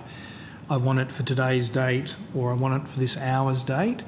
And then there is what is practical real-time data for administrative processes where you actually have to do some data assurance, and then the question is the lag, a week or a month or at the end of a quarter? So I personally wouldn't interpret real-time data to mean that every day you're putting up a piece of data flowing from an administrative system. And what would you think would you interpret that to mean? Oh, well, I think reasonably timely access to the data when you have confidence the data is not going to bounce around because you have other processes in place. And we face this across the portfolio, to be honest. Depending on, for example, capacity of people to put in further documentation or change their position, those numbers can bounce around if you don't allow those processes to follow through. So ideally, the quarterly reporting that I've mentioned will provide the more granular level of detail that we'd like to get out there publicly. And then if we could get an aggregate or some of the top-line data points that yourselves and the Australian public are most interested in. So those ones around how many places have been released this month, what is the size of the supported home priority system. An ideal cadence for that would be monthly, because I think that takes the full month's data, lets you see what's come, what's gone, and where we're at that point in time. And then it also gives the Australian public a realistic expectation of what they can expect by when as part of their aged care journey. And so when's that likely to be available? That's what we're moving to in the coming months. So that's the one that's going to be available in March? So the one that's going to be available in March will be the detailed quarterly report, and then a decision around when we can move to monthly after that, if that's where we end up going, will be to be confirmed. What I'd be really keen to understand is what you think a definition of real-time data actually is, Because, I mean, by your definition, Mr Comley, you know, ABS data would be real time, which we quite clearly know that it's not. So, you know, if you're not going to accept that, then it'd be nice to know what you actually define as real time data. So, what's the average cost of a supported home package?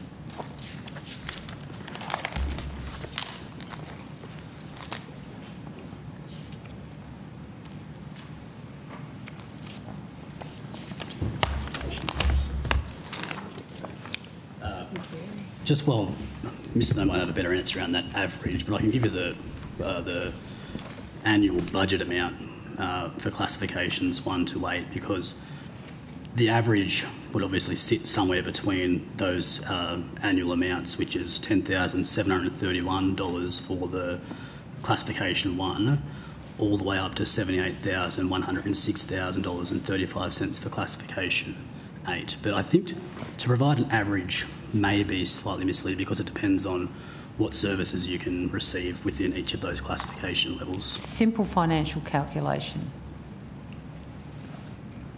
So 78,000 plus 10, 88,000, 90,000, let's call it 90,000 divided by 2, 45,000. There you go, mental maths. That's assuming there's an even distribution across well, all I was the about to packages, say, which may not I've got be to the say case. that rather cute answer you just gave me is quite clearly not correct, and I thank Mr Comley for understanding that. I don't know whether most of your packages are level 7. I don't know, maybe most of them are level 1. So your answer is really quite misleading. I was merely responding to the question around what the simple maths answer was, Senator. So if it was misleading, then that wasn't my intention. So could you give me the answer? I'm not sure we have that on hand. I take it on notice. Because maybe in that answer we might actually work out how much a package costs. Maybe you could tell me what the average package cost of the 83,000 packages that have been and are to be released in 25-26 is. Take that on notice. Take that on notice, yep. Maybe somehow we might actually get the answer. I think the officials have taken that question Thank you, on Chair, notice. I understand. Thank you, Senator Ruston. So, just understanding, in terms of the MyEFO, this year's MyEFO, it shows in the papers that there is a saving of $80 million over 2 years from 25-26 through reprioritising unspent funds in the Commonwealth Home Support Program growth funding grant opportunity to other aged care services. So I'm just interested to understand, given the incredibly high level of demand, what was the reason behind the $80 million underspend that has been reprioritised in MyEFO? Senator, so Commonwealth Home Support Program is a grants program. It provides block funding to a range of different organisations across the country to deliver a whole range of different services. Because it's a block funded program, it's not as responsive to supply and demand as, for example, an entitlement based or package based program might be. So what it means is that government has to plan for how much funding they're going to put into each and every funding agreement for each provider, each region, each service type. And sometimes that planning isn't 100%, 12 months down the track. So it's one of the downsides of that model of funding. What it looks like in practice is that in the Commonwealth Home Support Program, there are some areas where we hear that providers are not able to service all of the clients that are knocking on their door. And there are some areas and some service types where providers are not able to spend all of the funding that has been allocated to them. For the latter type, that funding will be returned to government. So can I just stop you there? Sorry. I understand that there is it's not uniform across the landscape in terms of the allocation of grant funding. That makes a perfect amount of sense. But I'm just keen to understand. So the money that's been reallocated has been reallocated to other programs, not back within the CHSP program, I gather from that. That's correct, Senator, and that's why it appears as a measure. Yeah, sure, I get that. But what I don't understand is that maybe I should ask you, my understanding is that there is way more demand for CHSP services if you look at the macro level than is currently being delivered. And whilst I understand that there may be places where that funding couldn't have been, may not be able to be expended for whatever reason, why wasn't that $80 million redirected to other CHSP services that were finding that their demand exceeded their capacity to supply?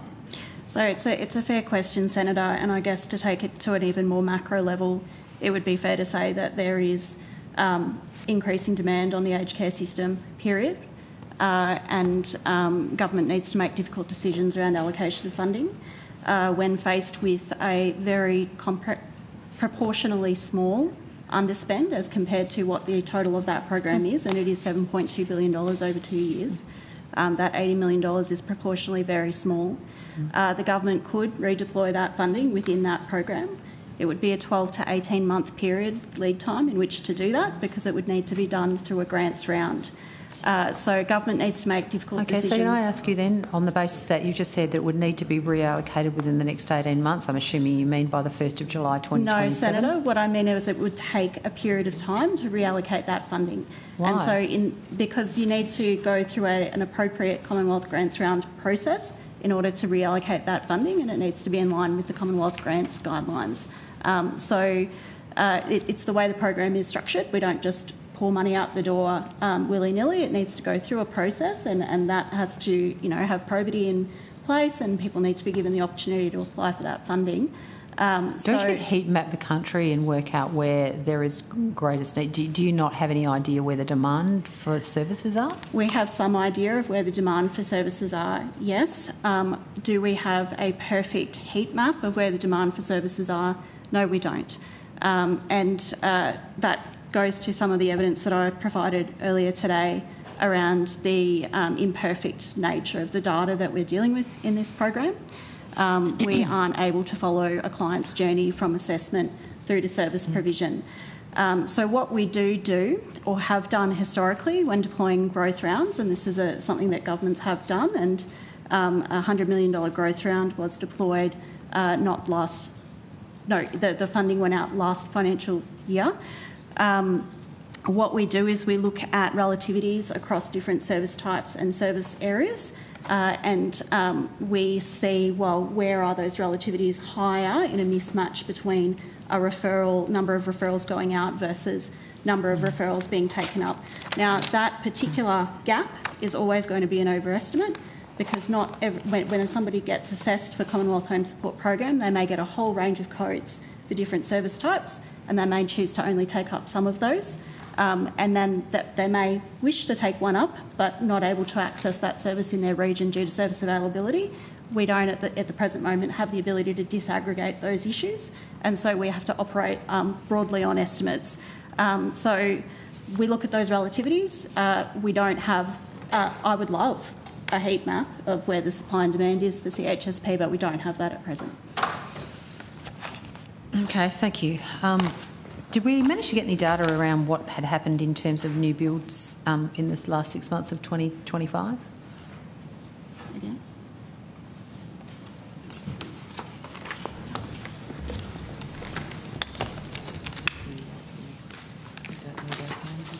No, that was on mine.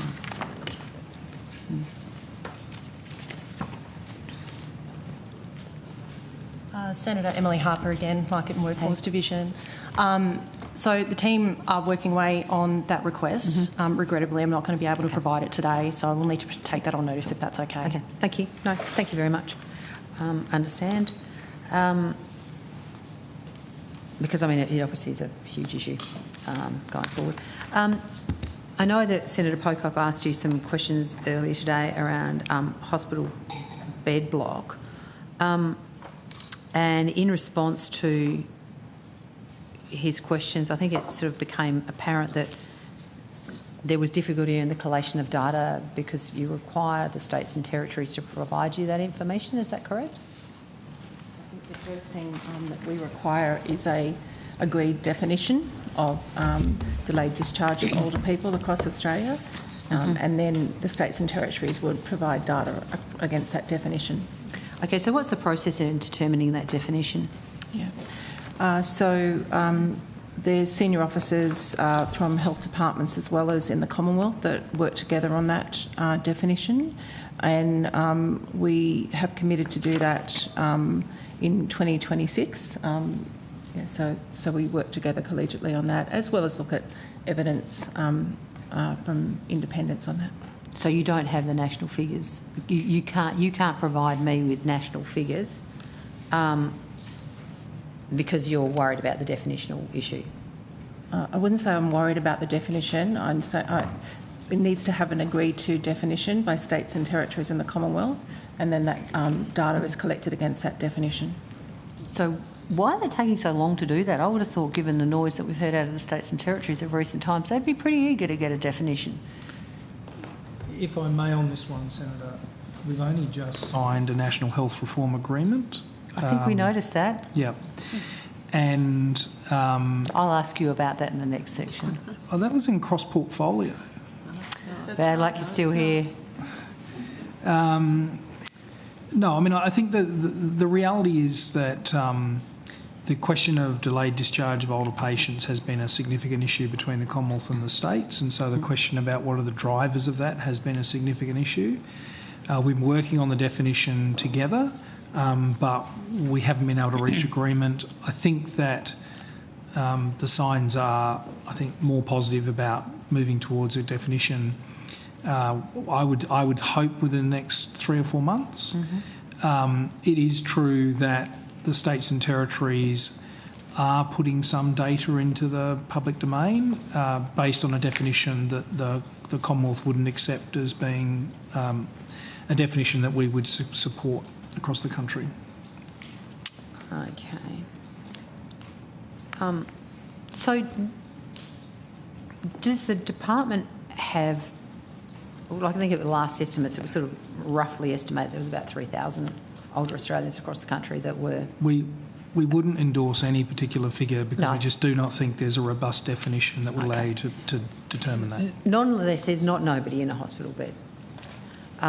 So do you, like in terms of the National Health Reform Agreement, as an example,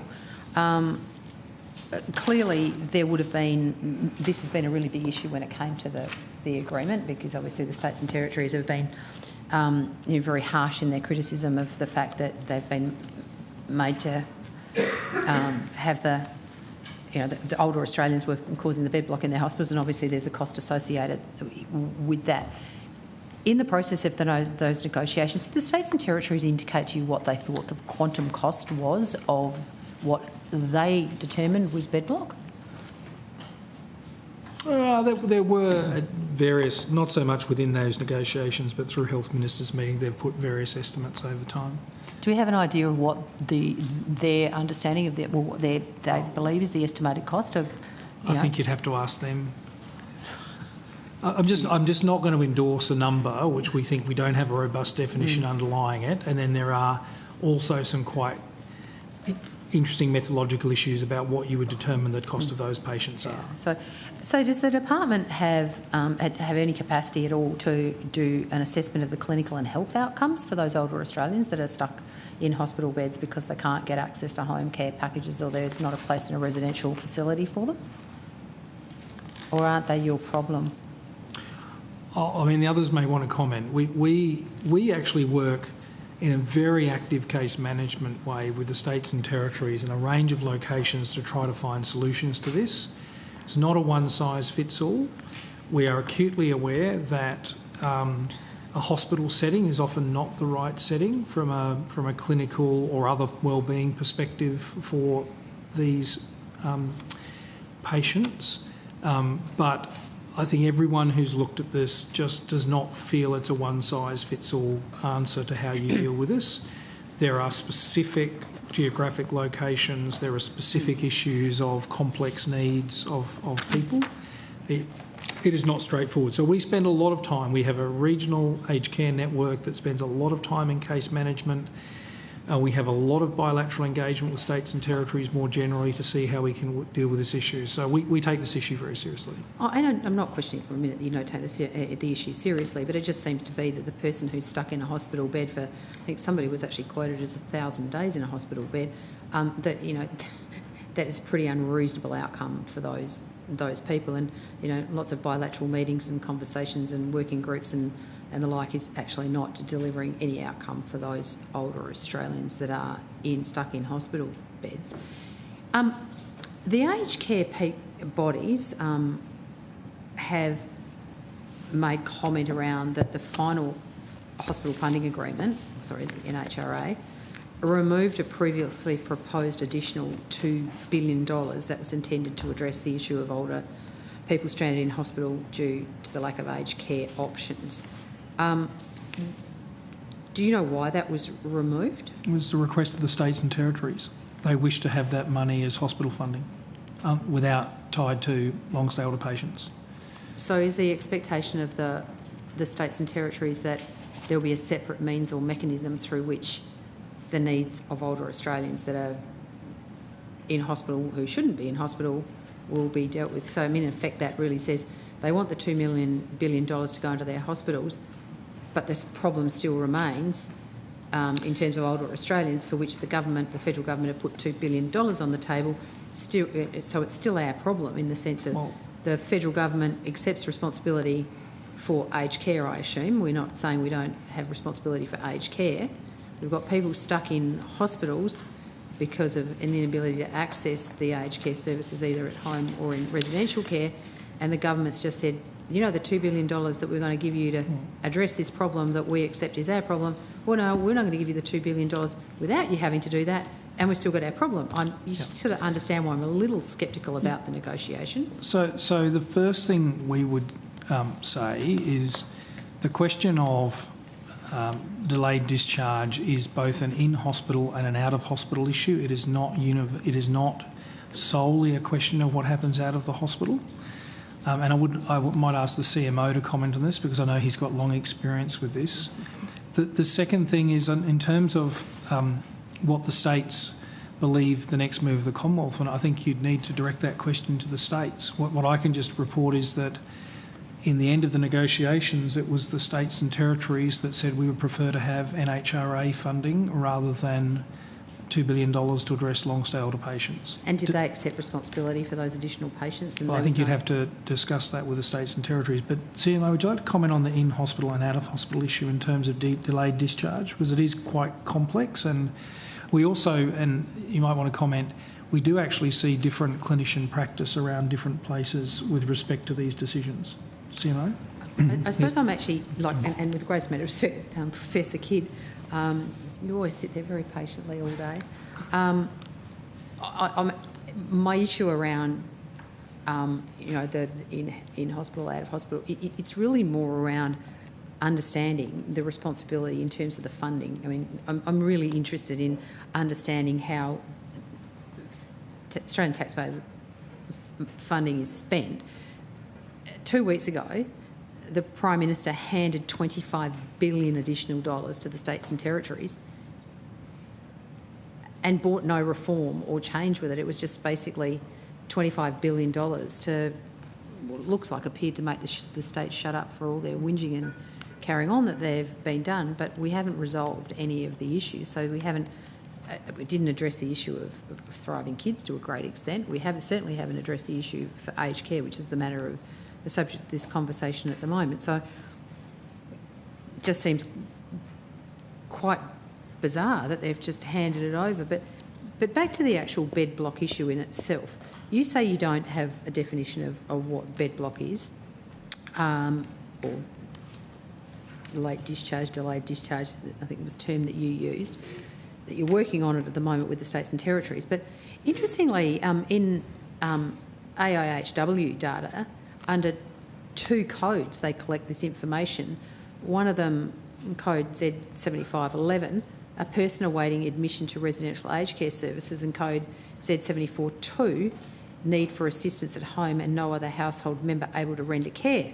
So they've got a definition of it, and that's a federal government agency, and I think that sits under your portfolio responsibilities, doesn't it? It does, and AHW will be here later. In fact, in the process of finalising the definition for the use in states and territories, we're engaging with AIHW to make sure we leverage off the work they've done. You just have to be a little bit careful because this data is used for a range of purposes, and you have to make sure that the definition is designed for the purpose that it's used for. That is why we're engaging with AIHW, but I'll be happy to have AIHW talk to that when they're here. But I do think it's important to give the CMO an opportunity here, because it is not a one cause reason why you have delayed discharge. So if you would mind, I think it is important the CMO provide the perspective. Sure. Professor Kidd, off you go. Thank you, Senator. Professor Michael Kidd, AO, Chief Medical Officer. Just the first thing I just wanted to talk about was terminology. I don't like the term bed block because that tends to put the onus on the individual, the patient who's in the bed, rather than on the system. I much prefer the term delayed discharge or delayed transfer of care. As we've heard, this is not a this is a heterogeneous group of people. There are lots of different factors which determine why someone may have delayed discharge, an extended period of hospitalisation. There are some very high-level definitions which are used around the world around no longer being a perceived clinical need for hospitalisation, but people often remain in hospital for so-called non-clinical reasons. Now, some of these may be social factors, some of these may be mental health factors, which differ from the physical reason they're in hospital, and particularly for older people linked to dementia and some of the challenges which exist for many people with dementia, and finding appropriate places for those people to be once they are discharged from hospital. Also, people with physical disability may have very significant rehabilitation needs, which may impair or impact their ability to go back to their own home or into some supportive facilities. I guess the other issue that's really important is that many of these people decline further while they're in hospital and may actually again develop a clinical reason for still being there. We know hospitals are not a healthy place for older people to be in for very long periods of time. There is the risk of serious infection, there is the risk of decline of function, particularly if people are bedbound and not being supported to move around and be mobile, impact on nutrition, impact on their emotional and mental health as well. So it is a very complex issue, and I think for each person who finds themselves in the position of delayed discharge, we need to be treating each person as an individual. Oh, 100%, I would never disagree with that. Senator Ruston, just checking how much more time you might need in this outcome. Probably not terribly much. I just, Senator Ormond-Payne just sent me through a couple of questions which I won't prosecute. So another block of questions, is that No, she's only got a couple. Yep. Yeah, and then I've got one more block. So 5 minutes, 10 minutes? I'll go as quick as I can. Promise. I promise I'll have it finished before time. It's okay. I just would need to advise an agency that they are being released from... The IG, I've just... No, I'm not. It's not. Try not to jump the gun and preempt what I'm saying. I already have clearance for another agency who's in the next block, but I'd like to give them some notice. The Australian Radiation Protection and Nuclear Safety Agency are now released from this hearing, who were appearing in outcome 1. So I'm happy for you to continue your line of questioning, but it definitely wasn't to release a witness that you'd already indicated you'd like to ask a question. Thank you for questioning my chair duties in that. Accommodating. So yes, thank you. Just these are on behalf of Senator Ormond-Payne. She just wanted to know how long assessments take in hospital settings versus community-based settings. we'll wait for the right person to come to the table. Sorry, I'm jumping around here. No, my recollection is the hospital settings are literally, it's like an average of 0 days or 1 day. It's pretty well instantaneous. Yeah. Community settings are a little bit longer, but we'll have person with the data.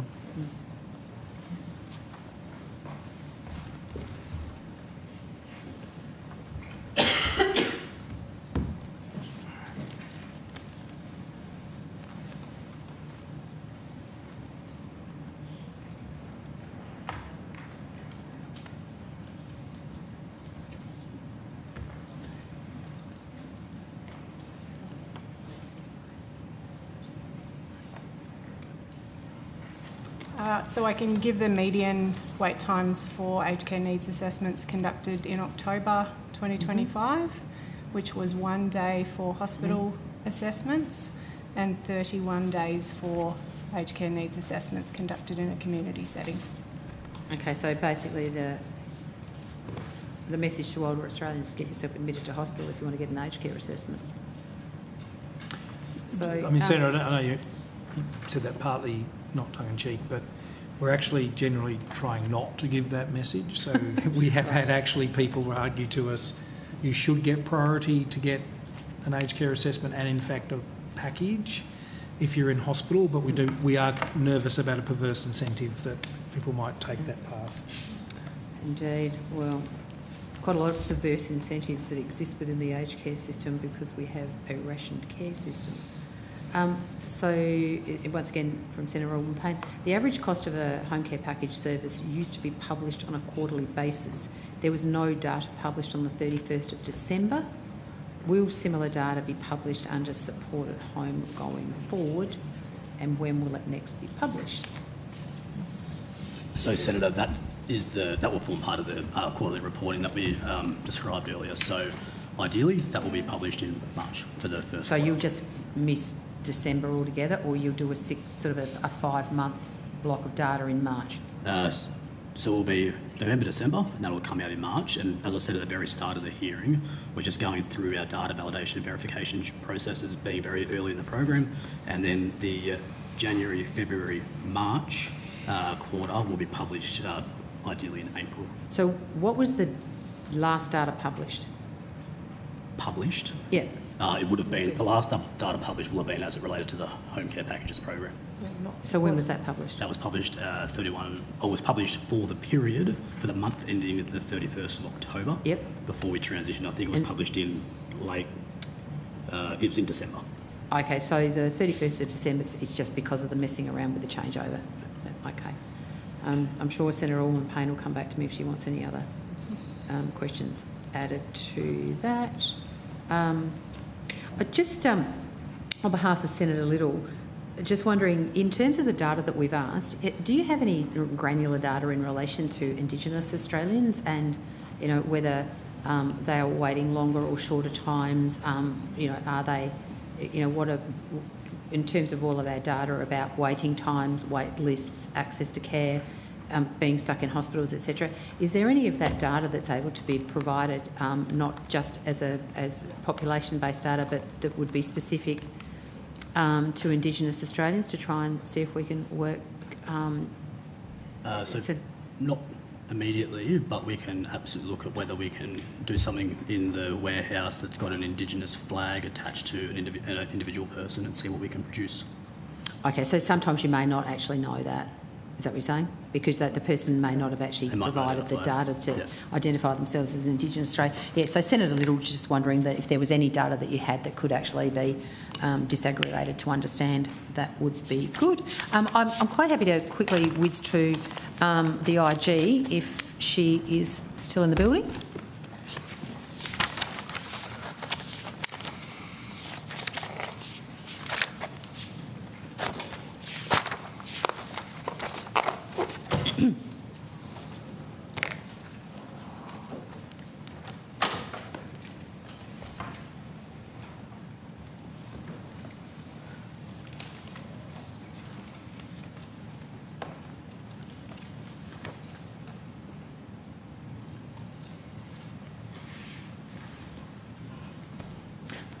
You're here. In your submission to the inquiry on the aged care rules, you expressed some concern that the definition and regulation of restrictive practices may not adequately protect older Australians, particularly those with dementia. I was just keen to understand where you saw the risks under the current rules in relation particularly to patients with dementia. Thank you, Senator. Natalie Siegel-Brown, Inspector General of Aged Care. So, Senator, one of the issues that we raised also in the 2025 progress report, which that particular matter was part of, is that there appears to be, under the current regime relating to restrictive practices in aged care, a bit of a dissonance between the reduction and elimination approach taken in disability, which has been a long-standing approach, well progressed, compared to that in aged care. And as we know, the current regime sunsets at the end of the year. We'd like to see a much stronger approach taken towards reduction and elimination of restrictive practices. Some of the risks that we perceive, whether it be around the supported decision-making elements, that where somebody else can give consent to restrictive practices, or in particular understanding the behaviours that lead to a person being restrained, and you particularly raised dementia, Senator, is that while we don't have mandatory training around understanding what particular behaviours are communicating, and very often we know that behaviours are a form of communication, well, we don't have that for dementia. People with dementia could be being restrained not as a last resort. And that really should be the mantra of restrictive practice usage. That is the mantra that is applied in disability discourse, in mental health discourse, and it is a serious risk in institutionalised settings such as residential aged care, particularly for those with dementia. Yeah, indeed. So in terms of the recommendations of the Royal Commission around dignity, safety and quality of care, do you think that the current rules adequately, I suppose, respond or fully meet what you think the intent of the Royal Commission was in relation to the treatment, particularly of people who are suffering significant cognitive decline? From recollection, our submission was making the case that we need to be a lot stronger in our reduction and elimination approach with restrictive practices, and indeed I've publicly committed to a piece of work that we've already started to canvass with the ACQSE on what a pathway towards reduction and elimination of restrictive practices in aged care would look like. Yeah, so do you have a sort of a thought in mind about what kind of urgent amendments could go to the aged care rules that would enable that to happen? I mean, or is it sort of more your role to identify the problems and challenges and let somebody else design the solutions?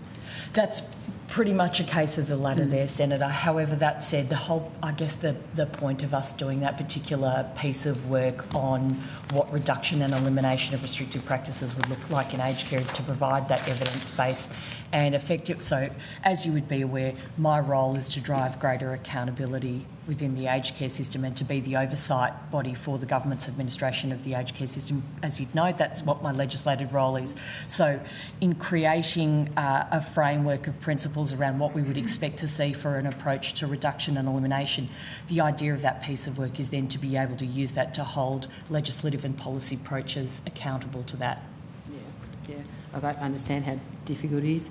That's all I need. Thank you, Senator. And so just quickly, before I hand back to the Chair, sorry, you've got something. I was just going to say, all those things that we're still waiting for, we're going to go through and read through them. So just a question, seek some guidance from you, Mr Comley.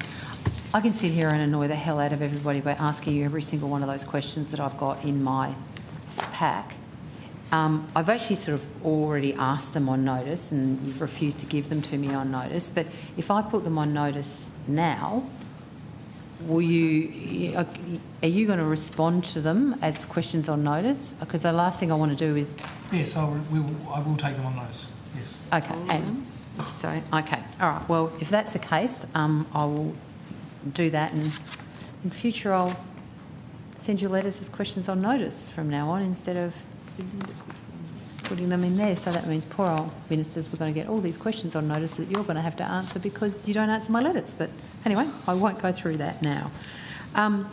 There's a health ministers meeting scheduled for this Friday, I understand? That's correct. Yeah. So is the issue of delayed discharge, am I allowed to use that term?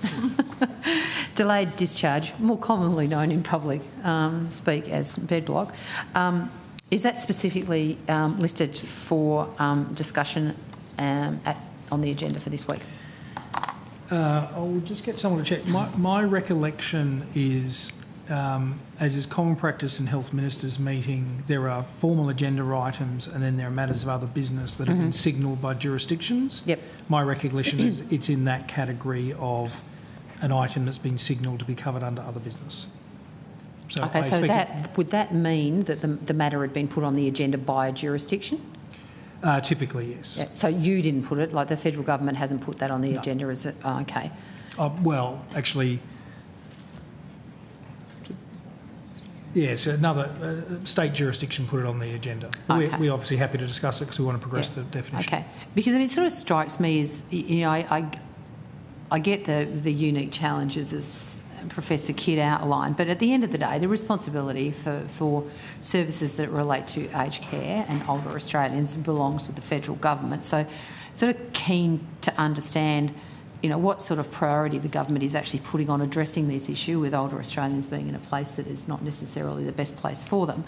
So, maybe, Minister, you can give me an undertaking, or maybe you can speak to Minister Butler. I mean, is this issue going to be treated as an urgent priority on Friday? Thank you, Senator. Well, it certainly has been treated as an urgent issue. As Mr Cromley said, it did come up in the previous meeting between the Prime Minister and the Minister. Clearly, the states and territories made a decision about what was important for them, and that was the outcome of that. But it is important to us as the Commonwealth to make sure this is an ongoing discussion, especially this week. Okay, Chair. Senator Ruston. 42 minutes. Wow, it was close. I did try and press a little bit harder. It gives us great pleasure to release all of the witnesses for outcome 3 in ageing and aged care, including the Inspector General of Aged Care. Thank you, folks. We will take a short suspension so that we can welcome the officials and witnesses for the next outcome, which is outcome 1.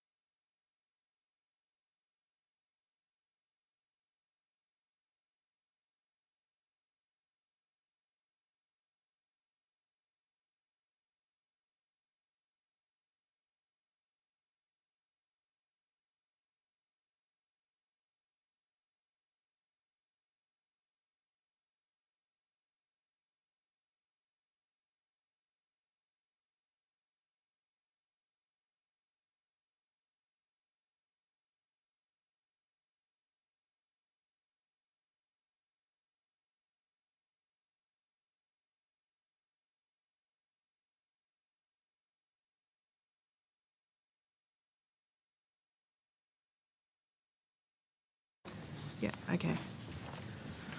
All right. Thank you. Thank you. We are now welcoming officials and witnesses at Outcome 1 Health Policy Access, Support and Cross-Portfolio on Indigenous Matters. I now call officers from the Department of Health, Disability, Ageing in relation to Outcome 1. I also want to welcome the Australian Centre for Disease Control, the Acting Director General, Mr Paul McCormack, the Australian Commission on Safety, Quality and Healthcare, Professor Anne Duggan, the Australian Health Practitioner Regulation Agency, Justin Unsteiner, and the Australian Institute of Health and Welfare, Dr Zoran Bolovich, Cancer Australia, Professor Dorothy Keefe, PSM MD, Chief Executive Officer of the National Health Funding Body, Mr Shannon White, and Chief Executive Officer of the National Health and Medical Research Council, Professor Steve Wessling. If any of those folks are here and would like to provide an opening statement, I would ask maybe that they would like to read it out. They would make themselves known to the Secretariat, and we can arrange that before they are fielded for questions. So I think I'm going to go to Senator Ruston. Are you? Thank you. So just back to the questions that we asked in our letter. So in relation to the breakdown around bulk billing incentives, and so do you have them in tabulated form, or am I going to have to wait for them to?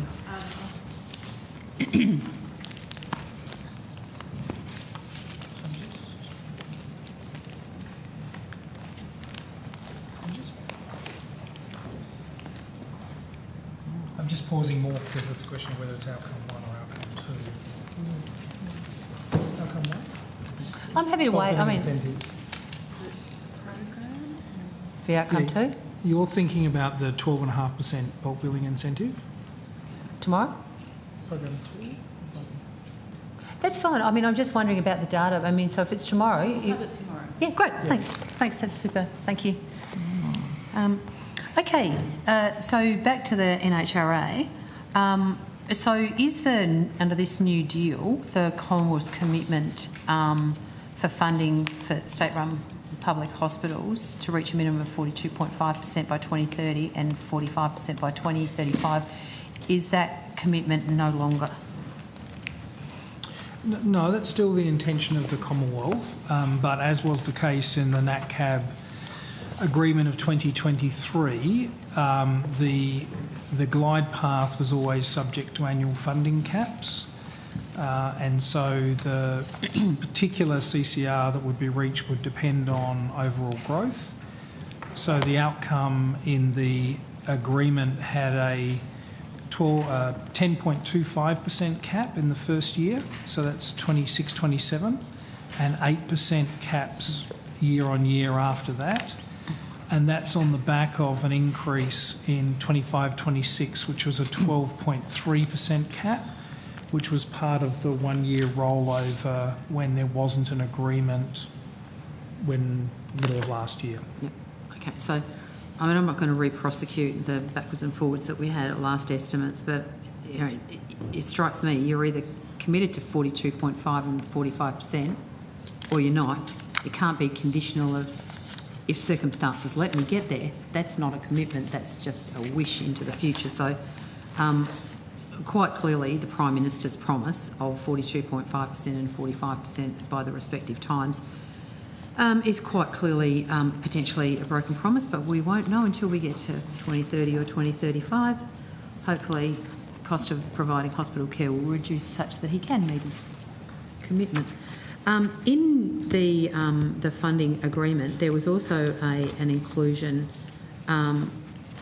there saying that over and above the the 24.4 billion, there was a specific, or sorry, to make it up to 25 billion, there was a specific $600 million in further Commonwealth investment in the public system. What's the difference between the 24.4 billion and the 600 million?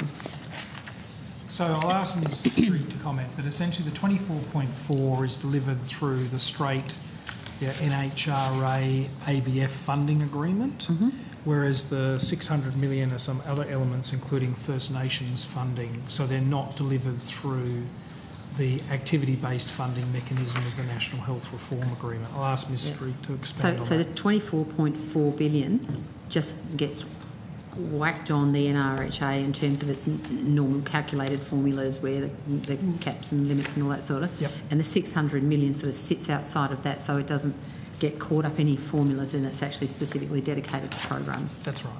Is there a list of the programs and the processes around that 600 million? So Celia Street, Deputy Secretary, Strategy and First Nations Group. The 600 million is divided into three key areas. The 250 million, which is for First Nations. There's the small state uplift for ACT, NT and Tasmania. And then the other element is to support the enabling functions to enable the reforms to be implemented. And by that I mean, for example, for the agencies to implement the changes to the model. How much is that? So it's around 200, 220 between the that's not in the First Nations or in the small state uplift. Just in general. It's a bit less though, isn't it? It's a bit less. Because small states is 220. 220. Yeah, small states was 220 million. So that's 470. So about 130. Yeah, 470 is about 130. So we've got 130 million. So can you unpack that 130 million for me? So we don't have the specific details in front of us. I don't know what it, not specific what, but what it's actually for. Yeah, so it is to implement the new funding model. So there's a new funding model. Yeah, so the funding model. So in the past it was the activity-based funding. It's still activity-based funding, but it's so I'll throw to Gillian. Hello, Senator. Gillian Shaw, Acting First Assistant Secretary. I guess a good way to just step back from a moment, there was a mid-term review that was undertaken by Rosemary Huxtable, and out of that review there was a series of recommendations about significant reforms that could be undertaken as part of the next agreement. So those reforms will be pursued and implemented via this enabling funding. So there's really important reforms around pricing, also looking at different ways that we could embed further reforms in the First Nations space. So they enable our, I guess, our national bodies such as IHACPA. You spoke to Professor Michael Pavan earlier today, Professor Anne Duggan and the National Health Funding Body to implement reforms under this new agreement. So the 130 million does not go into the states. It's actually going to support us working with the states in order to implement the Support changes. the national bodies in implementing those reforms. Yes. And what about the $250 million for Indigenous Australians? Does that go to the states and territories, or is that administered through the federal government? So, sorry, do you want me to answer that? Yes, there'll be an arrangement, I guess a partnership arrangement with the states and the Commonwealth in co-funding priorities that are co-designed or get designed with the sector under that schedule. So is this money just the federal government's contribution? Yes. The states and territories will contribute 600 million as well? Yes, that's the intention. Okay, cool, thank you. 200 million. 200 million. They will match 200 million for the First Nation in the First Nations So space. 250, we've got 200 for them. Yes. What about? I mean, obviously the small states ones, all us. That goes straight anyway. from the Commonwealth to Yeah, those that small sort of makes states. sense. Yep. And the 130 million has been spent by the Commonwealth. That's right. Okay. So does the NHRA actually become? Is it a public document? It will be. When will it be a public document? I think, I guess that's in train, and how it technically works, Senator, is the Treasury is responsible for publishing all those intergovernment agreements, and once finalised they'll be published on Treasury website. In terms of the heads of agreement, certainly that would be a matter for Department of Prime Minister and Cabinet, but I do understand from my colleagues over there that that's in train as well. Yeah. So in previous correspondence with the states and territories, which we've been discussing, the Prime Minister indicated that in order for the Commonwealth's contributions to increase, jurisdictions needed to, and I quote, reduce growth in hospital activity costs to more sustainable levels. So I'm just wondering what has been negotiated or discussed as part of this agreement in relation to hospital costs and activities that are expected to be reduced under this agreement. Well, Senator, that's a matter for each state and territory to decide what they think the right growth rate is, and also how they can influence cost drivers. They're the two big components. I mean, that letter you're referring to from memory was sent in September. The negotiations that moved on from there was essentially the Commonwealth's making this offer with the glide path with those caps, and the more there's moderation in either activity growth but particularly price growth, the more they're likely to hit the CCRs of 42.5 and 45. Yeah, that's all well and good, but the Prime Minister said that the Commonwealth's increased contributions, jurisdictions would need to reduce growth in hospital activity costs to a more sustainable level. What does that mean in substance? I mean, we've gone and negotiated the agreement. The states and territories, we've just whacked out $25 billion worth of taxpayers' money on this. That was the requirement for the increase in funding. What did the Commonwealth get for that So, money? Senator, the letter that was sent from the Prime Minister at the time was much longer than that. It's not one sentence in isolation. The context now essentially is a combination of both activity and price growth will determine what the CCR is. Senator Ruston, I am going to shift the call now. We've got a couple of others in the room that do need to ask some questions before we hit break. Thank you. Senator Faruqi. Thank you, Chair. I just have some questions for the NHMRC.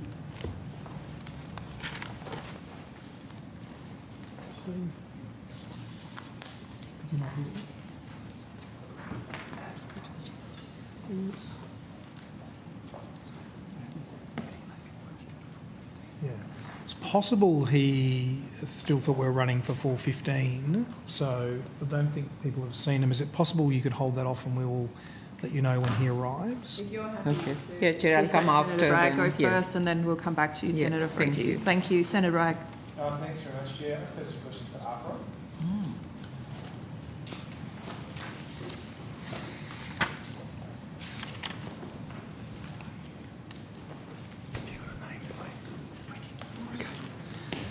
Chair, apparently they're printing the nameplates now, so apologies to Hansard. Okay. Just checking if you had an opening statement that you needed to also table to the committee. I don't have no. anything to Okay, excellent. Thank you, Senator Bragg. You've got the call. Mr. Understeiner? Is that the correct pronunciation? It is, yeah. Thank you. Yeah, so we had a conversation last year about some of the issues of anti-Semitism in the medical profession, where you're a key organisation.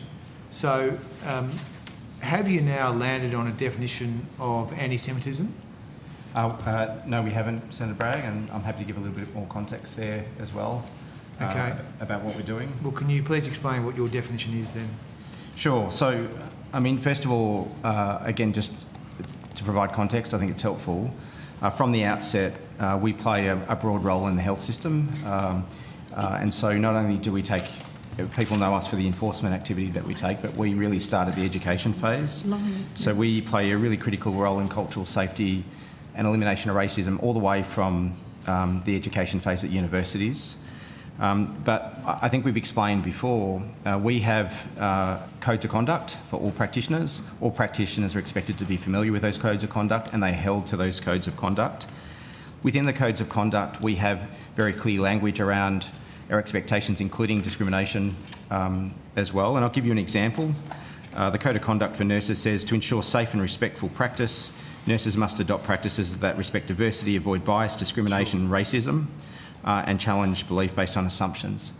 That is then supported by further material, guidance material, and some of that guidance material includes very specific examples about what would be seen as inconsistent with those code of conducts, and we've got examples that relate to anti-Semitism as well that we use and is published on our website. I understand that, but I mean, it's quite a specific question. I'm wondering why you haven't decided to adopt a clear definition of anti-Semitism. I mean, we've just had a religious massacre in Australia where anti-Semitism was a key driver. And so I'm wondering why you haven't adopted one. I think it's a reasonable question. No, I understand, and I understand that this is a live discussion at the moment, Senator Bragg, and I respect the question as well. You know, at this stage, what we see in the system is that the vast majority of practitioners do the right thing and they comply with our codes of conduct. But in the very few cases where they don't, we do believe that we've got the tools to be able to deal with that effectively, and we've proven that. And in fact, in recent times, we've made a number of referrals because of issues of both Islamophobia and anti-Semitism in the system. We believe those tools are effective. Okay, I think are you going to adopt one? Right this minute, we are undertaking a significant amount of work to better understand the experience that people are having in the health system, and part of that we are considering whether or not we would adopt a definition. And so I'm not saying that we have, but we're not ruling it out. Okay, because even the government has adopted one based on the Special Envoy's recommendations. Understood. Yeah, no, I understand. So surely even the Labor government have adopted one. Yeah. Surely APRA would consider doing the same. I listened to the Special Envoy speak at Estimates last night, and one of the things that I was quite interested in, and by the way, I should note, I've been meeting with the Special Envoy on a regular basis. I think we've been able to work quite well together. And I understand that they have an intention to release further support material to talk about how this might look like in practice and adopting in certain organisations. We're really keen to see what that guidance looks like, and we're keen to work with the Special Envoy to understand what that could mean for us. Well, we'll see where you get to on that, Sure. but I mean, of course, not a highly convincing answer at this point. So what about the training materials? What sort of training materials do you have within the APRA organisation for anti-Semitism? Yeah, sure. So we have undertaken a range of... Actually, let me just... Again, I might step back for a moment to give context here. So we have... And I think we've shared this with you before, Senator Bragg, but I think it's important just to note again. I mean, there's no place for racism or discrimination in the health sector. It's an essential service and everybody should feel safe to go and get the care that they need. And likewise, practitioners should feel safe practising in that system as well. And of course. And as a CEO, I take that very seriously. Of course. Everyone would agree with that. Yeah, absolutely. I think we're on the same page there. We've seen in our system 225 notifications that relate to either Islamophobia or anti-Semitism in our system, and that relates to 112 practitioners. About half of those relate to Islamophobia, about half of those relate to anti-Semitism. We have taken action against 13 of those practitioners now, and 3 with the most significant consequences of referral to a tribunal, which can, the consequences can range anything from a loss of registration through to other sanctions as well. Okay, so sorry, just how many anti-Semitism complaints do you have right now? 113 or something? In total, since October 2013, so in total, we received 225 notifications, with about half of those being about anti-Semitism. Okay, and how many are before the tribunal at the moment? We have 3 before the tribunal. And they're in relation to anti-Semitism? And Islamophobia. Well, how many of each? I think 2 anti-Semitism, 1 Islamophobia. Okay. What I also want to acknowledge, though, is our notifications don't paint the full picture of the issue that people experience in the health system. I'm out there talking to Jewish communities and to Muslim communities as well, and I know there is a genuine fear for people to engage in essential services, including in health, and we're very aware of that, and we're doing a lot of work to address that. I understand that, but can I just make the point to you that, I mean, we are living through a stage in Australian history where we've just had a religious massacre targeted at a particular group of people. I know that there's discrimination in society. All discrimination is abhorrent. But I'm not asking about any other form of discrimination. I'm asking about anti-Semitism because we've had the Bondi Beach atrocity. We have stories of nurses threatening to kill Jewish patients. We have other things happening which appears to be very targeted at Jewish Australians. So that's why I'm not asking about other things. I understand. I understand. So I don't understand the fudging. Yeah. Senator Bragg, if I can just intervene at this point, I think that that the witness is trying to be very fulsome in their answer. We have had a very lengthy private briefing already that we've participated in with APRA. Understand that your sentiments and your passion for this area. But I would appreciate if I can listen to the witness's evidence and that he can give an answer that is fulsome. Thanks, Chair. And no problem. we can all move on from there. Thank you. Thank you. Thank you, Chair. Look, so we've got a dedicated team that manages these matters. We currently have 11 that are open at the moment. In terms of the training that you've asked about, so we've undertaken a range of different training activities. But to your question, I'll focus on anti-Semitism. So we initially undertook training through the Melbourne Holocaust Museum. We have since undertaken further training. We have now partnered with the Centre for Jewish Civilization at Monash University. We are the first non-education organisation to partner with the university on rolling out a bespoke training program. That training program has included the people that are managing these complaints as well as executives, including myself. I've undertaken the training myself as well. We're now looking at how we can roll that across the whole organisation and scheme, and we're also thinking about how we can also think about rolling that training out into the health system more broadly. What can we do to help? And my discussions with the Special Envoy combating anti-Semitism, there is a really keen focus on education within the health sector, and we want to partner and support that. Well, I'm almost finished here, but if you can provide any of the training materials on notice, we'd be grateful. And can I just ask you, in relation to the two nurses who threatened the lives of Jewish people in New South Wales hospitals, can you give an assurance that those people will never work in the medical system again? So I'm not going to preempt the outcome of both a criminal process and a process that's been undertaken in New South Wales at the moment. I think in our previous hearing, Senator Bragg, and again for the record, I'll just share that again.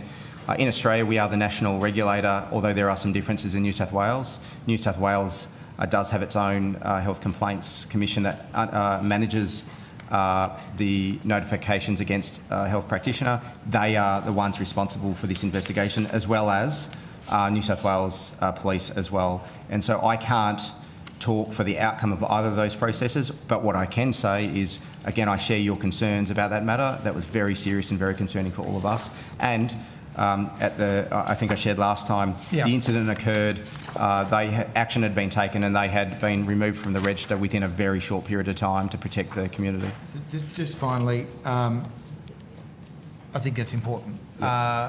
Unfortunately, there appears to have been reports that people who had survived the Bondi massacre in New South Wales had their names anglicised. Okay. Have you heard about this? I heard something very briefly about that. Yeah. So apparently a attack victim, Rosilla Scheichberg, had her name changed to Karen Jones. Okay. By Liverpool Hospital. Yeah. So, Senator, I just share. I heard something very briefly about that, and I'm not sure, and I might even throw to the Chief Medical Officer who might have further views on this. But my understanding is, where there is a major criminal occurrence or crisis, when a patient is taken to hospital, I understand it's reasonably common practice to give a pseudonym to protect particularly from the media. So I think it's more of a protection mechanism to stop media calling hospitals, shopping around looking for victims of major events. And so... Really? That's my understanding. It is a practice, not like in major activities such as this, or not such as this, but in major incidents. And again, I think the purpose is not about protecting the identity of a person's religion or culture or background, but to protect them from media inquiry, which, I've seen myself how that can play out. I'm not familiar with that process, though. I'm not sure if Mr. Kidd is able to support. I think this is an issue which we need to raise with New South Wales Health, Senator, but I'm concerned, just and what I know about this issue is what I've read in the media, as perhaps you have as well. I think the concern here is about the lack of consent for the individual. Yeah. Well, can you just take on notice Absolutely. any more information Sure. you can provide about that? Because I think people, you know, who might have a Star of David around their neck might feel worried about entering a hospital in New South Wales at the moment. So any assurance you can provide, the Sure, Senator. clinicians, the doctors, the nurses, the patients, I think would be really appreciated at this difficult time. Of course. No, thank you. Thank you, Senator Bragg. Thank you very much. Senator Nandaraja. Thank you, Chair. Mr Wintersteiner, we've had 2 terrorist attacks in the course of 2 months, one on either side of the country. I was wondering if you could, even on notice or comment now, provide us with some information on what we're doing with respect to cultural safety for First Nations patients in the healthcare system. Yeah, this is a really significant focus for us as a scheme, and in fact, changes were introduced into the legislation which embed the importance and the priority of cultural safety and elimination of racism for Aboriginal and Torres Strait Islander people in our health system. We have a number of measures that we've undertaken to support Aboriginal and Torres Strait Islander people in the health system. Examples include we partner with an important alliance of Aboriginal and Torres Strait Islander health leaders where we meet on a regular basis, and they support the policy development out of our organisation to ensure that we are making changes to improve safety. Areas that we're looking at the moment include things like accreditation. How do we ensure that we're embedding continuous CPD and other requirements for practitioners around cultural safety? That's just one example. We have embedded cultural safety into all of our codes of conduct now as well. And in fact, we've Mr Orchard may be able to talk about a prosecution, a tribunal referral that occurred in recent times off the back of our work. Yeah, Jamie Orchard, General Counsel of APRA. That's correct. It was one of the more serious matters that we referred to the tribunal, and it was on the basis of disparaging comments that had been made publicly in respect of a very respected Aboriginal practitioner. We ran that matter through the tribunal to a very successful conclusion insofar as we felt that the outcome was appropriate to reflect the serious nature of the conduct and to protect the public going forward, because that sort of discriminatory comment is a risk to the whole community, not just a certain part of it, and that was a very successful prosecution from our point of view. We've also been looking at how we can address workforce as well. We understand, I've spent time out on country in remote areas. I spent some time in an art show up in NT recently as well. And just to see the impact that Aboriginal and Torres Strait Islander health practitioners have in communities, it's really important. And so again, we're doing work with the Aboriginal and Torres Strait Islander Health Practitioner Board and thinking about how we can support the states and territories to increase the workforce in a safe way, where we can maximise scope of practice as well. And then we're also looking internally. We've recently introduced a new anti-racism policy where we are recruiting a panel of, at arm's length, Aboriginal and Torres Strait Islander people to assess complaints about racism against Aboriginal and Torres Strait Islander people in our organisation. And so we take this immensely seriously, and we are about to launch our next 5-year strategy. I'm the new CEO. We're looking at the future, and one of the 3 pillars remains cultural safety, elimination of racism for Aboriginal and Torres Strait Islander people. Thank you. Thank you very much for that. Senator Faruqi. Thank you, Chair. I just wanted to follow up on some of the responses that you gave to Senator Bragg. I guess my first question, you said that you have had complaints about Islamophobia as well. Yes. So are you also thinking of adopting a definition of Islamophobia? Yeah, so we have set up a special issues committee within our organisation that is looking at both the prevalence at the moment of Islamophobia and anti-Semitism. As I said, when we look at what we're seeing in our system, we're seeing a rise in both areas, which is really concerning. Yep. The issues are different and they're distinct, and we're not merging them together, but we recognise that we need to place great weight and effort on all fronts.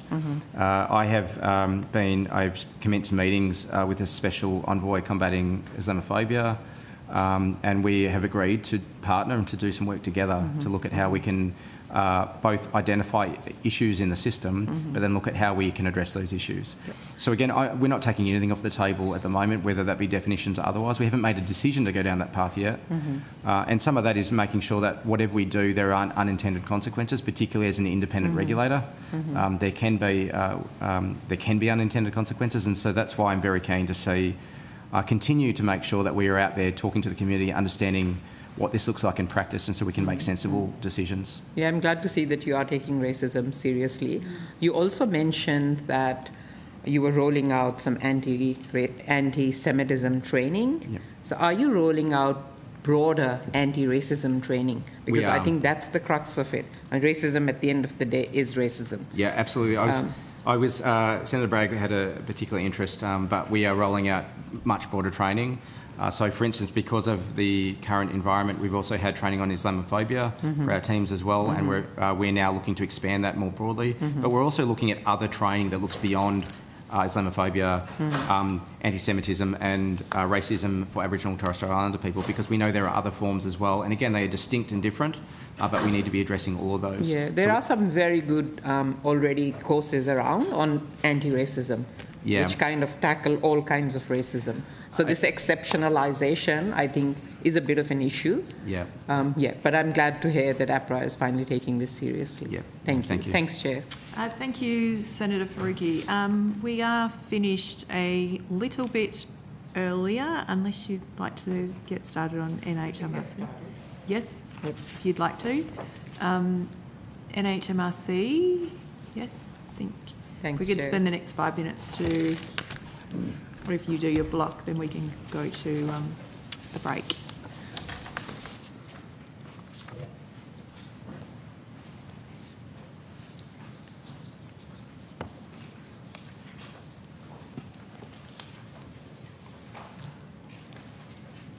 Thank you.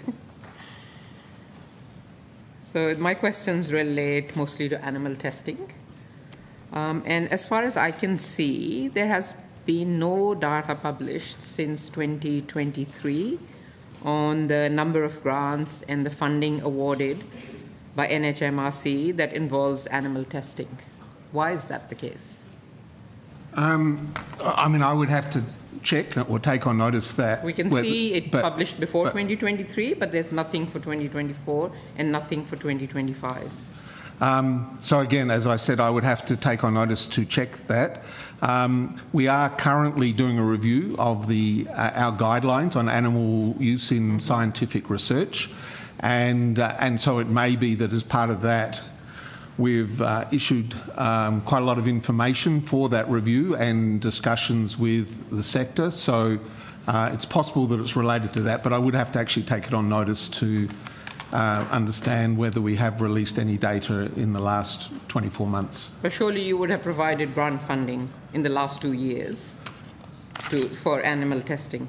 Yes, that is true. You would know that? Yes, okay. Do you know what NHMRC grants were awarded? Okay, you said in the last 2 years, 2024, 2025, that involved non-human primates. Not all animals, just non-human primates. Or would you have to take that on notice? I would have to take that on notice. Okay, then I will put some other details, like I'd like to know the species, the amount of each grant, who got those grants, etc. Do you know which universities in Australia are testing on or are in possession of non-human primates for testing and or research? Again, I would have to take that on notice. How much in federal funding has been awarded to Monash University researchers for experiments that involved primates in cognition experiments in the last 5 years? You would have to take that on notice as well. So I guess, again, details of a particular project, you would have to take that on notice too, I'm presuming. Just coming back to the code, the Australian Code for the Care and Use of Animals for Scientific Purposes clearly requires that animals must not be used in experiments where non-animal alternatives exist. That is be correct. Right? Yep. Yeah. And that is a mandatory requirement? Yes. Yeah. So there is this project that is happening, I think, at Monash University, which has approved a stop-go trial in primates that lasted several months, where marmosets were kept in tiny cages and forced to undertake at least 30 correct trials daily, and were subjected to oxytocin dosing despite there being non-animal alternatives available. So I'm just wondering whether these trials breach that code, or have you actually looked into that at all? So the way the code works is that we license animal ethics committees across the country, and we work with the states in that process. But the actual approval of an individual research project is performed by the registered animal ethics committee within an organisation such as Monash University, and the process also then goes through the state animal processes. So we don't, although we oversee the code, and as I said, we are currently reviewing the code, we don't oversee the individual approvals by the animal ethics committees, so we would have no visibility of that. Okay, so if the code is being breached, you would have no idea? Well, we as I said, register the committees. The committees work under very strict guidelines, and so we do make the assumption that the organisations such as Monash University would ensure that those committees are working under those guidelines. And those committees also report to the state government, and we would also assume that the animal welfare activities of the state governments would be overseeing that process. And we do know that the state animal welfare committees do audit the animal ethics committees within their states. Yeah, I mean, the state animal welfare activities are notoriously woeful. So they would do that. You would have no oversight of any of that, unless you are told about it. Unless we're told about it, yes. Just last question, Chair. So in October last year, the Dutch Senate voted to redirect 12.5 million euros annually away from primate experiments at the Biomedical Primate Research Centre, which was one of Europe's largest facilities. In November last year, the UK government published a formal roadmap replacing animals in science, which was a strategy to phase out many animal tests, including non-human primate use. And it's happened in the US as well. So it seems like the rest of the world is kind of turning its back on very cruel testing on primates. You said you're currently reviewing the Australian Code for the care and use of animals in scientific purposes. Are you also going to be looking at turning your back to these very cruel experimentation on non-human primates and seize grant funding for research? The review of the code is a broad-based review to look at all of those issues, and as a principle, the NHMRC would like to see reduction in all animal use in research. However, we do acknowledge that some animal experiments are necessary, and one of the questions the review of the code will be looking at will be the use of primates in health and medical research. Absolutely. And when will the review finish? Can I just quickly add something? So we have been working in this area for some time, and as an example, we are working with others to try to further develop the ability for, as an example, a drug to be licensed with no animal testing whatsoever. So we are certainly working in that direction to try and replace animals in health and medical research, and certainly replacing primates would be and could be part of that. And when would the code review be finished? What's the timeline? I'm not sure. I'd have to take that on notice as well.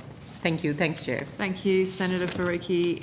It now being just after 4 o'clock, we will now break for the afternoon break, and we will... I'm happy to, just before we head to the afternoon break, announce that APRA are able to be released from this hearing today after the line of questioning, and we will return at 4:17.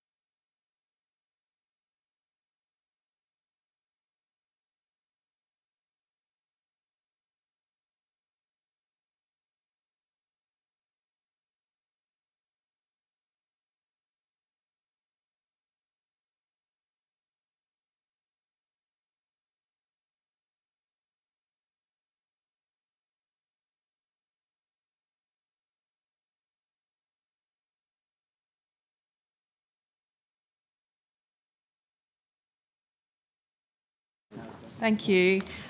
We are resuming after the afternoon break in continuation in outcome 1 on health policy, access support and the cross-portfolio on Indigenous matters. We now welcome a new Minister to the table, Senator the Honourable Nita Green, the Assistant Minister for Northern Australia, Tourism, Pacific Island Affairs, representing the Minister for Health, Disability and Ageing Minister. Do you wish to make an opening statement, Minister? No, thank you, Chair. Thank you very much. We will now go to Senator Roberts. Thank you, Chair, and thank you for being here again. Good to see you. Good afternoon. I'd like to table a document which I've given 10 copies to the Secretariat. I won't be discussing that straight away. In the last estimates, I asked the TGA about adjuvants in single-use vaccines. The TGA's response on notice number 3215 was the matter had been addressed in 2212, which has not been loaded to the APH website. Can you please provide those answers today? Yeah. TGA? Yeah. We'll just get the officials for you, Senator. Thank you.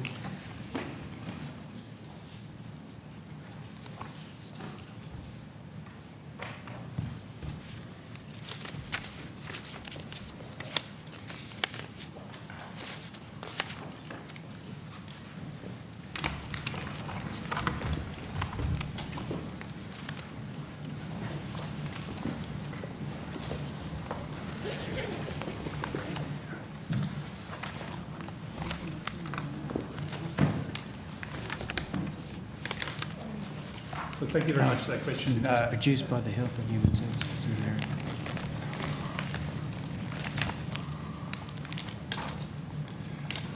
So thank you very much for that question, Senator, and Anthony Lawler, Deputy Secretary, Health Products Regulation. I apologise if those questions and notice have not been lodged with you. The answers were generated contemporaneously, and so rather than we had a couple of questions that were related to the same topic, and so we tried to provide them together. I do recall the conversation that we had on the 3rd of December regarding those matters, and I can answer that our position, as noted in the minutes of the Pharmaceutical Subcommittee meeting of the 24th of March 2015, which you highlighted at the time, aligns with the European Pharmacopoeia monograph on vaccines for human use, which generally prohibits antimicrobial preservatives in single-dose liquid vaccine preparations unless there is evidence that demonstrates that safety and efficacy are unaffected by that. All vaccines registered in Australia undergo a comprehensive assessment for safety, efficacy and quality product to approval, and no new single-dose vaccine containing a preservative has been approved since the decision of the Pharmaceutical Subcommittee meeting of 2015 that was noted in the question. Thank you. Second question, TGA also. Your reply to another question was nothing other than just the usual everything is perfect. It seems you have not actually ever gone back and asked yourself if your approach could in fact be causing serious harm to children. I've tabled a report from the Children's Health Defence which clearly shows aluminium adjuvants are a leading cause of the autism crisis. The paper draws on supporting evidence from almost 200 papers. I think they're listed in the back. It was this data that caused the US Health and Human Services Secretary, Robert Kennedy Jr., to reduce the vaccine schedule in the United States from 17 to 11 types and actual doses cut in half from 70 to 35. Will you respond to this paper? I mean, you can't respond straight away because it's... Well, I mean, I can certainly respond to the question. Thank you very much, Senator. I'm not convinced that I agree with the characterisation that this is why there was a reduction in the immunisation schedule for the US. Decisions taken by the CDC and the FDA in the US obviously matters for the US administration, but there has been significant public commentary around the drivers and the potential consequences of the decision to adopt the vaccination schedule that has been designed based on science and evidence for another country with another epidemiology, with different demographics, different disease patterns and the support of a different health system. As we previously mentioned, we have a process that occurs in Australia wherein we have a immunisation program that is based on science and evidence, and I have the representative from ATAGI here, and I will throw to them shortly. But we don't. I think it's safe to say that we don't provide answers to questions on notice stating that everything's perfect. We highlight the scientific basis on which we make determination. We have provided information previously on aluminium adjuvants. We've also indicated that the strong balance of evidence is that they are not associated with autism. We're also aware that the position of the Children's Health Defence, which has a long history of anti-vax sentiment, has been to make assertion that these linkages do exist where no evidence to that effect is actually verifiable.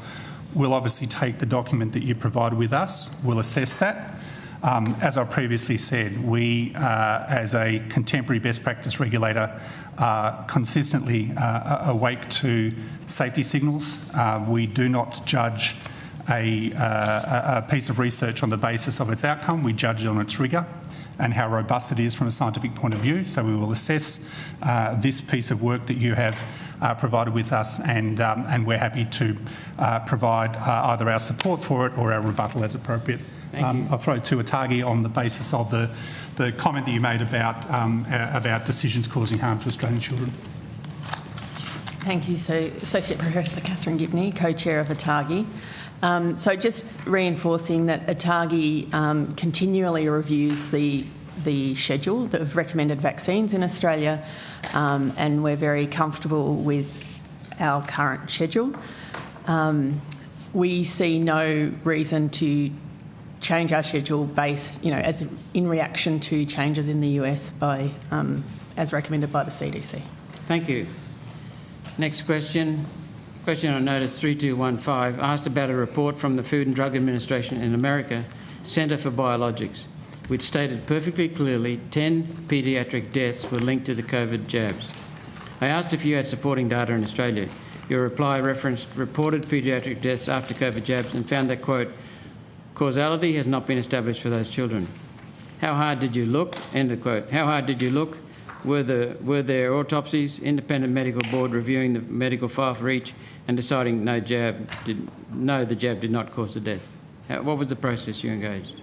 So thanks for that question, Senator. I will ask Dr Dascombe to comment on the process that we've explained previously around our pharmacovigilance that is designed and delivers on our analysis of adverse events, including deaths that occurred temporarily following vaccination. I would just highlight as well that, as previously stated, the statement regarding the identified paediatric deaths following vaccination, I mentioned at the time that we'd not been provided with information regarding those deaths. I believe that's still to be the case, that the claim that there had been these deaths that had been causally linked to vaccination has not, to my knowledge, been substantiated. But again, if that is not the case, I'll be very, very prepared to correct the record. But if Dr Dascombe would like to comment on the work that we undertake to respond to reported adverse events. Thank you, Professor Lawler, and thank you, Senator, for your question. Dr Daniel Dascombe, Principal Medical Advisor in the Medicines Regulation Division. Senator, every death that's reported to the TGA following any vaccination is reviewed to determine whether a regulatory response is necessary based on the weight of available evidence. It's important to note that the TGA does not determine causes of death. This is determined by coroners and treating doctors, as we've explained before, and the TGA has no role in overruling causes of death that are included on a person's death certificate. The causality assessment that's done by the TGA is primarily concerned with the relationship between the vaccine and the adverse event rather than the outcome itself. And it's undertaken as a regulatory process with the intention of appraising risk-benefit balance at a population level for that specific vaccine under Australia's regulatory framework. Do you do autopsies?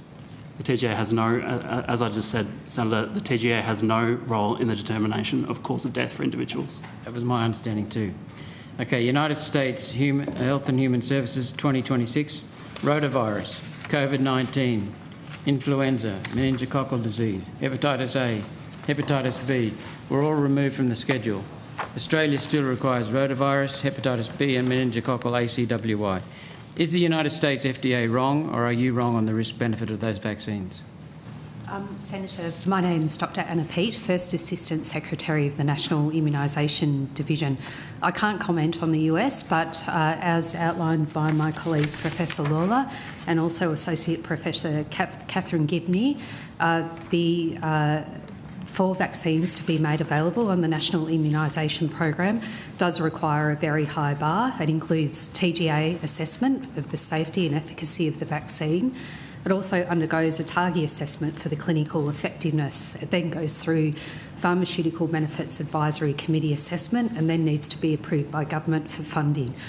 There's also ongoing monitoring by TARGI and TGA, who constantly assess whether those vaccines are appropriate for the Australian community.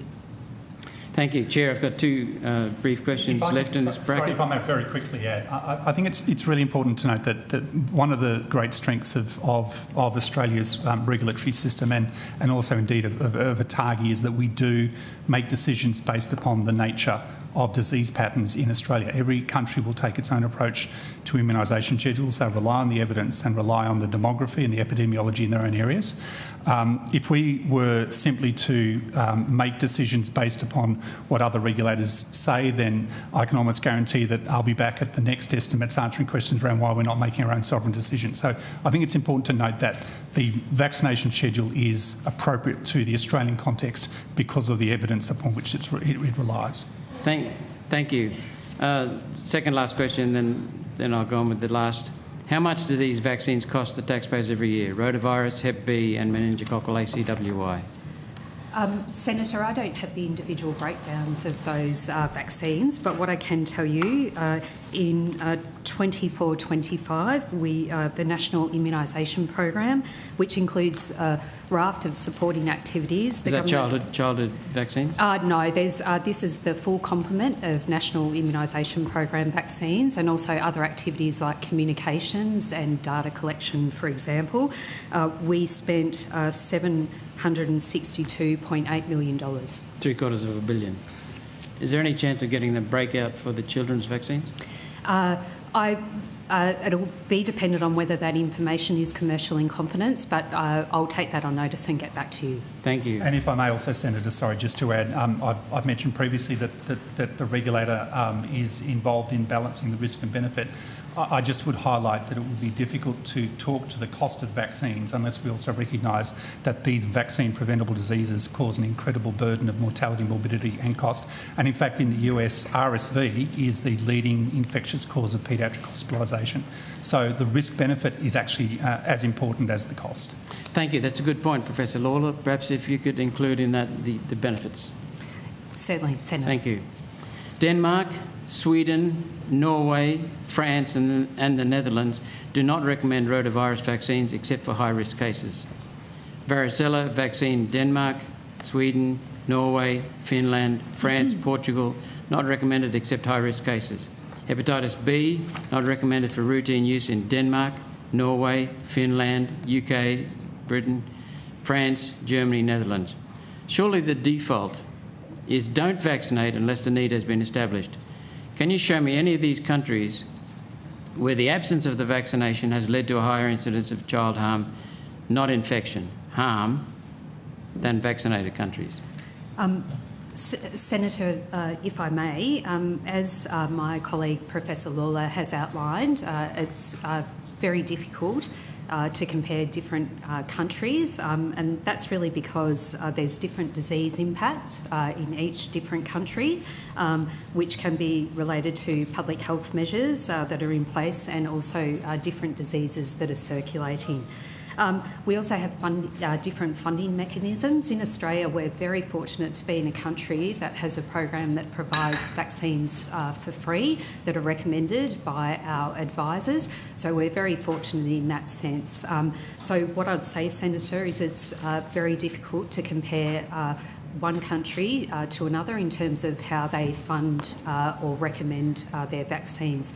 But what I will do is throw to Associate Professor Catherine Gibney, who may be able to give you an idea about some of the assessment and information that they take into account when they recommend vaccines in the Australian context. Thank you. So certainly ATAGI takes the epidemiology and burden of disease of each of these vaccine preventable diseases into account as we consider who to recommend the vaccines for.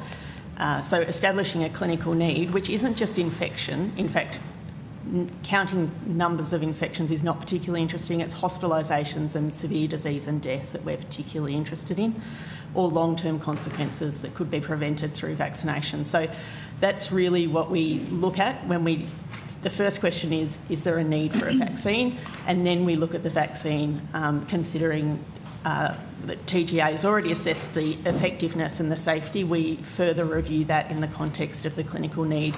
And then further to that, when we provide advice to PBAC, they look not only at the clinical effectiveness and need, but also the cost effectiveness. So ATAGI don't assess that, but that is assessed for every vaccine before a recommendation is made that it's added to the NIP. Well, if you could show me anywhere where the absence of the vaccination has led to more hospitalisations and more deaths. Certainly we can take that on notice. Thank you. Provide that. Coming back to 2 points you raised, separate points. Ms. Pete, you mentioned Australia assesses the vaccines. Do they do actual testing, or what is the method of assessment? Senator. Trials? Yes. I'd have to throw to Professor Lawler about the assessment that the vaccines do go through. But from my knowledge, we don't assess the vaccine. What we do is rely on evidence and data to ensure their safety. So, but I'll hand to Professor Where does that Lawler. evidence? Well, okay. Where does that evidence and data come from? So, Senator Nick Henderson, First Assistant Secretary, Medicines Regulation Division. So, we have a process where we rigorously evaluate submissions provided by sponsors of these vaccines. The drug companies? The pharmaceutical manufacturers, who then submissions sponsors, from the drug companies? Yeah, which we require a significant amount of evidence to support our assessments of the safety, efficacy and quality of those vaccines before they are able to be marketed and supplied in Australia.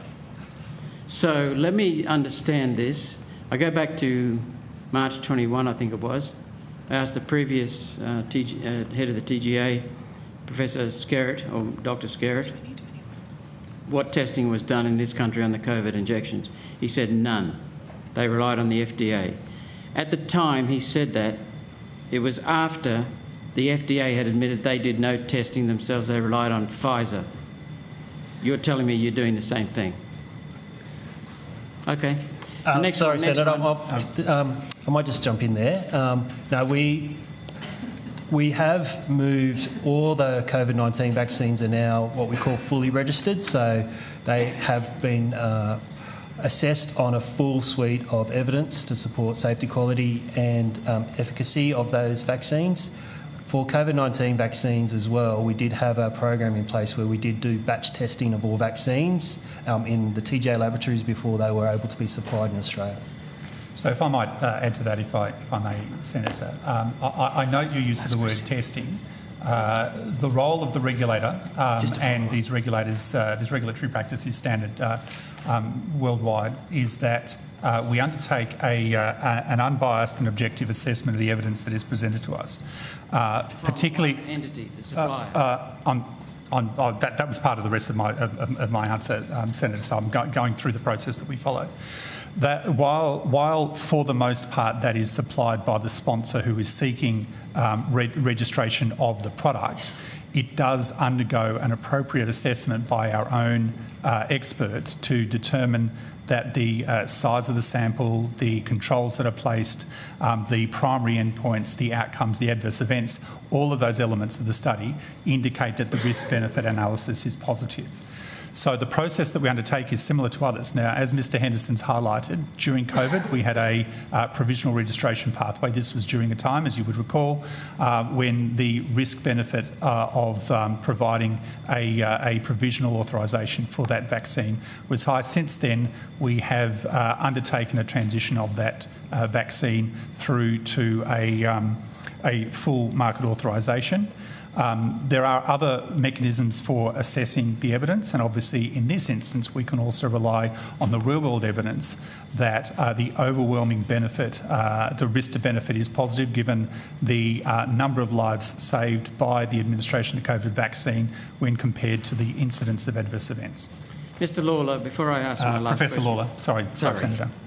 Professor Lawler, you said a minute ago on another answer, Australian disease patterns forget overseas. Now you're saying they're similar to others. So our testing is our assessment is similar to others. You don't do testing. Yeah, I actually said neither of those things, Senator. I certainly didn't say that we should forget other countries. What I said is that we make our own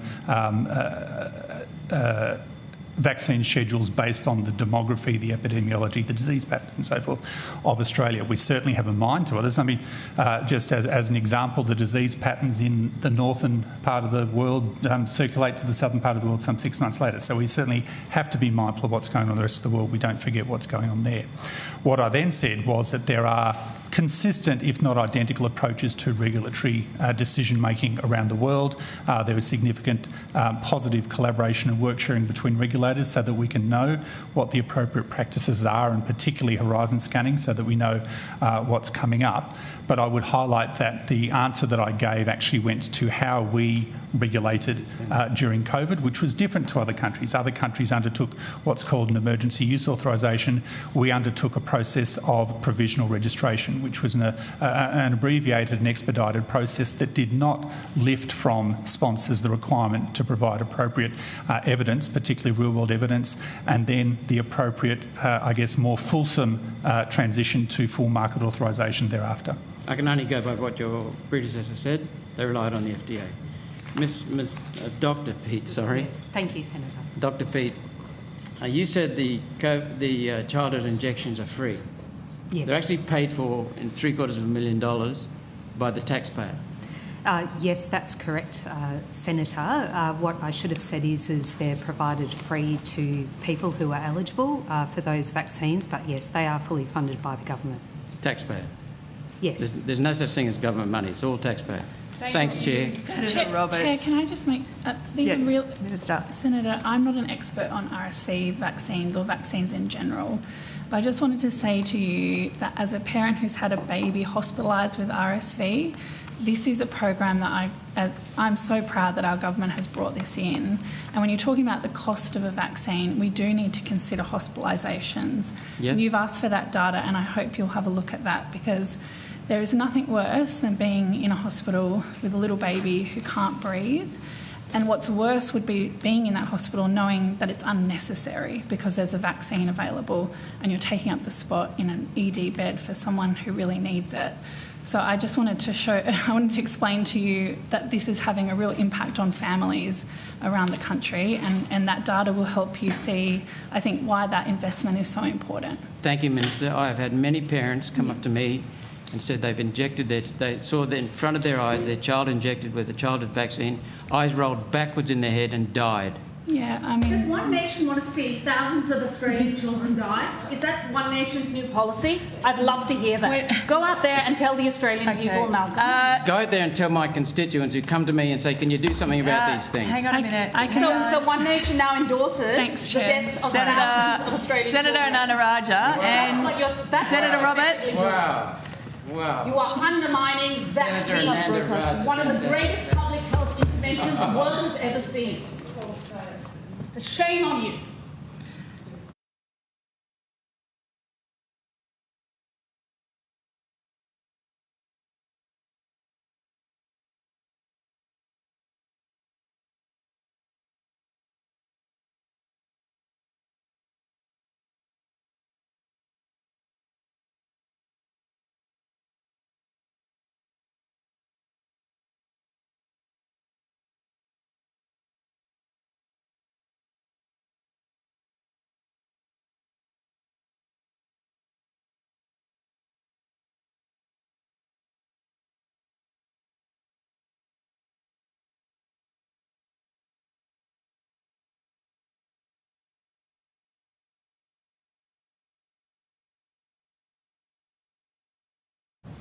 Thank you. Senator Little, you have the call. Thank you. Unfortunately, my first question is about the worsening suicide rates in Aboriginal communities. I'd like to ask about the Productivity Commission's work. Thank you. Okay.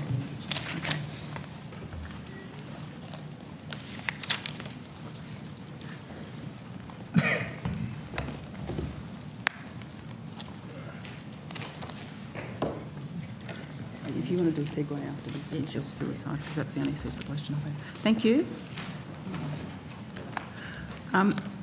You know the Productivity Commission recently described the worsening suicide rates as alarming. Given the target is trending in the wrong direction and closing the gap, can the department explain why its multi-million-dollar investments in the social and emotional wellbeing strategy or policy partnership is not coinciding with measurable changes in that target and the number of deaths? Gavin Matthews, First Assistant Secretary of Mental Health and Suicide Prevention Division. Hi, Senator. Look, I think probably the first thing just to check, are you referring to the social and emotional wellbeing program or the policy partnership? The policy partnership. Right. Mm-hmm. Okay, so the policy partnership exists to provide, it provides advice in a sort of partnership way with government. So it's been in place for a couple of years.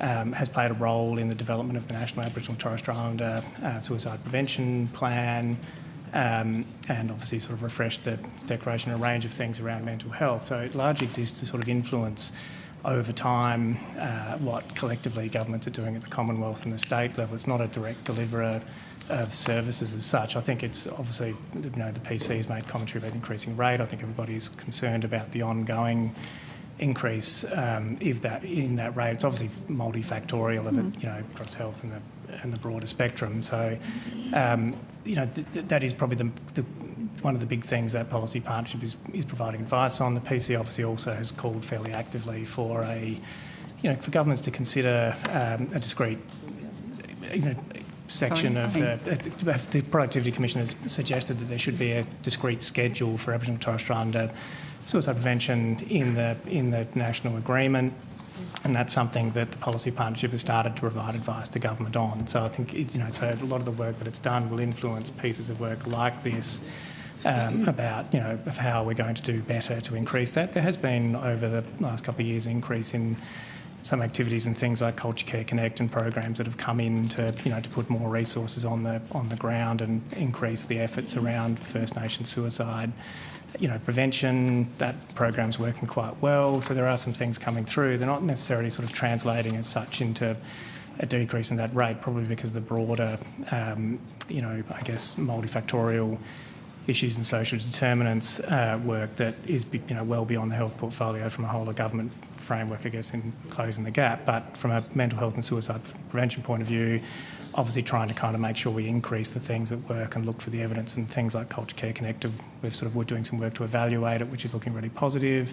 So that'll be things that government will need to consider going forward, and they will influence things like the consideration of a new schedule in the national agreement. So they'll be very active in that process. Okay. In terms of improving access to mental health services, we often hear that that those things are being worked on and that there's change, but we've got 13.3% of Indigenous adults reporting they could not access a counsellor when needed, and that's a rate that is increasing. Those two things are not the same. No, and I think that, and that's obviously access to services, I think generally in the population is obviously, is a concern. That's probably why there is, and obviously from a broader mental health point of view, we are trying to increase services generally, not just, Aboriginal and Torres Strait Islander-led services, but we do have obviously an increasing network of Medicare mental health clinics and headspace clinics, and we'll have what was probably previously discussed in this committee as the National Early Intervention Service, which is now called the Medicare Mental Health Check-in Service, which will be a digital and telephone-based low-intensity cognitive behaviour therapy service that will come in that people can access, all of which have strong First Nations cultural competence built into them. And so we are trying to kind of build and increase the connection points that people can have, and particularly those that are either low cost or free, and ensure that they are accessible to First Nations people. I think we probably have through MyFO and through the recent sort of commitments, we'll probably build towards a network of about 203 headspace centres and around about 91, 92 Medicare mental health clinics, and then a large national low intensity for people with sort of early intervention to access in, all of which have strongly framed access for Aboriginal and Torres Strait Islander people to supplement the Aboriginal and Torres Strait Islander specific things like Culture Care Connect. So we're going to try and tackle it from a few fronts. But yes, there are definitely issues. I just want to ask, often we see health siloed in health. We've got a significant issue across this country about Aboriginal and Torres Strait Islander children going to school. So there are multiple points at which we are missing the ability to engage with people on mental health. Yep. And people who are specialists in one area identifying comorbidities that are associated with an individual presenting. How much work, given that we know that this target has been going backwards since 2022, what is new that we've done, that the government has done since then, given we know that target is tracking wrong? Specifically about connecting with people that are not attending school or getting people to school and connecting in that particular context, or more broadly? Given the age of people who are finding themselves harming themselves, and in this case suiciding, what has been done that is new that responds to the reality? These people are younger, these people are disengaged, people aren't picking this up earlier, they're not intersecting with the places where you might be able to intervene. Yeah, what is new? So if you looked at it from, and this is probably from just from a particular mental health point of view, things, if you look from back there, Culture Care Connect would be new. So there are new programs that have come in at scale. That's probably about $20 million a year. I think that started probably around about that time from memory, some sort of probably about that period. That came in that are new and different. There are probably some other initiatives sort of that float, smaller ones around that. And then I think obviously the growth of the centres that I talked about and the low intensity services will provide general access. I think you could kind of probably make a reasonable case also that the sort of increased funding and trying to kind of lift the, say, I'm not sure if my colleagues here, but the funding around the Aboriginal community controlled health services is a particular connection point, particularly around school attendance in, particularly when you get into regional and remote where that can be even more challenging. Often that is a sort of key interface point. And so increasing resourcing for those sort of more holistic services that work for Aboriginal, it sort of helps because they all, have social emotional, social emotional wellbeing from an Aboriginal wellbeing point of view is wrapped up in broader health. Yep. So it sort of tends to, the more we can lift all of those services overall, then that that increase in funding for that sector over that period is probably in place. And then there has been some, through the National Indigenous Australians Agency, some increases in funding, I think, for the social emotional wellbeing program as well. So I'm wanting to understand. 24.7 million was committed for 25-26. Can you tell me, I'm interested to understand the breakdown between the funding that's actually committed and the amount that actually gets to frontline community controlled providers versus administrative overhead versus look, that would be, so there would not be much, overhead from a kind of, departmental point of view. The money, I think that probably off the top of my head, I assume that's probably referring to extension of funding for Culture Care Connect. That funding runs through to, to NACHO for them to deliver. I would need to go back to the grant agreements and find those sorts of things for that. And there would be the predominant aspect of that money. We would probably have to go back and look at that to work it out specifically, and it would vary from service to service, as it always does. Because what I've got in front of me here talks about 24.7 million over 4 years for First Nations social and emotional wellbeing, but isn't very specific about the program. No, so and which document? That probably I should check which document. The Productivity Commission's. Oh, okay, right. So yes, we'll chase that. There's quite a few figures and quite a few programs around. So knowing where that is, if you can, do you have a page reference there, just out of interest? Yes, there's a reference on page 7. There's also.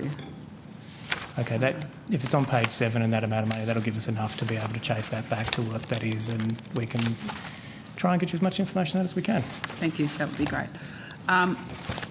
Thank you. I have a question now that relates to governance. similar to the issues I raised last time, and it's specific to Aboriginal community controlled health services, given that's the area I'm here talking about.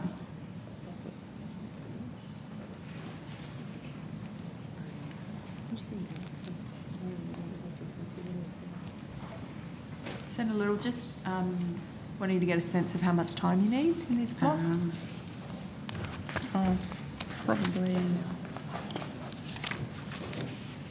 Probably another 10 minutes. Depends on how long the questions are. Keep going. Yep. And then I'll shift. If you want to rotate, I'll come back. Thank you. Thank you. Hello. Last time we were in here, I was asking questions about Yadu Health and Canamble as two examples of Aboriginal community-controlled health organisations where some issues had been raised about self-reporting and management of matters of conflict of interest. I'm wanting to understand if the department has any or is planning to do anything in addition to that to identify in their due diligence some of those matters of governance in relation to funding going to those organisations. Secretary Strategy and First Nations Group. Can I clarify the question? Is that in relation to those particular organisations or more broadly? No, I'm talking generally, but I'm raising those two as examples that I did give at the last. So the arrangements continue in terms of through the grants hub, that they are monitoring the grant agreements and monitoring the arrangements that we have in place for the funding of those organisations. That's continuing. Where we do have where concerns are raised, either directly with the hub or with ourselves or through ministers or through the media, we will always respond to those, and then that's when we would think about what that response should be. Is that in administration? Is it in relation to the different things that we can do to try and get them back on track? Right. Okay. It's more into what you're doing to make sure that when there are administrative issues, you're intervening early to ask questions about what's going on and what you're doing with the complaints that are coming in relation to them. So I can assure you when we do act on them straight away. As I said, we do try, and what we're trying to do is make sure that the service delivery continues and that we respond to any concern. But in terms of the general monitoring, anything else to add? Sorry, Ben Barrett, Assistant Secretary, First Nations Health Division. When we receive tip-offs or information through the Grants Hub or NACHO or our other partners, we do take a risk-based approach to how we move forward with those. So sometimes we will, if warranted, we'll reach out to the organisation and ask them to show cause. Sometimes we'll work with NACHO or some of the other affiliates. It really does depend on the nature of the information that we receive. Okay. I want to ask about underspends, which is an underspend against whatever it was people argued in the grant they were going to deliver. So that's less performance against expectations. Can you tell me in relation to in this example, Yadu Health, there was an underspend. Can you tell me, was the amount of underspend recovered by Department of Health, or do you simply just let it roll over? So I think the department, as part of its standard grant agreements, does allow for an automatic rollover up to a certain percentage. I don't have that percentage off the top of my head. I'm sure we can get it for you. And for amounts more than that, organisations can ask to undertake specific pieces of work or projects with those underspends. So it's on a case-by-case basis. Does that mean that option is not available if somebody is in administration, if there are complaints against that organisation, or is that not a consideration as to whether you give them any, whether you allow them to retain those funds? I don't know that we have a rule, but I would imagine if it was less than the threshold, it would automatically be rolled over. What I'm trying to ask you is if there are issues in an organisation that have been raised either publicly, because that's how we found out about the last ones, or that you have sent stuff, is there an option at all for the rollover of unspent funds in those organisations? Don't care which organisation it is, I just want to know, is there a rule that says you won't just let them roll over if there are questions that probably should be examined more closely? So if an organisation has been placed under grant administration, our trustee would hold that money, and so the organisation wouldn't actually have access to that money, and we would still handle any underspend on a case-by-case basis. So you're telling me that you protect taxpayer funds by not allowing that rollover to occur in organisations where they're managed by the trustee. Right, thank you. Just wanting to ask, Coonamble Aboriginal Health Service, can you provide an update on the audit that was done, where that's actually at currently, and if there are any findings that are available? The forensic audit is with our internal fraud investigation branch still, and we're not able to provide any findings at this time. Okay, when are you expecting that to be completed? It's hard to say. It could take. Well, it's hard to say. We're not sure how long it would take. Okay, so we'll just keep asking about that.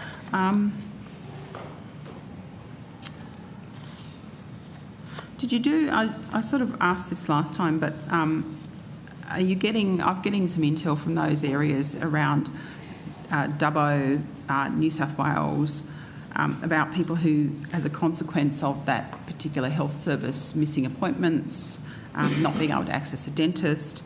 Are you doing any work at all to understand the health impacts of the governance situation that those organisations found themselves in? Yeah, so with Coonamble specifically, we understand that there was an average of 2 GPs on at all times leading up to the grant administration being put in place. And I think the dental program, we don't fund the dental program, so while there may have been dips in service, it wouldn't have been due to anything that we have control over. Okay. I think they fund it themselves, actually. Okay. Just got a couple of questions about chronic disease management, if the right people maybe. First Nations? Yes, this is all This is all Indigenous Australians. Thank you. The data from the Close the Gap annual compilation report shows a clear decrease in Indigenous people accessing chronic disease management plans. Can you give us an idea, have you done any work to understand what's actually happening there? Because that would signal an inability to capture people early if they're on the pathway to So I think that in relation to the chronic disease management plans, I'd probably be best supported by people that would probably be here in outcome 2 in relation to the MBS items. Okay. Yep. So they will be able to tell us in terms of the uptake. But I would say in general terms that we wouldn't necessarily. They wouldn't necessarily have that assessment always through a chronic disease management plan, or it could be through other consultations, and with some of the reforms it might mean that they're using some of the longer consultations rather than some of the management plans. But I'm probably not the best person to talk to that. We might be better off talking about that under outcome 2, which isn't until tomorrow, but we can see what we can see in the data. Does Mr. Lester has on right? Okay. I don't have any additional information. And also, would it be outcome 2 that I ask a question about the number of people who actually start a plan and therefore the doctor bills for that plan and then don't continue on that plan? Yes, it would. And Right, I'm not okay. sure whether or not the data can be broken down in that way, but I will definitely have that Okay, from which I discussion with noticed colleagues. that would be a question that I'll be asking. Last couple of questions. I'm interested in the proportion of Indigenous children with a medically diagnosed special need. It's jumped from 6.4 to 10.7, according to the CTG annual data report. I'm interested to understand whether that's an increase in as a consequence of actual need, better reporting, or a failure of early intervention? So I don't have that analysis, and I don't know if we've actually done that analysis yet, Senator. So if you're happy for me to take that on notice. Right. So if you can also consider this in that same report, because the Close the Gap report's been out for a little while now, can you or have you looked at why it is the proportion of Indigenous children assessed as developmentally on track has declined in every jurisdiction except Victoria and Queensland?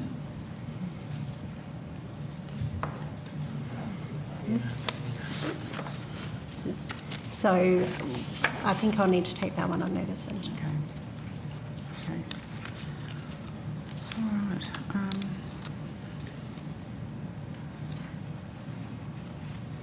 The Close the Gap annual data compilation report also talked about the department failing to commence genuine transformative work.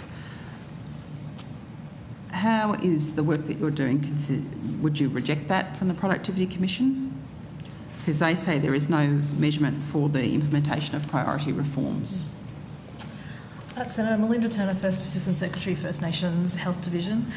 The department has a lot of, governance programs in place where we are looking at, in particular, the transition of funding to Aboriginal community-controlled health organisations, and we have a specific group that is set up with our sector to look at programs across the whole department and determine what programs transition over to Aboriginal community-controlled health organisations. So that is one governance group that we have in place. The other governance group that we have in place is the First Nations Health Governance Group.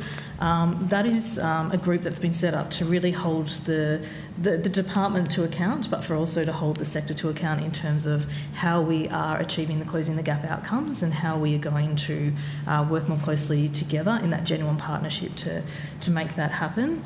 An example of that is the National Health Reform Agreement, where with Schedule B, we really did work very closely together with states and territories and with the sector on what that schedule will look like going forward, and how we will address particularly racism within the sector in hospitals. But again, it's that real. I think we've really solidified a few governance groups now that are looking at particular areas under the Closing the Gap to give life to the priority reforms. We also have a Closing the Gap steering committee, which is our internal steering committee, which we have our SES executives sit on, and through that steering committee we analyse things like our reconciliation action plan, our workforce and things like that, and that again looks at the priority reforms and how we're giving life to that across the department.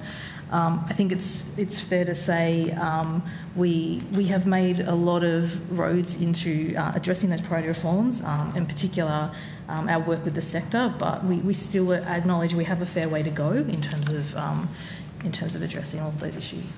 Can I just add one thing, Senator? That First Nations Governance Group, which I co-chair with Dawn Casey and Carl Briscoe, it's been working the last year on an accountability framework that goes directly to this question. We haven't finalised it yet because we got to a certain point that was almost final, but there was a little bit of toing and froing with the sector about whether it was fit for purpose and whether we'd got quite the level of sort of the burden of reporting versus the actual holding people accountable. But I'm hoping that we finalise that framework in probably the first quarter of this year, and that will, I think, go to the question that the Productivity Commission is talking about whether we're systematically monitoring our performance. Because they're saying your data lacks conceptual logic, which is a pretty interesting statement. So I think there's a timing. Will it satisfy that, you think? Yeah, I think it will. So I think that the timing of the Productivity Commission work is they're not really informed by that work. We've been working on that crisp conceptual basis for the last 12 months. Thought we were going to get there 3 months ago, and then there was a slight sort of pivot and change of direction. But I'm hopeful that we will get there, and we will certainly engage with the Productivity Commission once we've done that to see what do you think of this framework now we've done this in a genuine co-design way with the sector. Thank you. Senator Hodgins-May. I've got some questions about Asherman syndrome and what the government is doing to minimise harms caused by uterine curettes. Department.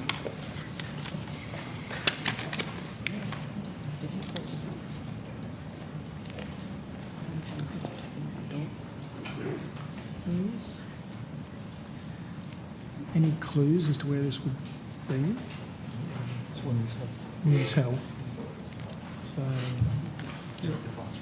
okay. Someone's appeared. Good. So,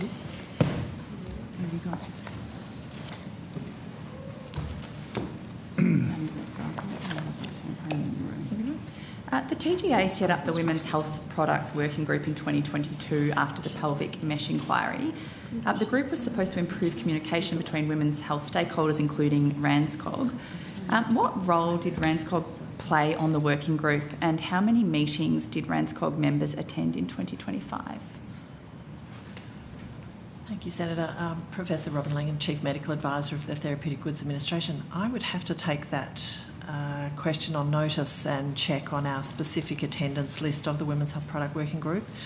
But you're absolutely right. The working group has been established to improve stakeholder engagement, to improve discussion of important issues to a number of not only community groups but also research and clinical groups that are involved in the delivery and evaluation of women's health products.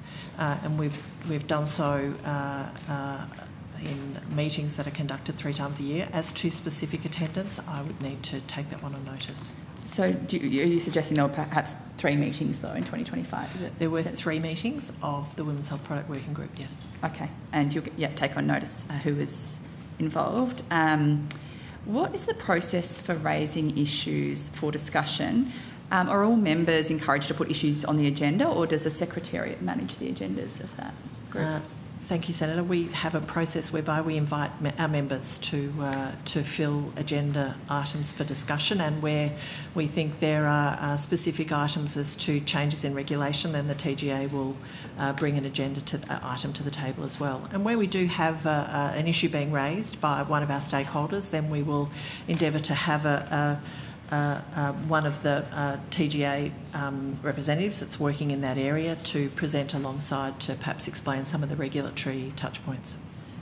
And are you able to tell me now how many consumer representatives are formal members of this working group currently? Or we have a number of representatives, one of which comes from the Consumers Health Forum. We also have, and I'm going to mess up the name of the group, I'm sure, but the National Women's Health something or other. I'll get back to you on that one as well. So we do have a number of large consumer-based groups with broad interests across the women's health products. We also have the Breast Cancer Research Network of Australia, BCNA, and there might be one other one. We have research organisations, we have peak clinical bodies such as RANZCOG, the College of Surgeons, maybe just take on notice to get those ones correct. Yeah. And did RANZCOG or any other member ask the working group to consider the harm caused by uterine curettes? So the issue of Asherman's was brought to us by an independent group at the request of one of our consumer organisations. Okay. The ABC did detailed reporting on Asherman syndrome caused by uterine curettes in October 2023. Given media interest in the pelvic mesh inquiry just a year earlier, do you have any sense of why it took an additional 12 months to be brought up for discussion by the working group? Senator, I'm going to have to take that on notice when it was first discussed. Again, we rely heavily on our stakeholders to bring items of concerns that are to us with that. Perhaps if I could ask my colleague here who heads up our post-market devices section to comment on the processes that were used. Yeah, thank you. And I think it is on the public record that it was first discussed in October 2024. Thanks. Thank you, Senator. Dr. Marcel Noja, Medical Device and Product Quality Division. That is correct. The first time the working group did discuss this matter was on the 30th of October 2024 meeting. It was subsequently discussed again in March of 2025 and again in October of 2025. Further to Professor Langham's information, there is a full list of the attendees, and there's often communiques and information put out on our website, so I'd strongly recommend we can provide that information to you. When it does come to reviewing these matters in the post-market space for medical devices, we do regularly review any adverse events and information brought to us, both by consumers as well as through other clinical information that may arise and be provided to the TGA. In respect to sharp curettes, we have undertaken a lot of work in this space, including talking to RANZCOG, who have published a position statement in respect to the use of these products and what is best practice when it comes to treating women for intrauterine issues. Thank you. So sorry, can you just confirm those dates? Was it October 2023 or 2024 that it first made it onto the agenda? 30th of October 2024. So it did still take a year from that first.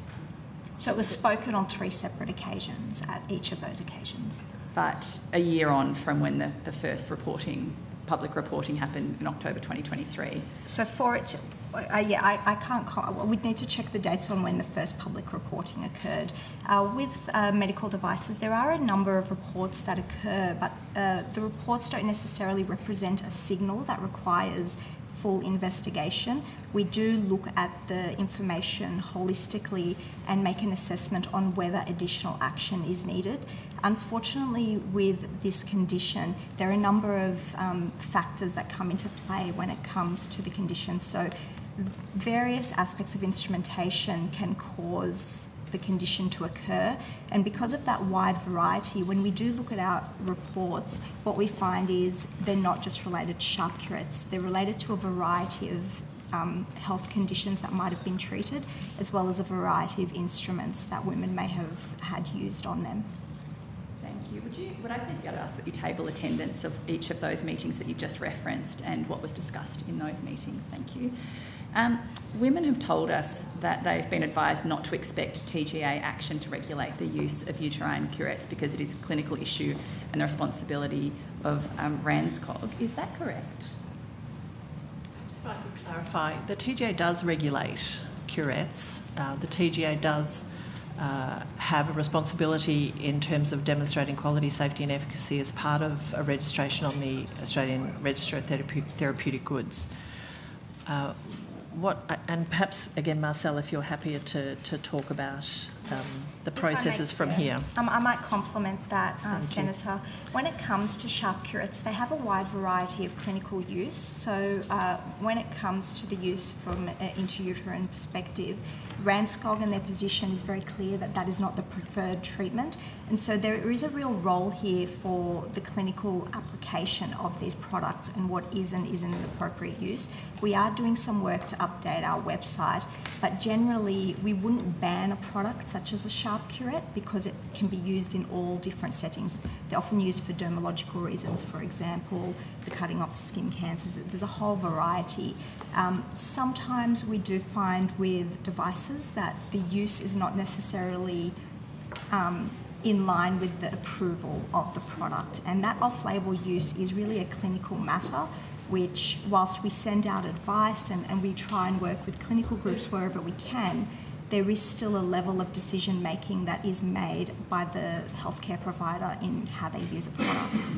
And I think, Senator, if I may, Professor Anthony Lawler, Health Products Regulation Group Deputy Secretary, this indicates the importance of the collaboration that we undertake with other regulators, including the Australian Health Practitioners Regulation Agency, but also standards bodies such as the Commission of Safety and Quality in Healthcare, and also the medical colleges, who in large part provide clinical guidance for their members on the most appropriate standard of clinical practice.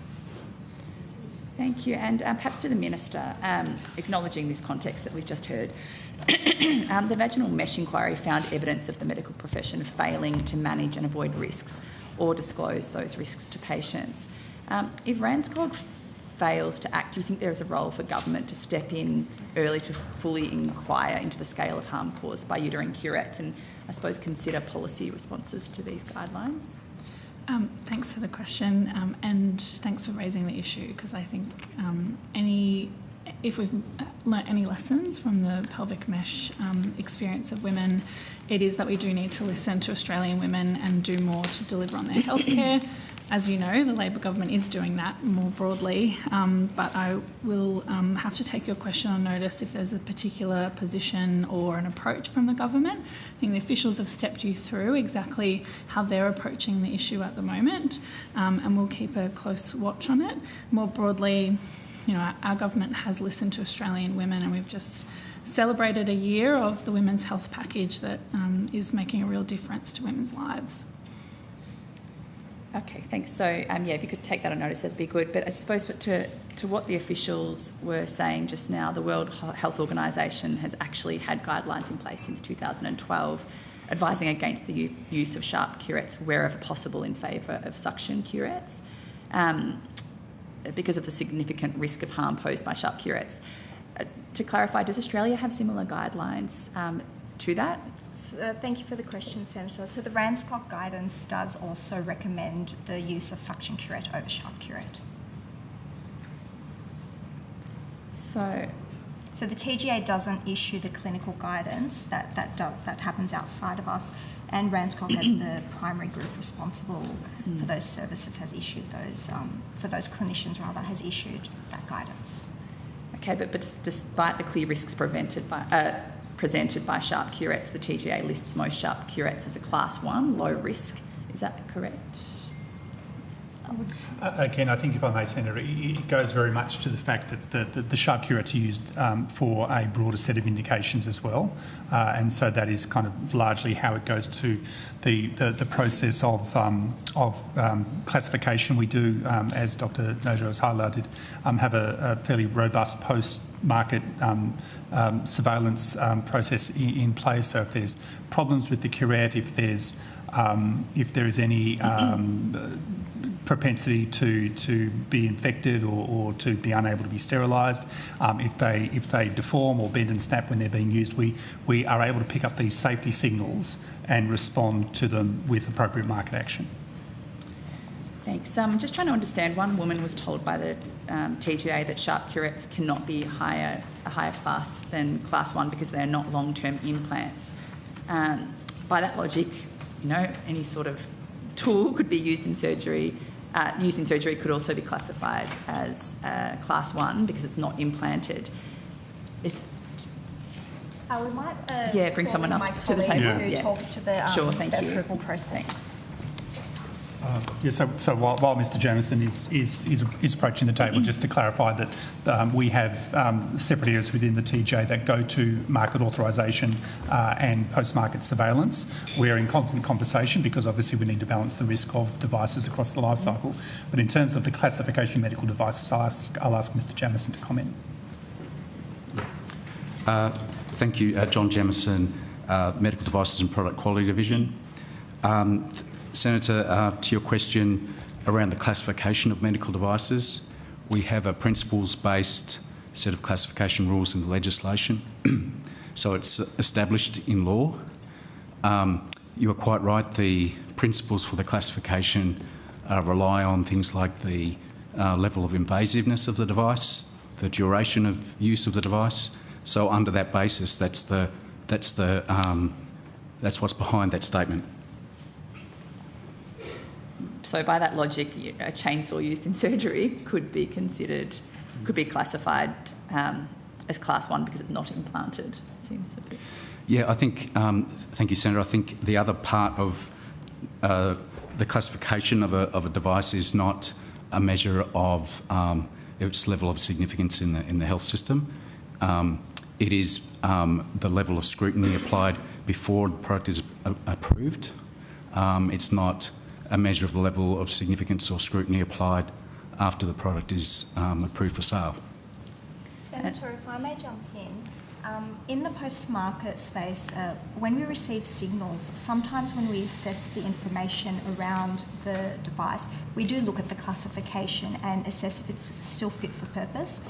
As we know with urogynecological mesh, part of what we did there was actually up-classify those products because we found that the classification for those products wasn't appropriate relative to the risk of using those products. So classifications can change if we feel that the evidence is showing that that is necessary to do so. When it comes to these sharp curettes, we've not seen as yet that there is evidence to suggest that because of the significant impact of clinical practice on women who have Asherman's syndrome.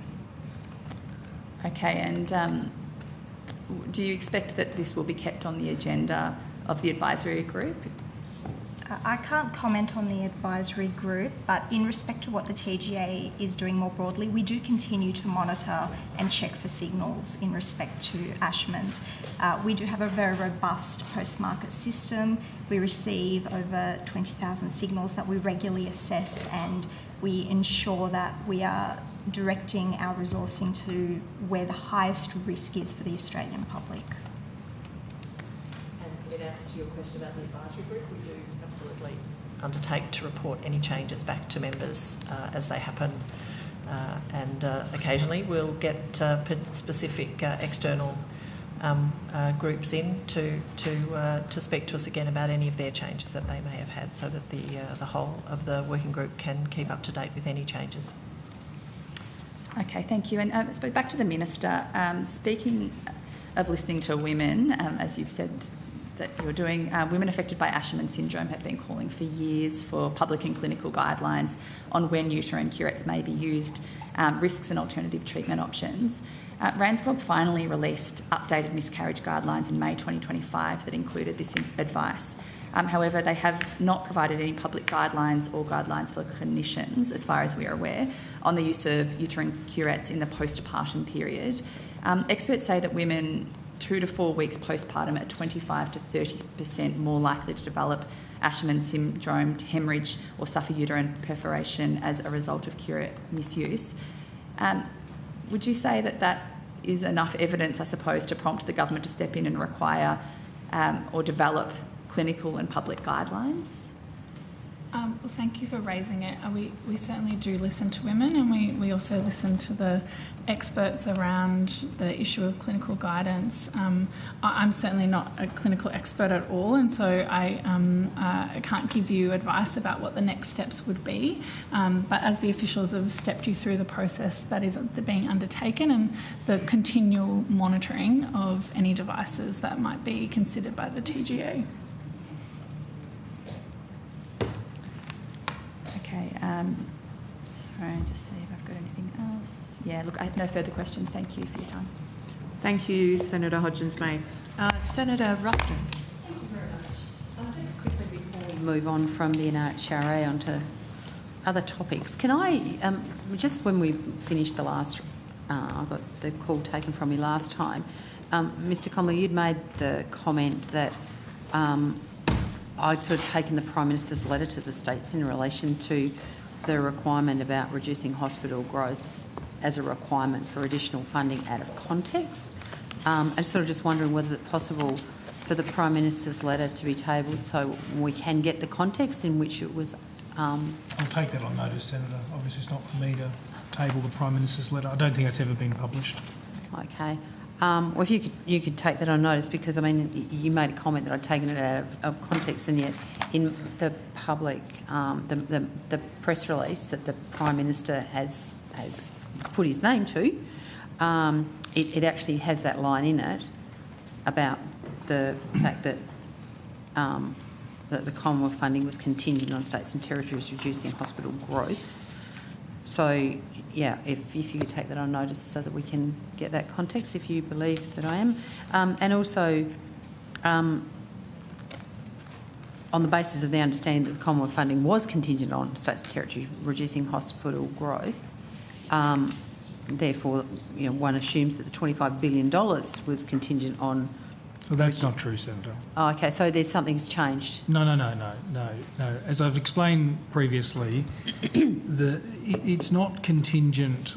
The funding is not contingent on the volume or price growth in the states and territories.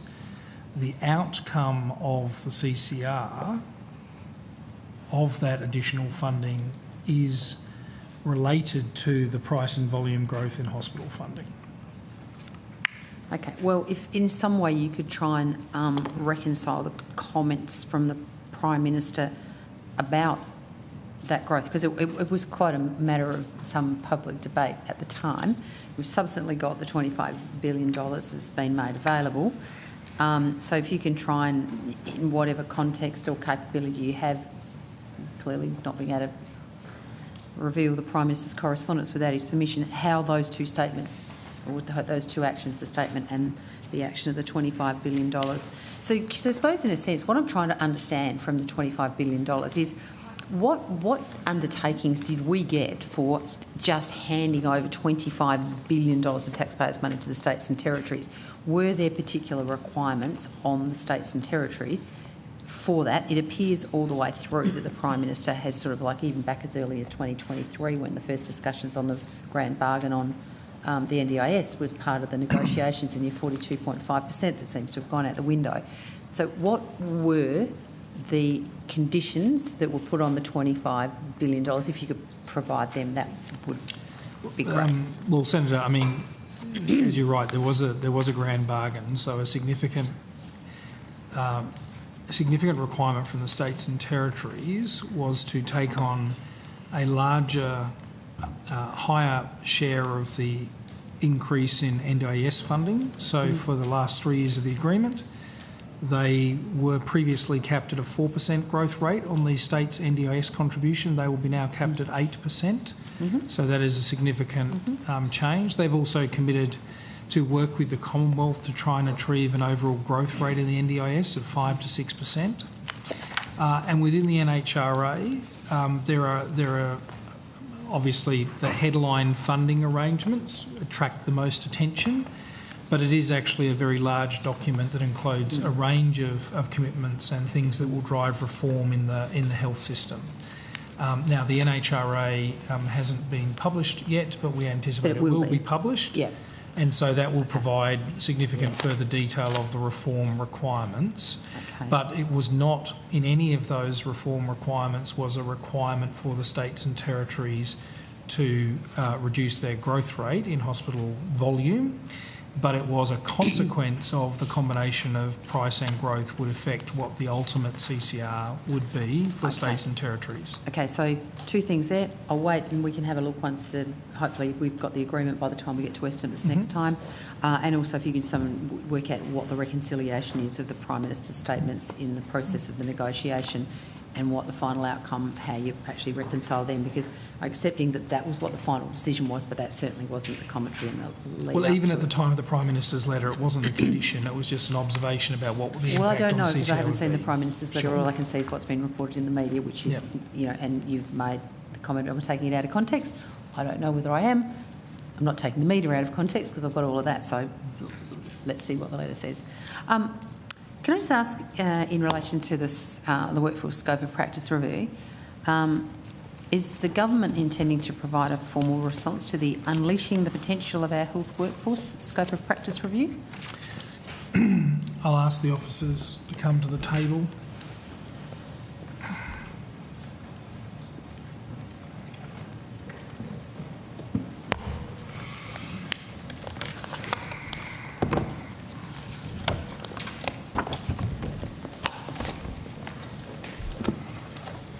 Penny Shakespeare, Deputy Secretary, Health Resourcing Group. So at this stage there is no formal response. However, the department has been getting on with work to reform scope of practice, where that's going to provide benefits to Australian patients. So a lot of the work so far that has been discussed with our colleagues in states and territories, and we're operationalising now through working groups with them, relates to prescribing of medicines.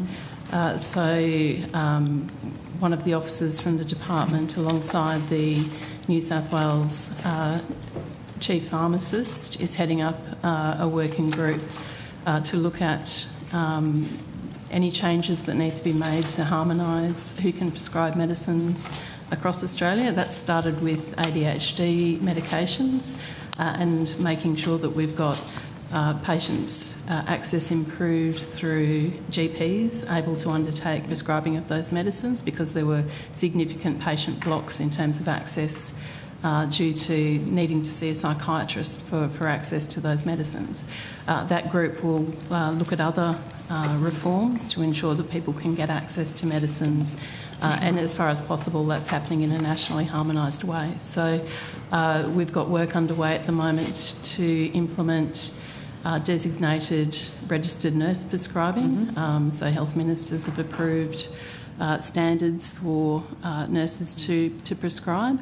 So can I just ask you, what's the process of authority for that to happen? So the government has done this review. You've said that they haven't responded to the review, but you haven't sat back and waited. You've got on with the implementation. So, what is the authority for doing that? Is it just the department thinks it's a good idea, so off they go? Or, I'm not criticising you for doing it, but what's the process here? We've got a review, it hasn't been responded to, and yet you're still going ahead with it. How does that work? I think the review has made recommendations that are not just directed to the Commonwealth Government. There are significant reform recommendations that relate to education of health professionals.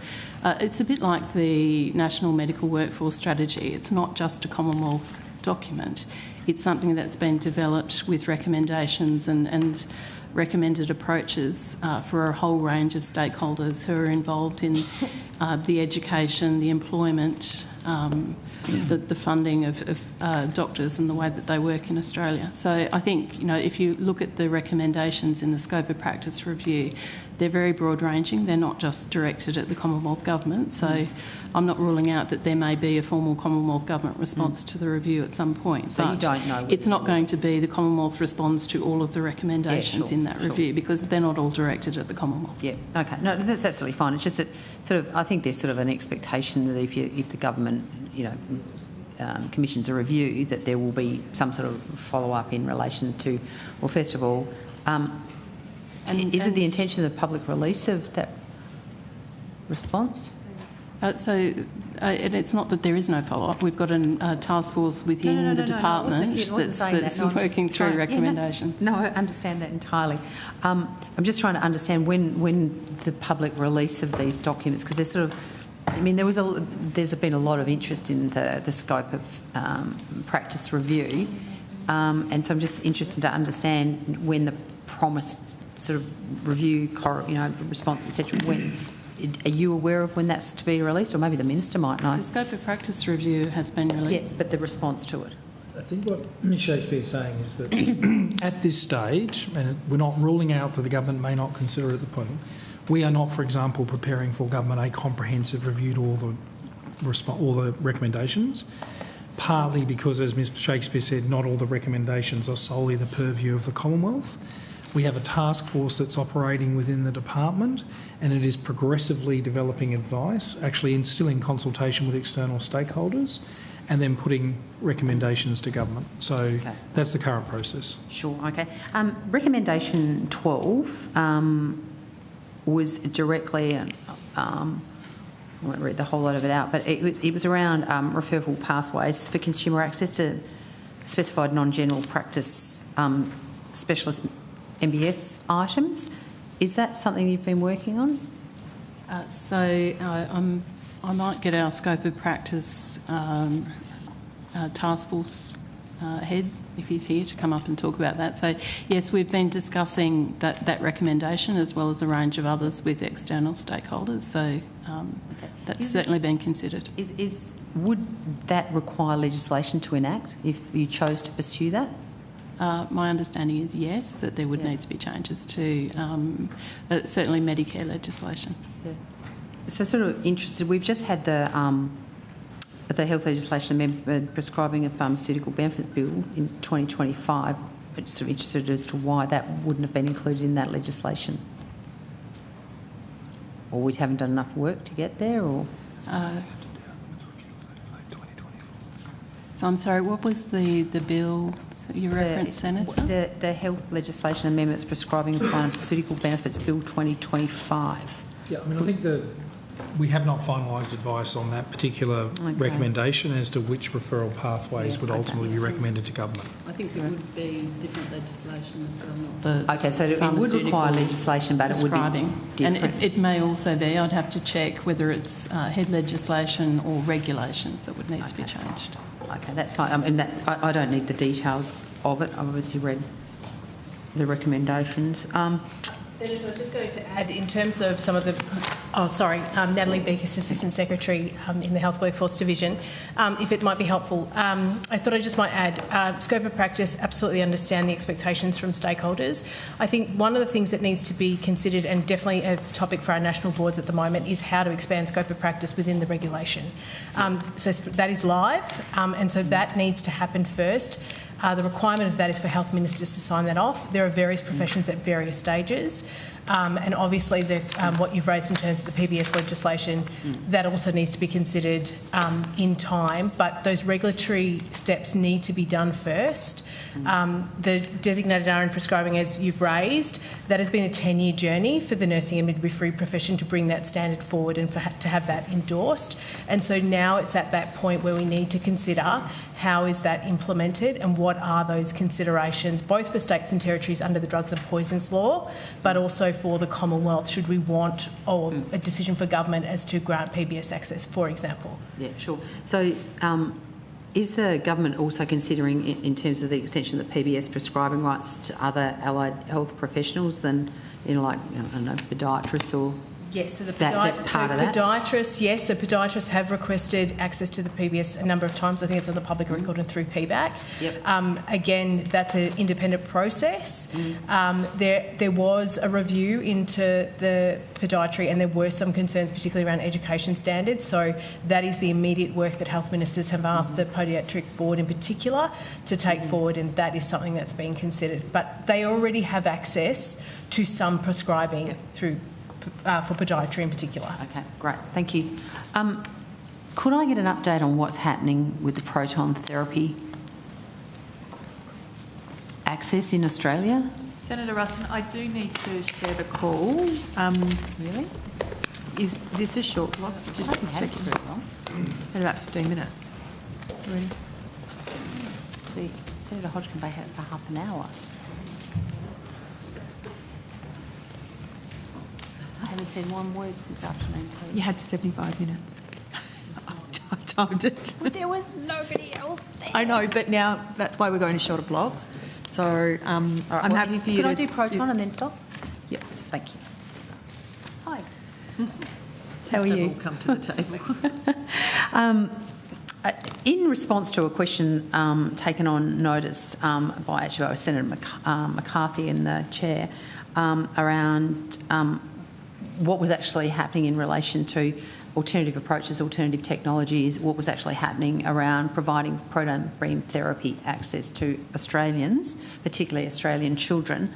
My answer was the South Australian Government has investigated potential alternative technology vendors who may be able to deliver a proton beam therapy system, which did seem like a rather inadequate answer in terms of we've been talking about this in estimates since I've been coming here about the fact that Australia still does not have a proton beam therapy facility, particularly for children, and we need to go into the consequences of that, either meaning children have to travel or the potential damage of alternative treatments for children who need this therapy. So, first of all, what alternative technology vendors have been engaged in the process in relation to proton therapy access in Australia? Good afternoon, Senator. Liz Devlin, Deputy Secretary of the Primary and Community Care Group. So just to fill you in on the timelines, as you're aware, South Australia wrote to us with a significant request for additional funding for a proton beam therapy centre in South Australia in the middle of last year. The Commonwealth Minister wrote back and said we would require further information about their plans and particularly to think about the funding request. At the same time, the Minister wrote to other jurisdictions, that's New South Wales, Queensland and Victoria, because they have been identified in the National Strategy for Proton as being appropriate locations. So the Minister did want to assess those jurisdictions' interest in providing that service to Australia.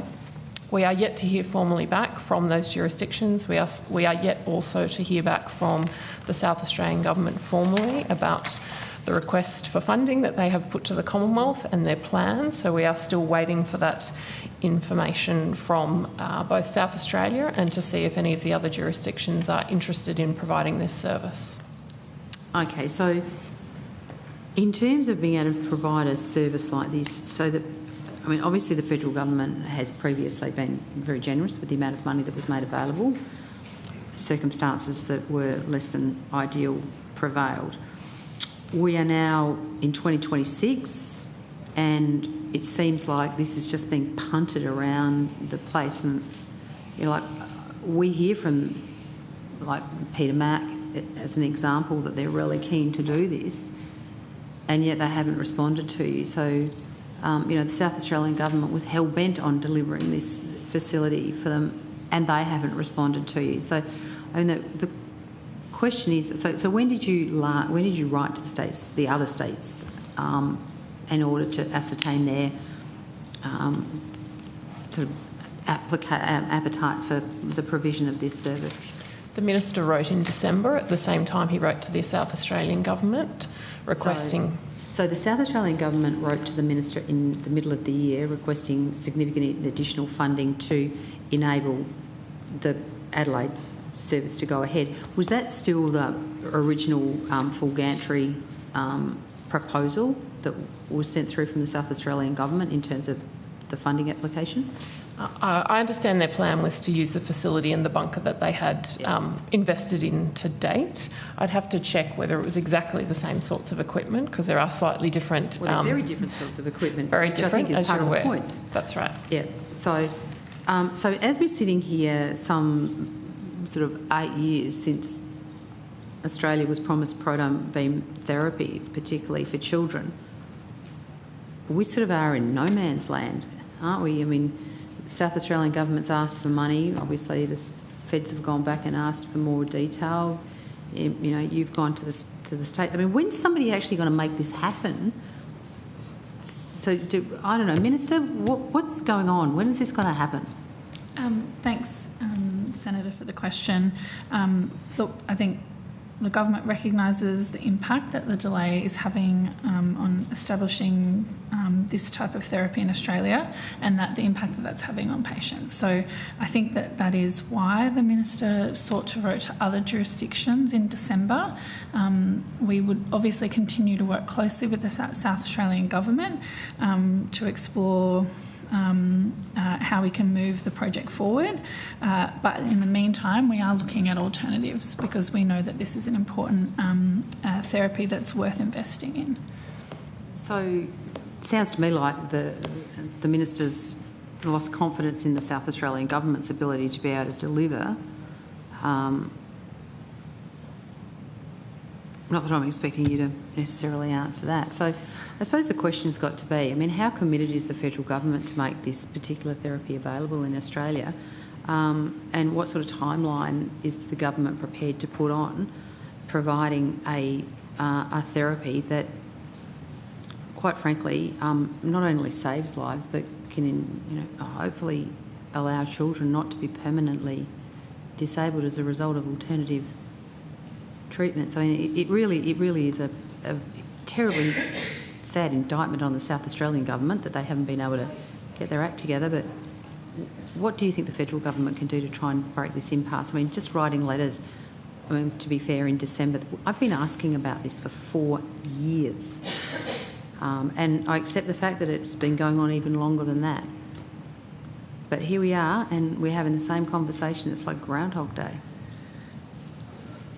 What I can say to you, Senator, is I'm not going to traverse all the reasons that we're in this situation now in terms of the delays. There's a variety of reasons, other than to say that the Minister's taken proactive steps. Okay. Could I maybe put on notice that probably not going to accept that answer as easily at the next estimates, but it would be fabulous if we could get this moving. Thank you, Chair. Thank you, Senator Ruston. Senator Roberts. Thank you, Chair, and I'll continue with the TGA, please. As more and more harm emerges from the COVID jabs, and I note the TGA is now talking about harm exceeding benefit for young people, the long process of scientific inquiry into the clinical trials has started, with the purpose of to establish how the results from the clinical trial could vary so badly from actual results. I've provided you with one copy of a very long document titled The Assessment of Methodological Practices Implemented in Pfizer's COVID-19 mRNA Vaccine Trials with respect to good clinical practice. I've also sent the Secretariat an electronic copy. I'm not seeking to table it. The paper shows, quote, multiple methodological bias and major violations to good clinical practice, end of quote. When was the last time you revisited your processes that saw a product approved that should never have been approved? Thank you very much for that question, Senator. Obviously, as a contemporary regulator, we are constantly reviewing not only our processes but the therapeutic goods that we've approved and authorised. We've had conversations here on a number of occasions around the pharmacovigilance and the post-market surveillance activities that we undertake. I think it is important to highlight, and I think you and I have both said the same thing, that it's important that as robust and reliable evidence and scientific advancement comes up, as we understand more and more around the process that governs vaccination, the human body's response to infection and the human body's response to vaccination. As our understanding evolves, so should our regulatory decision-making. It does. I think it's important, though, and we've had the conversation previously around the difference between science and pseudoscience, that when information is published, it is important to view that in the appropriate context. And the article that you've provided, I think it's really important to understand where that sits. It is challenging to draw strong scientific conclusions from the article you provided.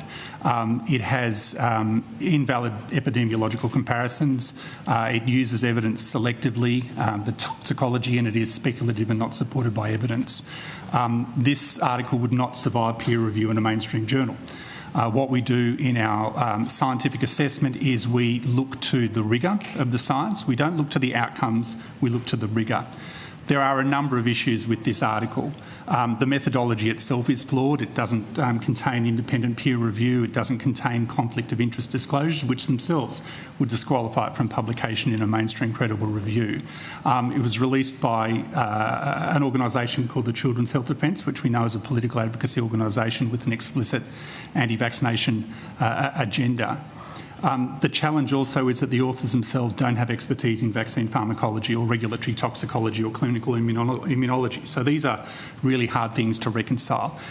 One of the greatest challenges is, and I know you introduced the document by saying that it has 200 peer-reviewed papers, but the challenge is that they are selectively chosen on the basis of satisfying a predetermined outcome. And if I can give you one example, in 2025, a large Danish nationwide cohort study of almost 1.3 million children found no evidence supporting an increased risk for autoimmune, atopic or allergic or neurodevelopmental disorders in early childhood.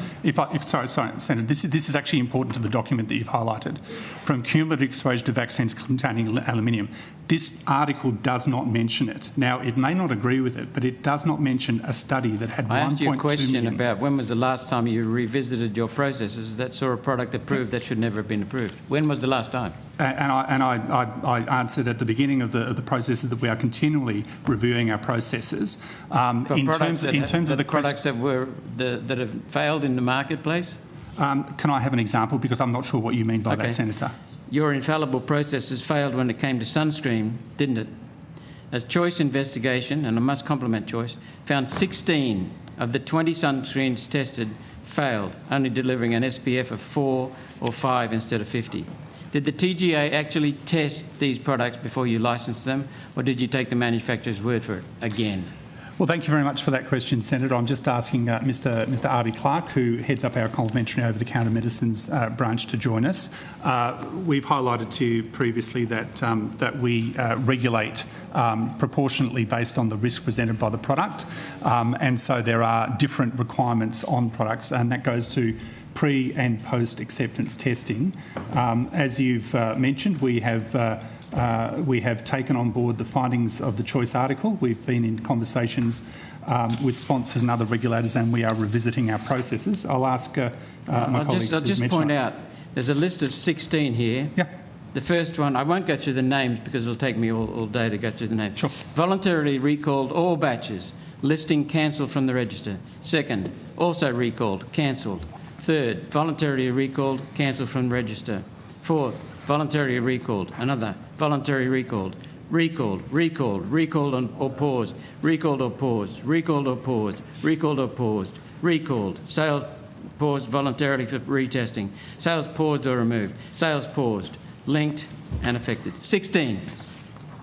So you've asked us, Senator, when we last revisited a decision that we've made, and you've just given us a list of 16 times, and we have. So what we've done is we've responded to market issues. We've responded to... You approved these products? Senator, you've asked us when we have gone back and reviewed decisions that we've made, and you've read us out a list of 16 times when we have. Thanks to Choice. Senator, you've asked us...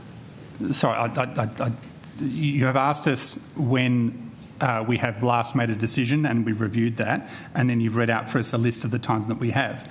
Part of the process that we undertake, as any regulator does undertake, is that we have a complementary pre- and post-market process, so that when concerns arise, we respond with appropriate regulatory actions. We have a regulatory, if you like, pyramid or regulatory triangle where we work through education and guidance all the way up to compliance, and we review our processes. That's what we're currently doing. If you have an interest in what we're doing with that, I'm more than happy to throw to my colleagues. Well, you acknowledge Choice, so would you have done it without Choice sticking its nose in? As I've said, Senator, if you're interested in what we're doing in response to that, I'm happy to call my colleagues. I appreciate the outcome was 12 products being removed or recalled, with SPF as low as 4, advertised 5, which shows Choice was correct. Was 12 the final tally of products withdrawn or recalled, and did inquiries extend to other brands?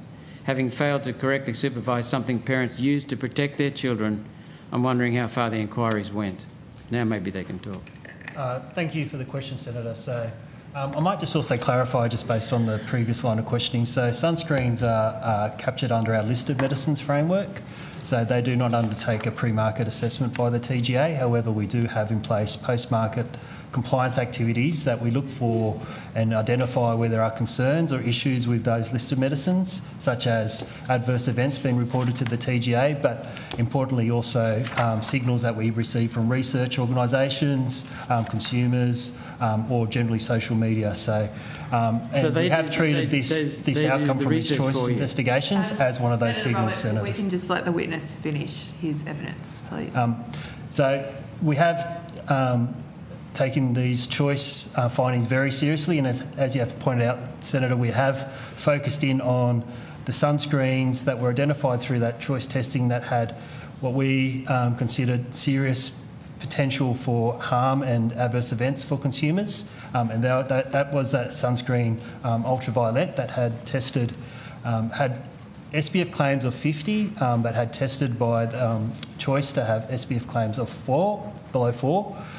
So we have focused our investigations initially on that sunscreen and particularly that formula associated with that sunscreen. And those 16 sunscreens that you mentioned are sunscreens that contain the same base formula as that ultraviolet sunscreen, and we have moved to have those sunscreens cancelled or recalled. Thank you. But I can assure you, Senator, as well, our investigations are ongoing, and we continue to investigate not only those sunscreens that were identified by choice, but a number of different sunscreens. So Professor Lawler told me you're retesting products even after they're out in the marketplace, after they've been approved, but you relied on choice to bring your attention to it. So is there any ongoing monitoring of Schedule 2 products to ensure the product you licensed is still the product on the shelf? Do you do that? So, Senator, if I might, if I misspoke, I do apologise. What I believe I indicated was that we are monitoring. We assess products before and after. So the process of assessment includes some of the device post-market assessment, and it includes medicines post-market assessment, and as Mr Henderson's highlighted, it includes incorporating all relevant safety signals, including those that are reported in the media. I think it's entirely appropriate that when there are elements reported in the media that we respond in an appropriate regulatory fashion. So so pharmaceutical companies and other agencies are paying you money to approve things, and then you sit back and watch as choice comes in and says, hang on a minute. So let's come to my question. Again, do you ensure the product you approved is still the same product on the shelf now, years later? Do you do regular checks? Can I clarify? I mean, what I might ask, I think, in terms of the process that we undertake in ensuring manufacturing quality, I think it's important to note that the manufacturers of products are regularly inspected, and we have controls in place there. I might ask Ms Jin from our manufacturing quality branch to comment. Thank you, Professor Lawler. Hong Sha Jin, Assistant Secretary, Medical Device and Product Quality Division. Just to expand on what Professor Lawler mentioned earlier, the TGA does have an ongoing program to inspect manufacturers regularly. We do look at a number of elements, so the manufacturers are assessed based on international recognised good manufacturing practice standards. And that has a lot of requirements, one of which is to ensure that the manufacturers release products that meeting the marketing authorisation. Senator, you asked earlier about what the TGA does once the product is been approved. When the product is approved, it comes with a set of requirements, one of which is the marketing authorisation or formulation details. That's all verified on site when we inspect manufacturers to ensure the manufacturers continues to release products meeting what's been approved by the TGA, what's on the Australian Register of Therapeutic Goods. Thank you. If I could add to that as well, Avinash Clark, Assistant Secretary, Medicines Regulation Division. In our compliance work related to sunscreen, one of the things we look specifically at is the product on the shelf, what has actually been tested for. So really looking at whether the evidence that a sponsor hold is contemporary for the product that's on the shelf. Thank you. That's what I was getting at. What penalty was taken against the manufacturers that deceived the TGA on this product? Sorry, which manufacturers do you mean? Sorry, Senator. Sunscreen manufacturers. Did you take any action against them? They deceived you. They've got a SPF of 4 or 5 when they're advertising 50. Senator, as we outlined, we have taken immediate action and we have cancelled or removed from the ARTG listings of those sunscreens that we have investigated that have that same base formula as the SPF 4 ultraviolet. What penalty did you levy with them? Did you give them any penalty? If I could add, our compliance is proportionate and sequential. So there are a range of actions we can take. In the first instance, if we have cooperation... What action did you take with these people? Well, so in this specific instance, for these specific sunscreens, they were recalled. But if there tends to be persistent behaviour of misleading conduct, for example, that we would have other options available in terms of infringement notices or taking a sponsor to court. But generally, those are escalated actions if we find the behaviour is repeated and there isn't a willingness for a sponsor to bring their product in line. So in this case, you simply got a recall. took them off the shelves. No penalty. Okay. Senator, again, I may, if I could add, the TGA's regulatory decisions are also based on evidence. So in this instance, as Mr. Clark has mentioned, that we've taken immediate actions to recall those goods that have the low SPF results that are inconsistent with the label claim. We've also conducted the inspection of the manufacturer. We could not find the manufacturing processes could explain the low SPF. As Mr. Henderson had mentioned earlier, the TGA investigation is ongoing. We're still looking at the cause to the variability of the SPF results. We're still looking for the reason for certain formulation producing low SPF results. Now, the outcome of those investigations certainly will guide TGA to further strengthen our regulatory framework. So there's no penalty at the moment. Okay. On notice, could you provide me with how much the TGA has received in funding from the companies that produce these products in calendar 2025 across all products you licensed from those companies where a recall was required? Can I get that on notice? We'll take that on notice. Thank you, Senator. Thank you. Minister, we saw figures a few years ago that TGA receives 96% of its funding from pharmaceutical companies or purveyors of proposals for approval. It's One Nation's position that, I'm going to look for your opinion here, One Nation's position that the TGA is too close to the companies they regulate, called regulatory capture, and your expert committees are even closer to the pharmaceutical industry. One Nation would return approvals to the Department of Health and restore parliamentary oversight and accountability to what is a $22 billion line item. We propose tighter testing and regulation and accountability, not the mates rates deals that I'm seeing in things like the COVID products. Senator Minister. Roberts, Minister. If there's a question in relation to... I'd like to know the Minister's to directly to the Minister, because I will seek to shift the call. That's what I directed it to the Minister. I'd like to know the Minister's opinion. Okay, but there was a lot of preamble, and I'm not sure that... And to set up the context. Yes. So, Minister, what's your view on the TGA receiving funding from the people it regulates, supposedly?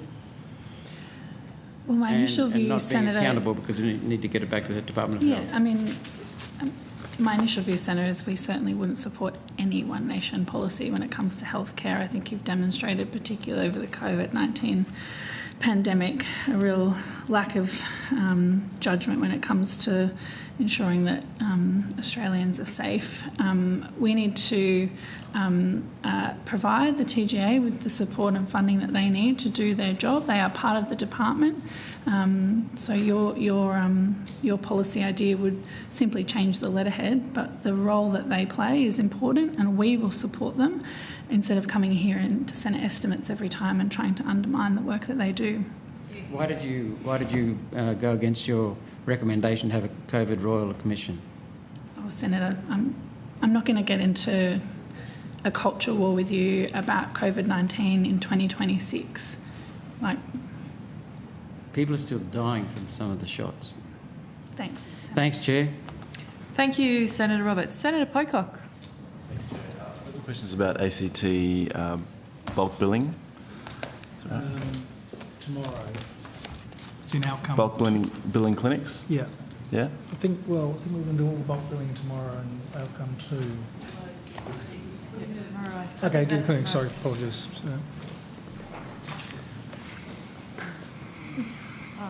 It is now, is it? Yep. Yep. Okay. The incentive payment is kind of a grey area, the 12.5%. The clinics is different because it's a direct expenditure.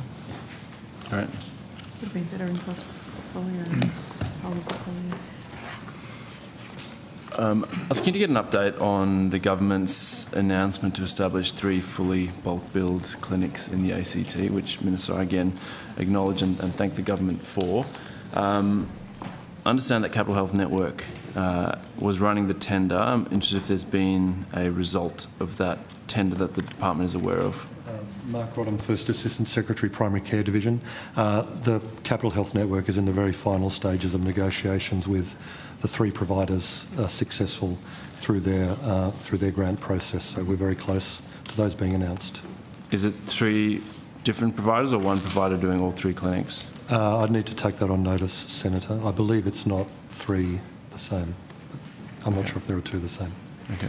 Thank you. That would be great on notice. When are the clinics supposed to be up and running? We expect the middle of this year, Senator. Okay. To clarify with the funding, the 10.5 million is in addition to Medicare billings, or is that? That's correct. It's for workforce incentives for minor capital works, etc. Senator. So it's to salary GPs? No, it's to attract to the ACT, Senator, so potentially relocation costs, etc., things like that. For GPs? Yes. Okay. Okay. Maybe on notice, could you just provide a bit of an overview of what the 10.5 can be used for? Yeah, what I can do on notice, Senator, is that's very clear in the tender documentation, so I can provide that on notice. And like, what do you mean 10 million for relocation of GPs? Senator, so I believe the grant funding will include funding for recruitment activities, retention activities, accommodation, ancillary costs, but not salaries. Okay. How many GPs are we expecting at these 3 clinics? 10, around approximately 10 at each, so 30 in total. In total, full time? Yes. Yeah, FTE. Okay. I'm not sure if we can be specific about full-time, Senator, but certainly 30 GPs. 30 GPs. Okay. Maybe just on notice if there's an expectation about what that load actually comes out at. We can do that, Senator. Okay, thank you. Keen to turn to the Interchange Health Co-op. And as I understand it, the 4Health Group acquired Interchange Health Co-op and is continuing to deliver services. I think last time I asked, the 3rd of September last year, no Commonwealth funding had been provided to 4Health. I'm interested if funding has been delivered to 4Health after the election commitments. So similarly, Senator, that is the contracting process is being finalised at the moment. I expect funding would flow to 4Health soon. Is there a date on that? Not a specific date, Senator, but I would expect soon. And did the department put any conditions on that funding? Yes, that the clients of the Interchange Co-op continue to be served, or that client group continue to be served under these arrangements. And do you specifically around opiate dependence treatments? Yes. Okay.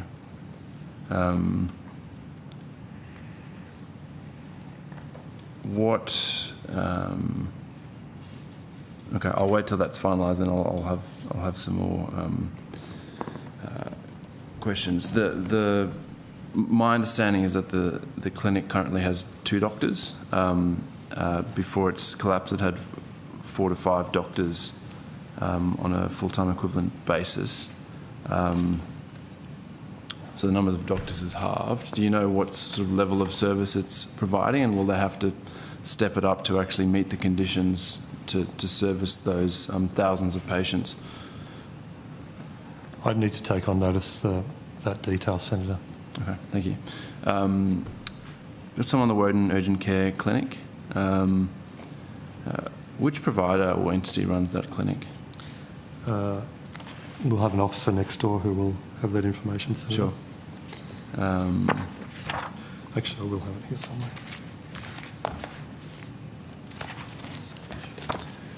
Maybe. Okay, that was quick.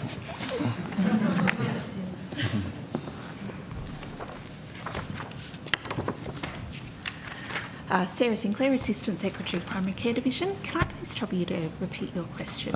Which provider or entity is running the Medicare Urgent Care Clinic in Woden? The 4Health Group. 4Health. Okay, so 4Health will be running Woden as well as Interchange. I saw Minister Gallagher say on Instagram that the urgent care clinic in Woden is seeing around 120 patients per week, and asked a Canberra GP how many patients they would see in a week. And granted that they're I think an exceptional GP, they're seeing about 100 So I'm interested how many doctors are currently at the urgent care clinic if they're seeing 120 patients per week. Senator, I'd need to take that detail on notice. Okay. And maybe on notice if that is just the totality of the demand or if that's just how many they can actually see. So in our experience establishing Medicare urgent care clinics, and this clinic opened in December of last year, it does take a little bit of time for community awareness to build and for services to ramp up. So we would expect that would continue to grow for that service based on previous experience. Okay. So maybe just on notice if there's spare capacity and how that's working out. And there's no advertising campaign? Perhaps our communications colleagues can comment on that one. Okay. I'll put in a quant to them then. And then just on bulk billing more broadly, I saw the Minister's media release earlier today about the bulk billing rate, titled Record Jump in Bulk Billing for Australians. And to quote those who haven't seen it, in just 3 months, the bulk billing rate for all Australians has jumped to 81.4% for 16 to 64-year-olds. There's been a 6.9 percentage point increase in the bulk billing rate, the largest quarterly increase on record. And really just wanted to acknowledge the government and Secretary and the whole department on your exceptional work on this. It really is a big effort and very welcome for Australians. I was interested if you have the rate for the ACT, please. We were going to cover this tomorrow, but we do have this in front of us. I think we've got headline. Yeah, headline. Yeah. Yes, so the bulk billing rate for the ACT is 53.8%, and that's a 1.3 percentage point increase since the new initiatives began. 53.8. Is that December quarter? It's not a quarterly figure as such, so it goes from the 1st of November to the 31st of January. Okay. And you said, what's that increase you mentioned there? That's 1.3 percentage points to 53.8%.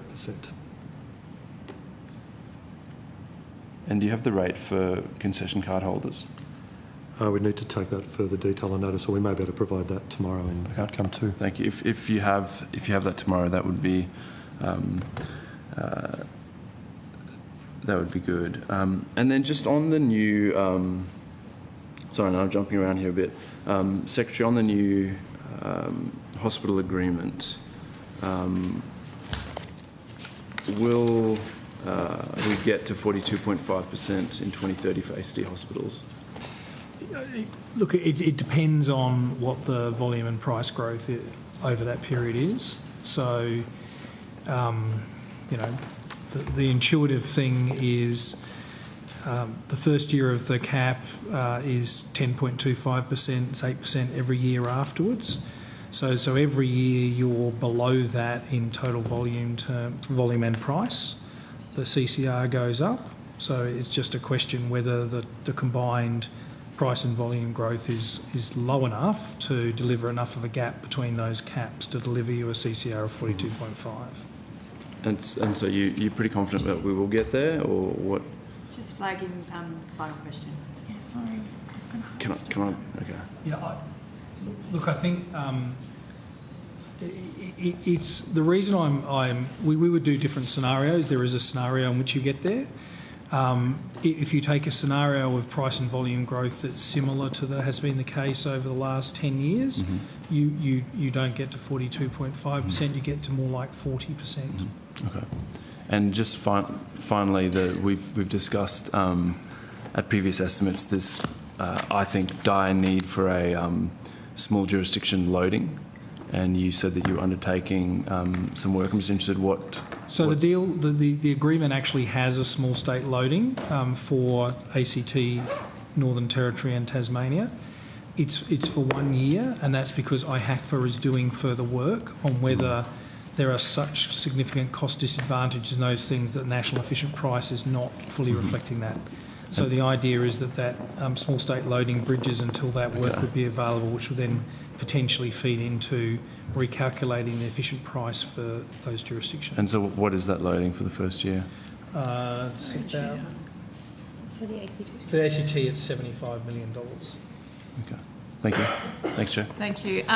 We are in a position to, before we go to dinner, release some witnesses. The Australian Commission on Safety and Quality in Healthcare, Cancer Australia and the National Health Funding Body are released from this hearing. So thank you. We will reconvene after the dinner break at 7:15.